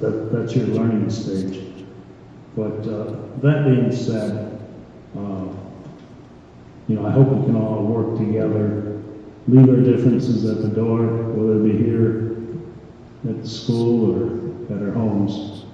But I would like to see that for our subcommittee meetings, if each board member can be notified of when each meeting is, even though they may not be on the committee, because they may want to go. I'm still getting emails, and they're not going to all board members. So, let's try. So as Board Member Gilbert was saying, you know, we all should be treated the same. So I would like to see all our emails that are sent to the board members. I mean, unless it's, you know, a one-on-one thing that's being taught or said, expressed, that they go to all the board members. I would like to see our subcommittee meetings be given notification to us. I want to thank Superintendent Jones. I called you yesterday about the condition of Northern, took some action on it. And the reason I addressed the email to you and Vice President McIntosh was because I had received another email that President McNeil was not going to be available until August. So the response I got back was to me and to her, and so I mean, you're here today. I don't know if you're available, if we have questions or something until the 1st of August, but I took it to mean you won't be available. But Northern isn't in much disrepair. There are cars backed into the entrances when I got there. Tires, mattresses, it's become a dumping ground. The gates were open. I don't know how long those gates will last. Someone will cut the chain. And I don't know the expense, but those large, I'm going to call them dividers, kind of like what they use on the expressway or in construction areas, where they must weigh probably, I don't know, thousands of pounds, I'm not sure. No one person is just going to shove that to the side and drive a vehicle. So, you know, we may look at going to something like that in the future to where the entire driveway, grass, whatever, is blocked off by them. I don't know if anyone from the administration or anywhere has been in Northern to just assess the damage there. But it was extensive. Doors were open, windows were broken, windows were open. The building was not secure at all. Do we have any new, excuse me, count numbers as to the families or students who have expressed an interest in attending Flint Community Schools come the start of the year here in August? So we can tell you where our enrollment numbers are. We're right around 3150. That's where we currently are now. The rush hasn't come in yet, but the rush will be coming as we get into August. Normally, it extends all the way past Labor Day. So, just to let you know, we're still over 3,000, which is good. That answers that. The building was secured. They do weekly checks, but what happens is if we put what you're asking for, those big long boulders, then when there's vandalism, police can't get in. Sure. And so this is a recurring situation. And as I spoke to the team, the operations team, they're doing weekly checks. And it can be at night, they pull the doors off, which that happened. And the team is always going back up and trying to secure the building. This is not just this building, but also keep in mind, when you're selling buildings, when you're trying to offload buildings, as board president stated, this is when vandalism happens more to those buildings. The August 30th date, wasn't it originally the end of July, that they had 30 days to try and sell the buildings?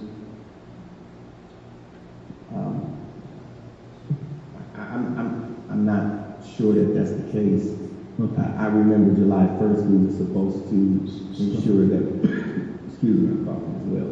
We had it up, but I'm not sure that July 30th is the cutoff. Okay. But I will. Applications in? Oh, the first set of The RFPs. deadline to have the applications in? Yeah, you're talking about the first set of RFPs. Right. I think it was extended. Yeah, I think it was extended because there was a couple of days added for those that wanted to walk through the building, So I think it was extended for that purpose. Okay. So now it's August 30th. From the yes, July. So yes, now I know what you're speaking of. Yeah. Okay. All right. The summer, I'm going to call it redo of the schools, the painting, whatever needs to get done, where we had all the students go over to Mount College. How is that progressing? I'm fixing up those. So that was for maintenance purposes, just the regular maintenance and cleanup cleanup of the buildings. That was not about renovation. That was more about the regular maintenance and cleanup. It's going well. We just talked about that the other day. They're still cleaning some things up, and it's probably just going to be, we're ready, but there's going to be some things that principals might bring to our attention when they return on the 25th. All right. And so now I'll just return to the agenda, any agenda for our board meetings or subcommittee. I think somewhere on the agenda, moving forward, we need to have I'm going to call it a line item, for lack of a better term, that talks of old business, unfinished business, something that talks about the approval of the previous month's meeting, and then also if anyone has any agenda changes that they might want to add on or ask why do we have this on.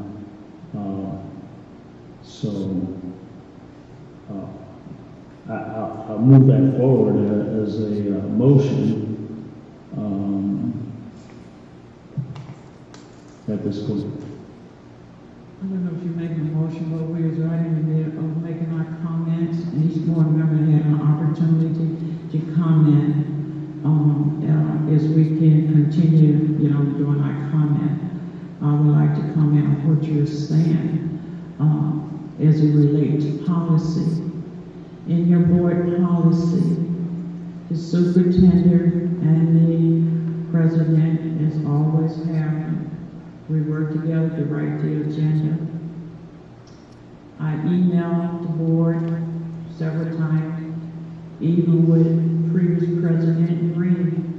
She goes out, she asks you to, send in things that you want to discuss.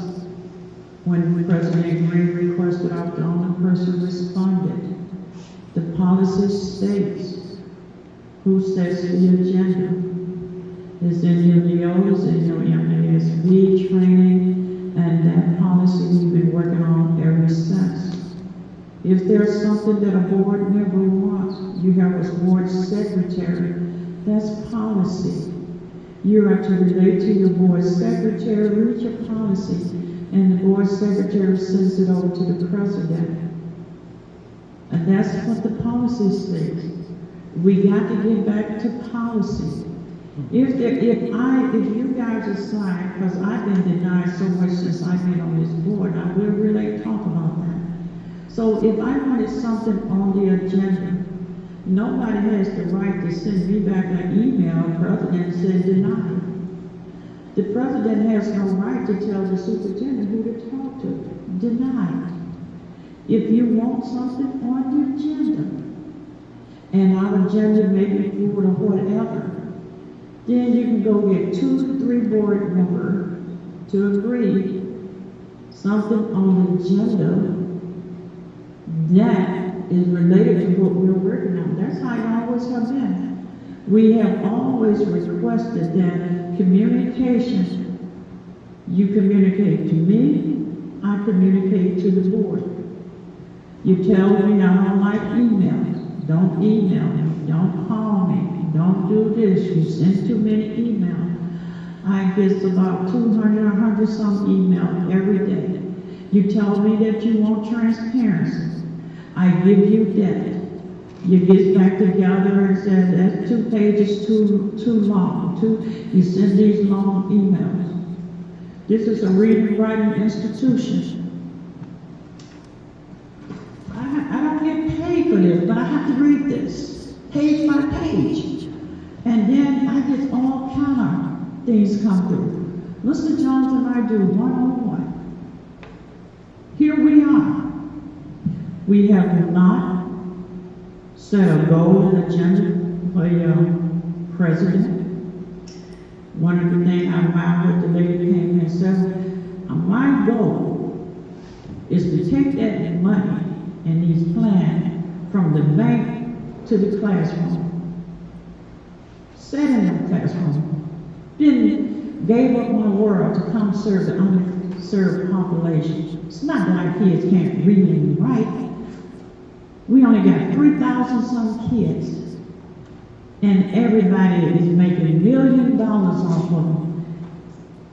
Been trying to get them new chairs, get it paint, new material. I was a teacher. I understand the pain. But here I am, being attacked, lied on, confused. And let's get something straight. Everybody is going to have a disability. I don't like talking about it. Because you go out in public, laugh about it, make fun of them about it. I got hit by 1812. If you want to know why, I speak the way that I speak. Because you have the pleasure of hearing how to pronounce words. I don't. It said I never walk or talk or speak again. You have adults sit up and make fun of me because it takes me time to speak. It takes me time to hear. So I don't have this disability. I was left in a sparrow condition, crippled. So when you're saying I'm doing this and I'm doing that, I'm focusing. I don't get my words out. I'm not perfect. I'm not God with perfect angel. I'm sitting here doing the best like I can. Now that we've been accused, I treat everybody different. I send Ms. Fboe's email. She found me sending a bunch of emails. I get some. You guys think this is an easy seat, sitting here when you got board members won't come to meetings, sowing discord. The role of the board is to follow policy. We look at the policy, we review the policy, and we see what is wrong with the policy. If you see a policy is wrong and that policy is revoted, even though it was wrong, all our attorney has 1-year contract. No argument about it. Attorney get direction only from the president and the superintendent. That's neither here or there. It's the board. Each one of you is supposed to be on your committee checking out policy. At the end of the year, you do your evaluation on your board attorney. If you see we vote, how that got passed, I don't know. But you can correct some things. I don't dislike anybody on this board. I'm trying to hear. I'm learning parliamentary just like everybody else. I done seen people sit up and don't do half there. However, we are in a very, very dangerous part as a board. Can't go into closed door meeting because we get threatened. We violated it. Your own board attorney violates them.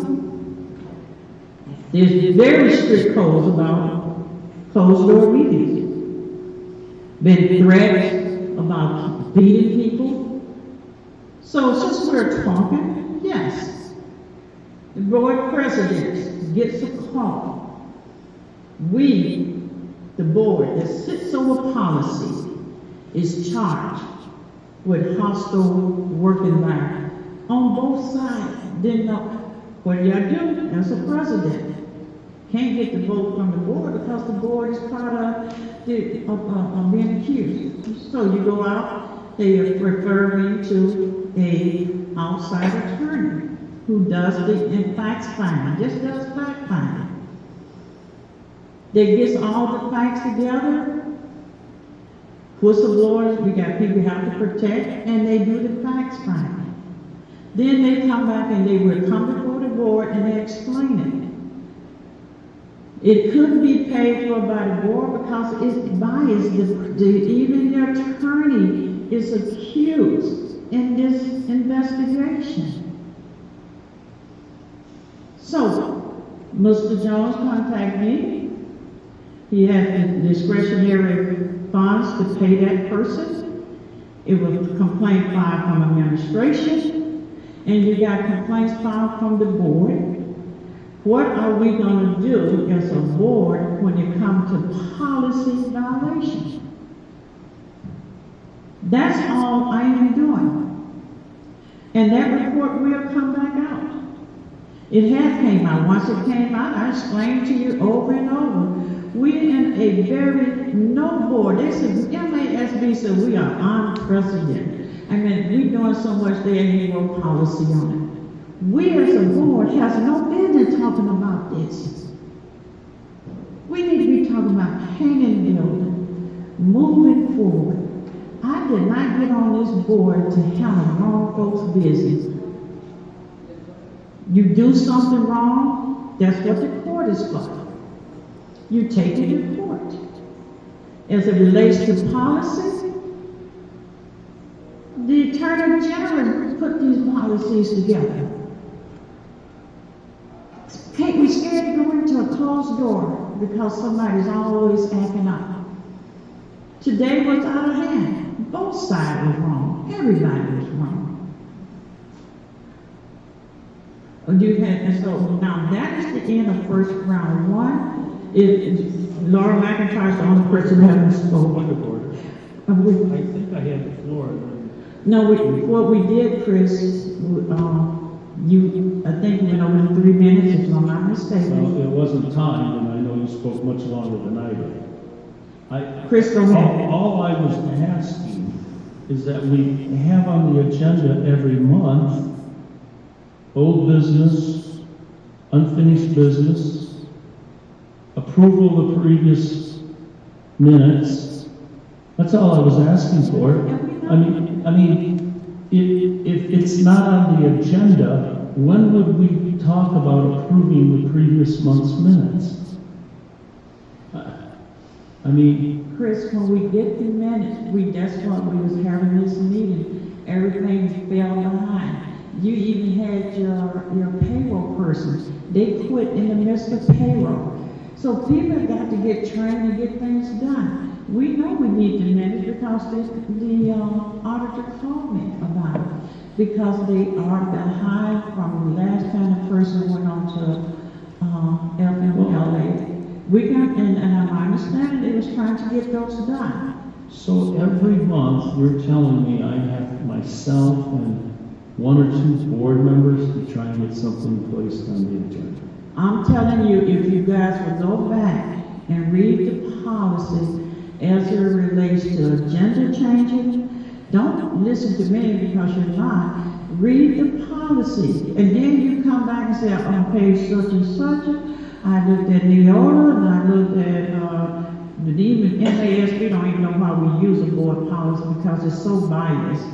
But if you look at your board policy, it'll state what page you're on, what your rights are as it relates to agenda. That's the responsibility of the board. It's not my responsibility, but I'm telling you, I understand what you're saying.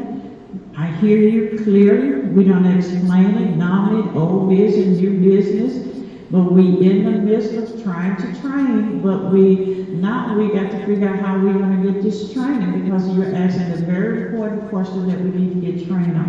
However, when it comes to the agenda, changes, how that process works is in your bylaws, your policy, and that's where they at. And that's how I operate. You go get the policy and say, this is what the policy says.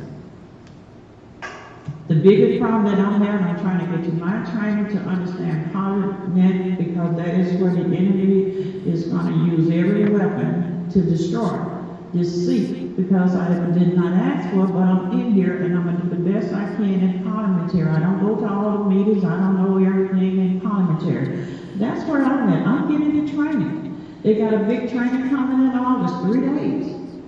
The board, you have a responsibility to go out there and get that training. I'm done with my comment for today. I should have been responding because I'm just in comment. If we're not, this is Laura, time to speak. No, I'm on the first round. Did you? We still on the first round. Did you have enough? You said that you were interrupted, so I'm. Oh, no, I'm fine. We'll go to take care of the first round. So I'm gonna try not to say too much, but I do need to just address some stuff for the records, because I'm really getting tired of lies being told and repeated misstatements that are being told over and over again.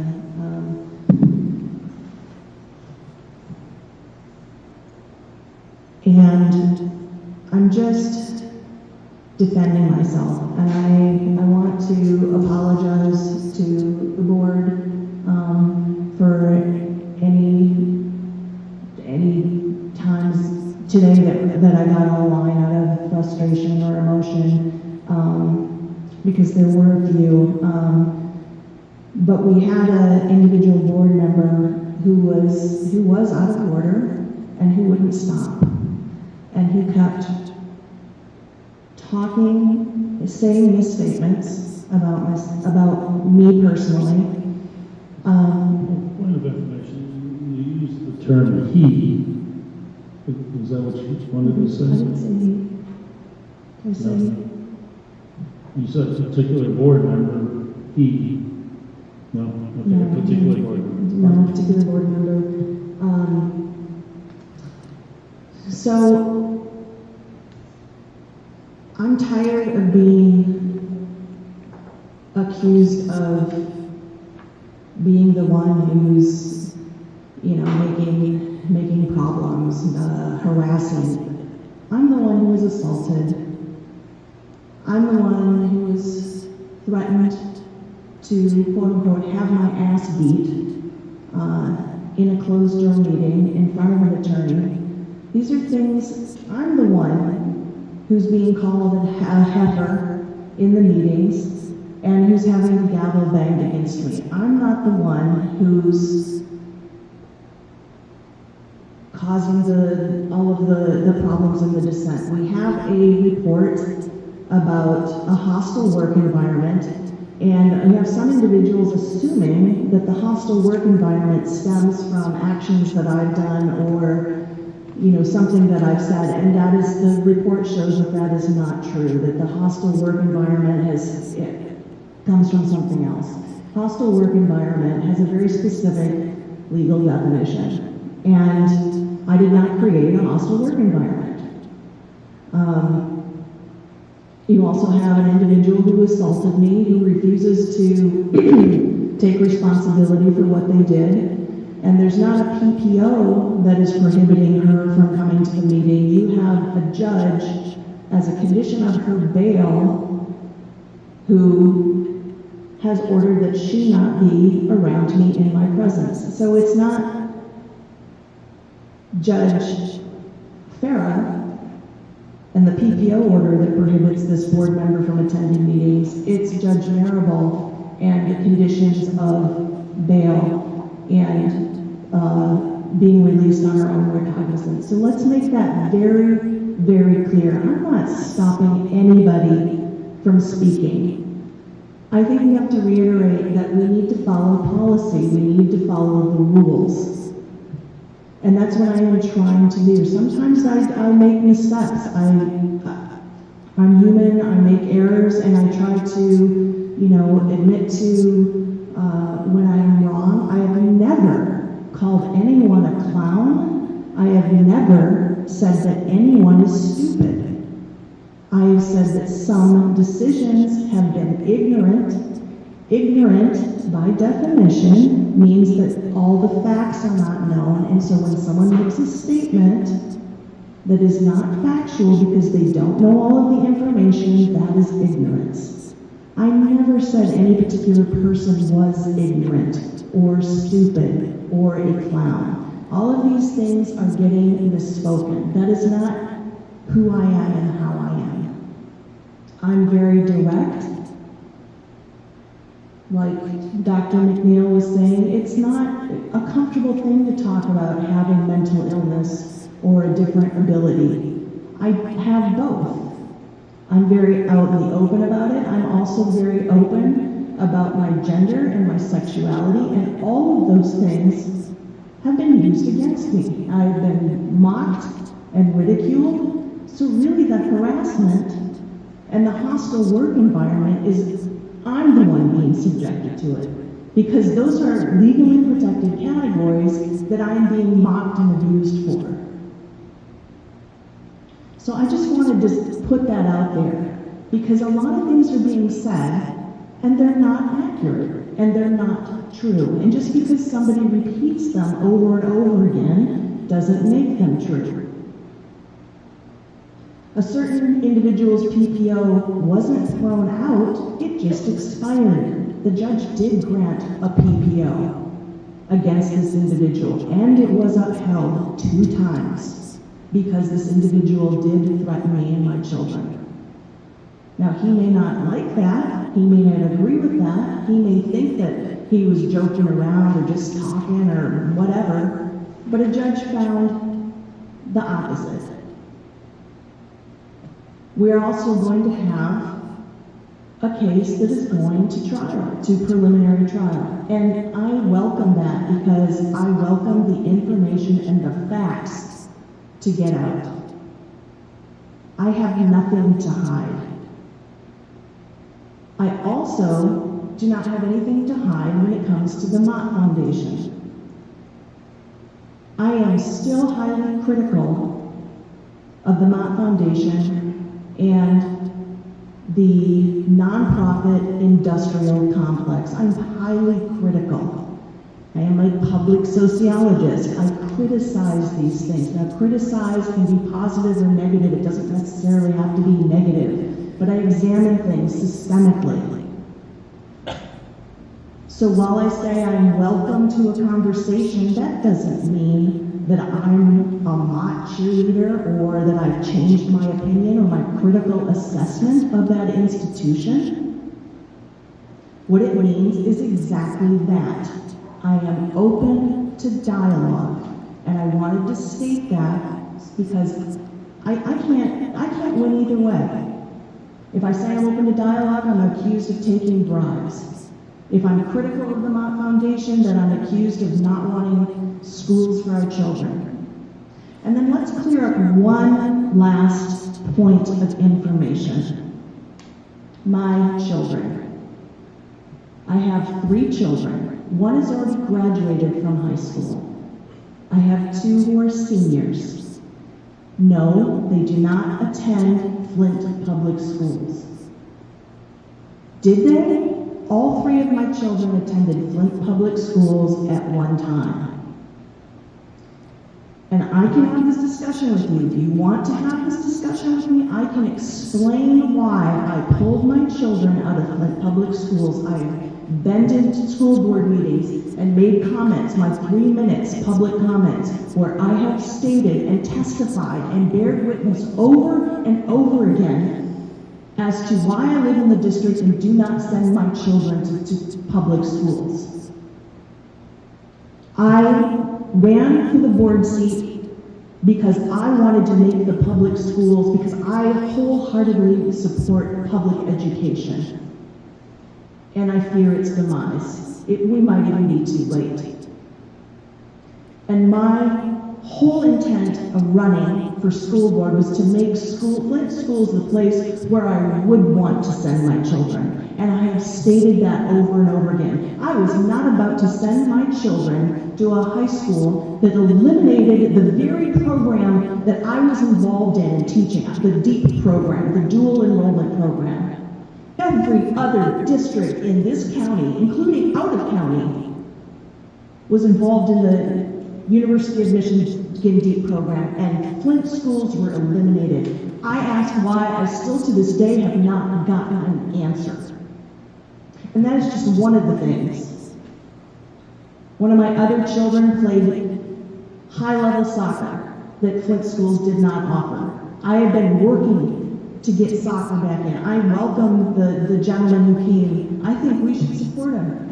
We should support soccer. We should have crew. We should have all sorts of interviews. I mean, we had a board meeting where I talked about this, about getting those scholarships to those small private schools where that money is just there for polo and, softball and, all these kind of, not football, not basketball, not the big sports.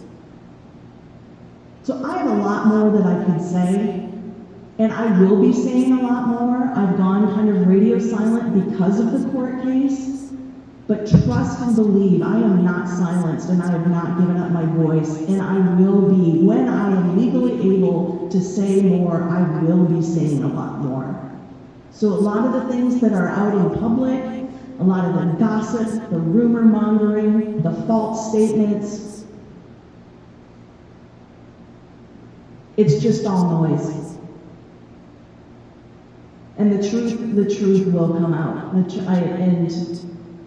the truth will prevail. And we all know that a certain individual is not truthful and likes to cause dissent in the community. And if he's talking this, we used to be allies, if he's talking about this way about me, you can bet that if you think you're friends with him, you're next. I love Flint. I love Flint schools. I don't know why I would be doing this otherwise. I don't get paid. I can't work in the district while I'm on the school board. I was living in Southern California, moved back to Flint. Why? Because I wanted to. And now here I am. And I still want to be here in spite of all of this. We've got some good people. We've got some good people here. Thank you to the staff. Thank you for indulging me. I mean, not that you had a choice, but for my statements. I've really grown to value our relationship. I don't always agree with you. We may fight and argue like brothers and sisters, but let's get the work of the district done. Thank you. During the comment round two, from the first gentleman. Thank you. So I looked up agenda in our bylaws, 1320, on page 56. And it talks about how to get something on the agenda. The board agenda for each month shall be compiled by the superintendent and the board president and/or a board officer designated by the board president at a meeting before the end of the preceding month. Other board members may request to be placed on the agenda either through the board president prior to the fourth Tuesday of each month, or by motion and approval by a 2/3 vote of the full board. I move that we include on our board agenda every month these four things: approval of the agenda, agenda changes, old business, unfinished business, and the fourth item, approval of the previous minutes.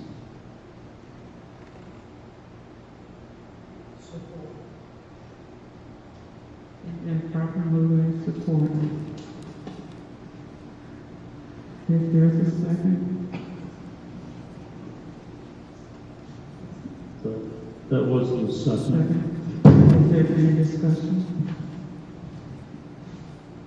Yes. Yes. I'm hoping that this motion passes. Because, you know, to go out and every month, prior to the fourth Tuesday of each month, to say, can we have on the agenda approval of the previous meeting's minutes, or approval of the agenda? It just, it seems, for lack of a better term, redundant. We can do it one time tonight, move it forward, and it'll be on there. If we don't have minutes, we can just make note of minutes are not available for whatever reason, you know. I would not think there would be many agenda changes.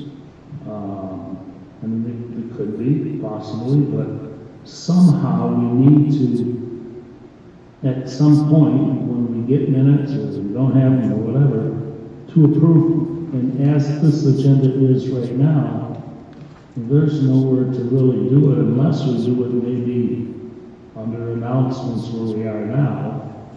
But I'm just hoping that we need to make things flow easier, I guess. I want to make a discussion on that. Before any agenda is made, the executive administrator goes through, look at it and see, do we have any old business on that put on there? If we move something or postpone it, it is placed on there. It had been stated even with the minutes. As she updated the minutes, she puts them on there. Once they get caught up, and not too long ago, she explained the last minute we had. Those was her last update that she was able to do. Aaron, that's the role of the executive administrator. When they look at the agenda, if we move something, old business, they automatically do that. If it's something new business, they automatically put there. If it's minutes to report, they would make that very clear in this here. And I have seen this done over and over again. You're not, this particular agenda did not have old business or anything because we in power. At your regular meeting, if you look, it has all of this. This is, I don't even know, if you want to make a motion and just keep repeating the same thing, this is what we do. However, when the executive administrator, when you go in, we sit down, one-on-one, Mr. Jones and I, we sit down, assistant administrator, Monica, let us know, we know what's old, what's new, we know what's been moved, we know what's need to be moved. However, there are certain things that as we going through, this district is moving so rapid and so complicated, we just can't put everything in a block. So there might come a time when something urgent come up, then we might have to do a walk-in. They just don't walk in and just put this here, just here. Superintendent calls and said, we got a situation. We might have to put this on the agenda. Because we're living in some very crucial times. Everything cannot be done like we did it 2 or 3 or 4 years ago because of the ARPA funds and the money. And we losing teachers. People are retiring. When they get a hold of someone, they call, Mr. Jones will call and let us know, we try to get a form or whatever. As it relates to this agenda, it was done properly because we had time. At your regular meeting, I tell you guys all the time, and I stop because I get, somehow I got a text that came, it was in a thread. I don't talk to nobody, I don't trust nobody, I don't trust this executive person, they're two faces. How can we work if we can't communicate? Don't send me this, don't send me that. You guys have responsibility. If you read you got your name, read what that secretary is supposed to do. Stop putting all of this old work on me. We all have a responsibility. I get paid the same few dollars you guys get. That secretary sits over there. You guys don't even use it. And that is going to help us with lifting some of this burden off of her, because the board don't do what they're supposed to do. That's the secretary, and you the assistant secretary, John. You're not supposed to be communicating. And she can tell you what you're supposed to do. You're supposed to be communicating with her. You want something on that, the bylaws, the policy says to her. And then she says this. One point of information. That is exactly what I read a few minutes ago. Yeah, but I'm just, We you're have reading an alternative route to put something on the agenda. And when you do, Chris, don't get me wrong, when you want something on the agenda, and you call me, and I appreciate that, you will pick up that phone and call me. And you can just say, hey, you don't feel like typing all of this stuff in. I would like to see this on the agenda. Mr. Jones and I are meeting and talking, and I comes to him when I can get off the board to talk. And they talk to me, and I come to him, and this is what the board wants to hear. And we put it on the agenda. That's in the policy. But we can't wait until we get here and say, I want to change. You have the right. I answer to the board, but I won't be just, if you tell me don't send you no email, don't call you, I don't want to hear from you, I honor that. But if it relates to agenda item, what we want to discuss, we're on no question because I hear you. A lot of times you don't have to call me. Am I correct, Mr. Jones? I go, Mr. Jones, say, hey, we didn't talk about Northwestern. Why? Because I hear you talking about Northwestern all the time. I hear my other board member talk about Northwestern. I'm picking through what I hear you guys talk about. I go to him and we put it on the agenda. That's how I hear from the board. And then I ask the secretary is not getting any information. I have 1,001 things to do. It's just not like I answer just for the board. I respect our president that's sitting in his seat because it's more to that.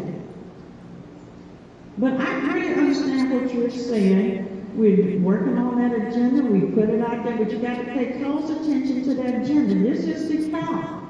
That what you're talking about could have been in a regular meeting. I would like to see this here when we had the regular meeting. I'd like to see this here. Is there any old business? If there is an old business, it would be on the agenda.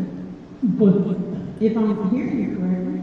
But that means you and the superintendent are deciding what the old business might be. No, we can't. All I'm saying, so we don't have to communicate every month on the fourth Tuesday of each month to say, hey, let's put on the agenda old business / unfinished. We can't do that. The old business would be busy, we didn't finish today. If we haven't just disrupted this meeting and just left, because it could have just went that way, but we were strong enough to sit here and get it done.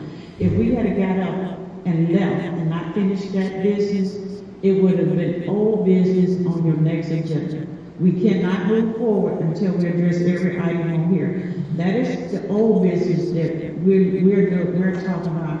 Now, if anything did not get addressed, that's old business that was on this agenda. If you decide to table, that's old business. That is the administrative assistant person. They come back and say, hey, this didn't get complete, this didn't get done, and they automatically put that there. That's their role. They automatically put that there. And then as in regards to the minutes, it was very clear that they was behind on writing the minutes. As a matter of fact, they put a whole bunch of minutes together in a meeting. So if you want, you said you would like to make that motion, we up for discussion. And the motion was to change the, rechange the agenda to what the policy say, although that is what we do, but make it clear exactly what you want us to say. Your motion.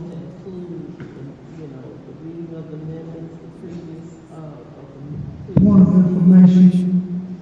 And him to say what he wants to say. He's making a motion. All I'm saying is we put these on the agenda every month, these 4 items. The approval of the agenda, are there any agenda changes? Something may happen between Monday, when we get the agenda, and Wednesday, when we come in here, because otherwise we can't put anything on the agenda because we didn't do it the 4th Tuesday of each month, which is after the 3rd Wednesday. So we can't deal with something. Old business, unfinished business, and approval of previous minutes. And all we need to do is, we're moving on, just say approval of previous minutes, and if there are none, say there are no minutes available, and then just move on to the next section. Okay, any more discussion? Okay, thank you. Any more discussion? Seeing none, no more discussion. The motion on the floor is to adjust the agenda. What page is that, so she can look at it? Make sure it's Page 56 at 1320 in the second paragraph. 1320. And it reads at the end, or by motion and approval by 2/3 vote of the full board.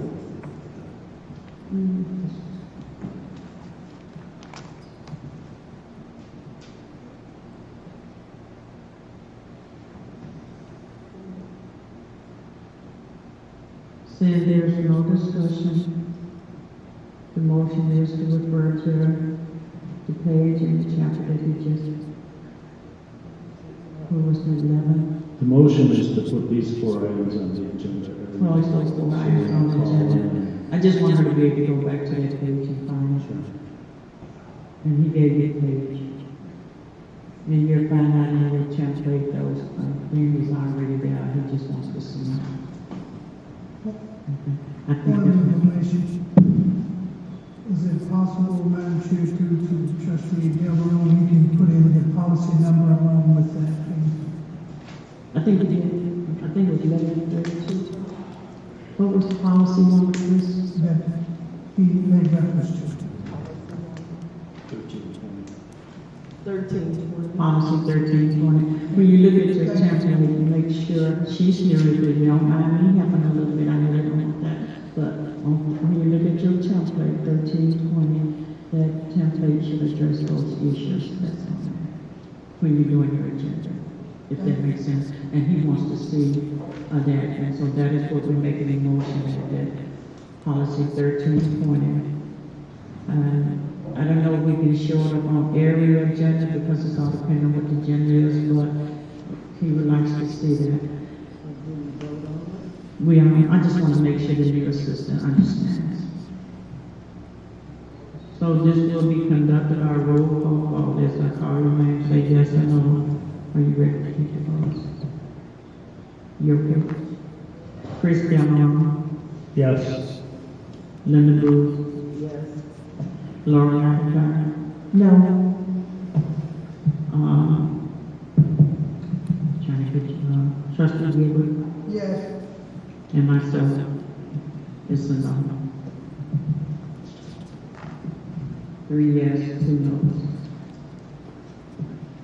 Is there any more discussion for the second round? Chris Delmarone has spoken.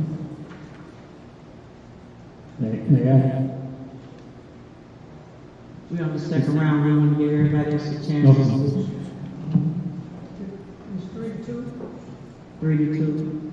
Need the word pass. 5, that's it.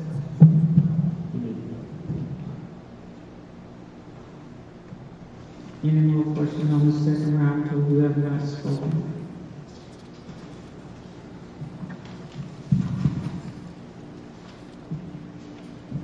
Seeing if there are no more questions, do you have the time? How do we get a paper pay stub?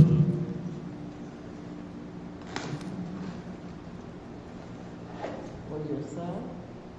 Yeah. I've never gotten one. I think they're paying me too much, to be honest with you. We can probably call the office and let you know.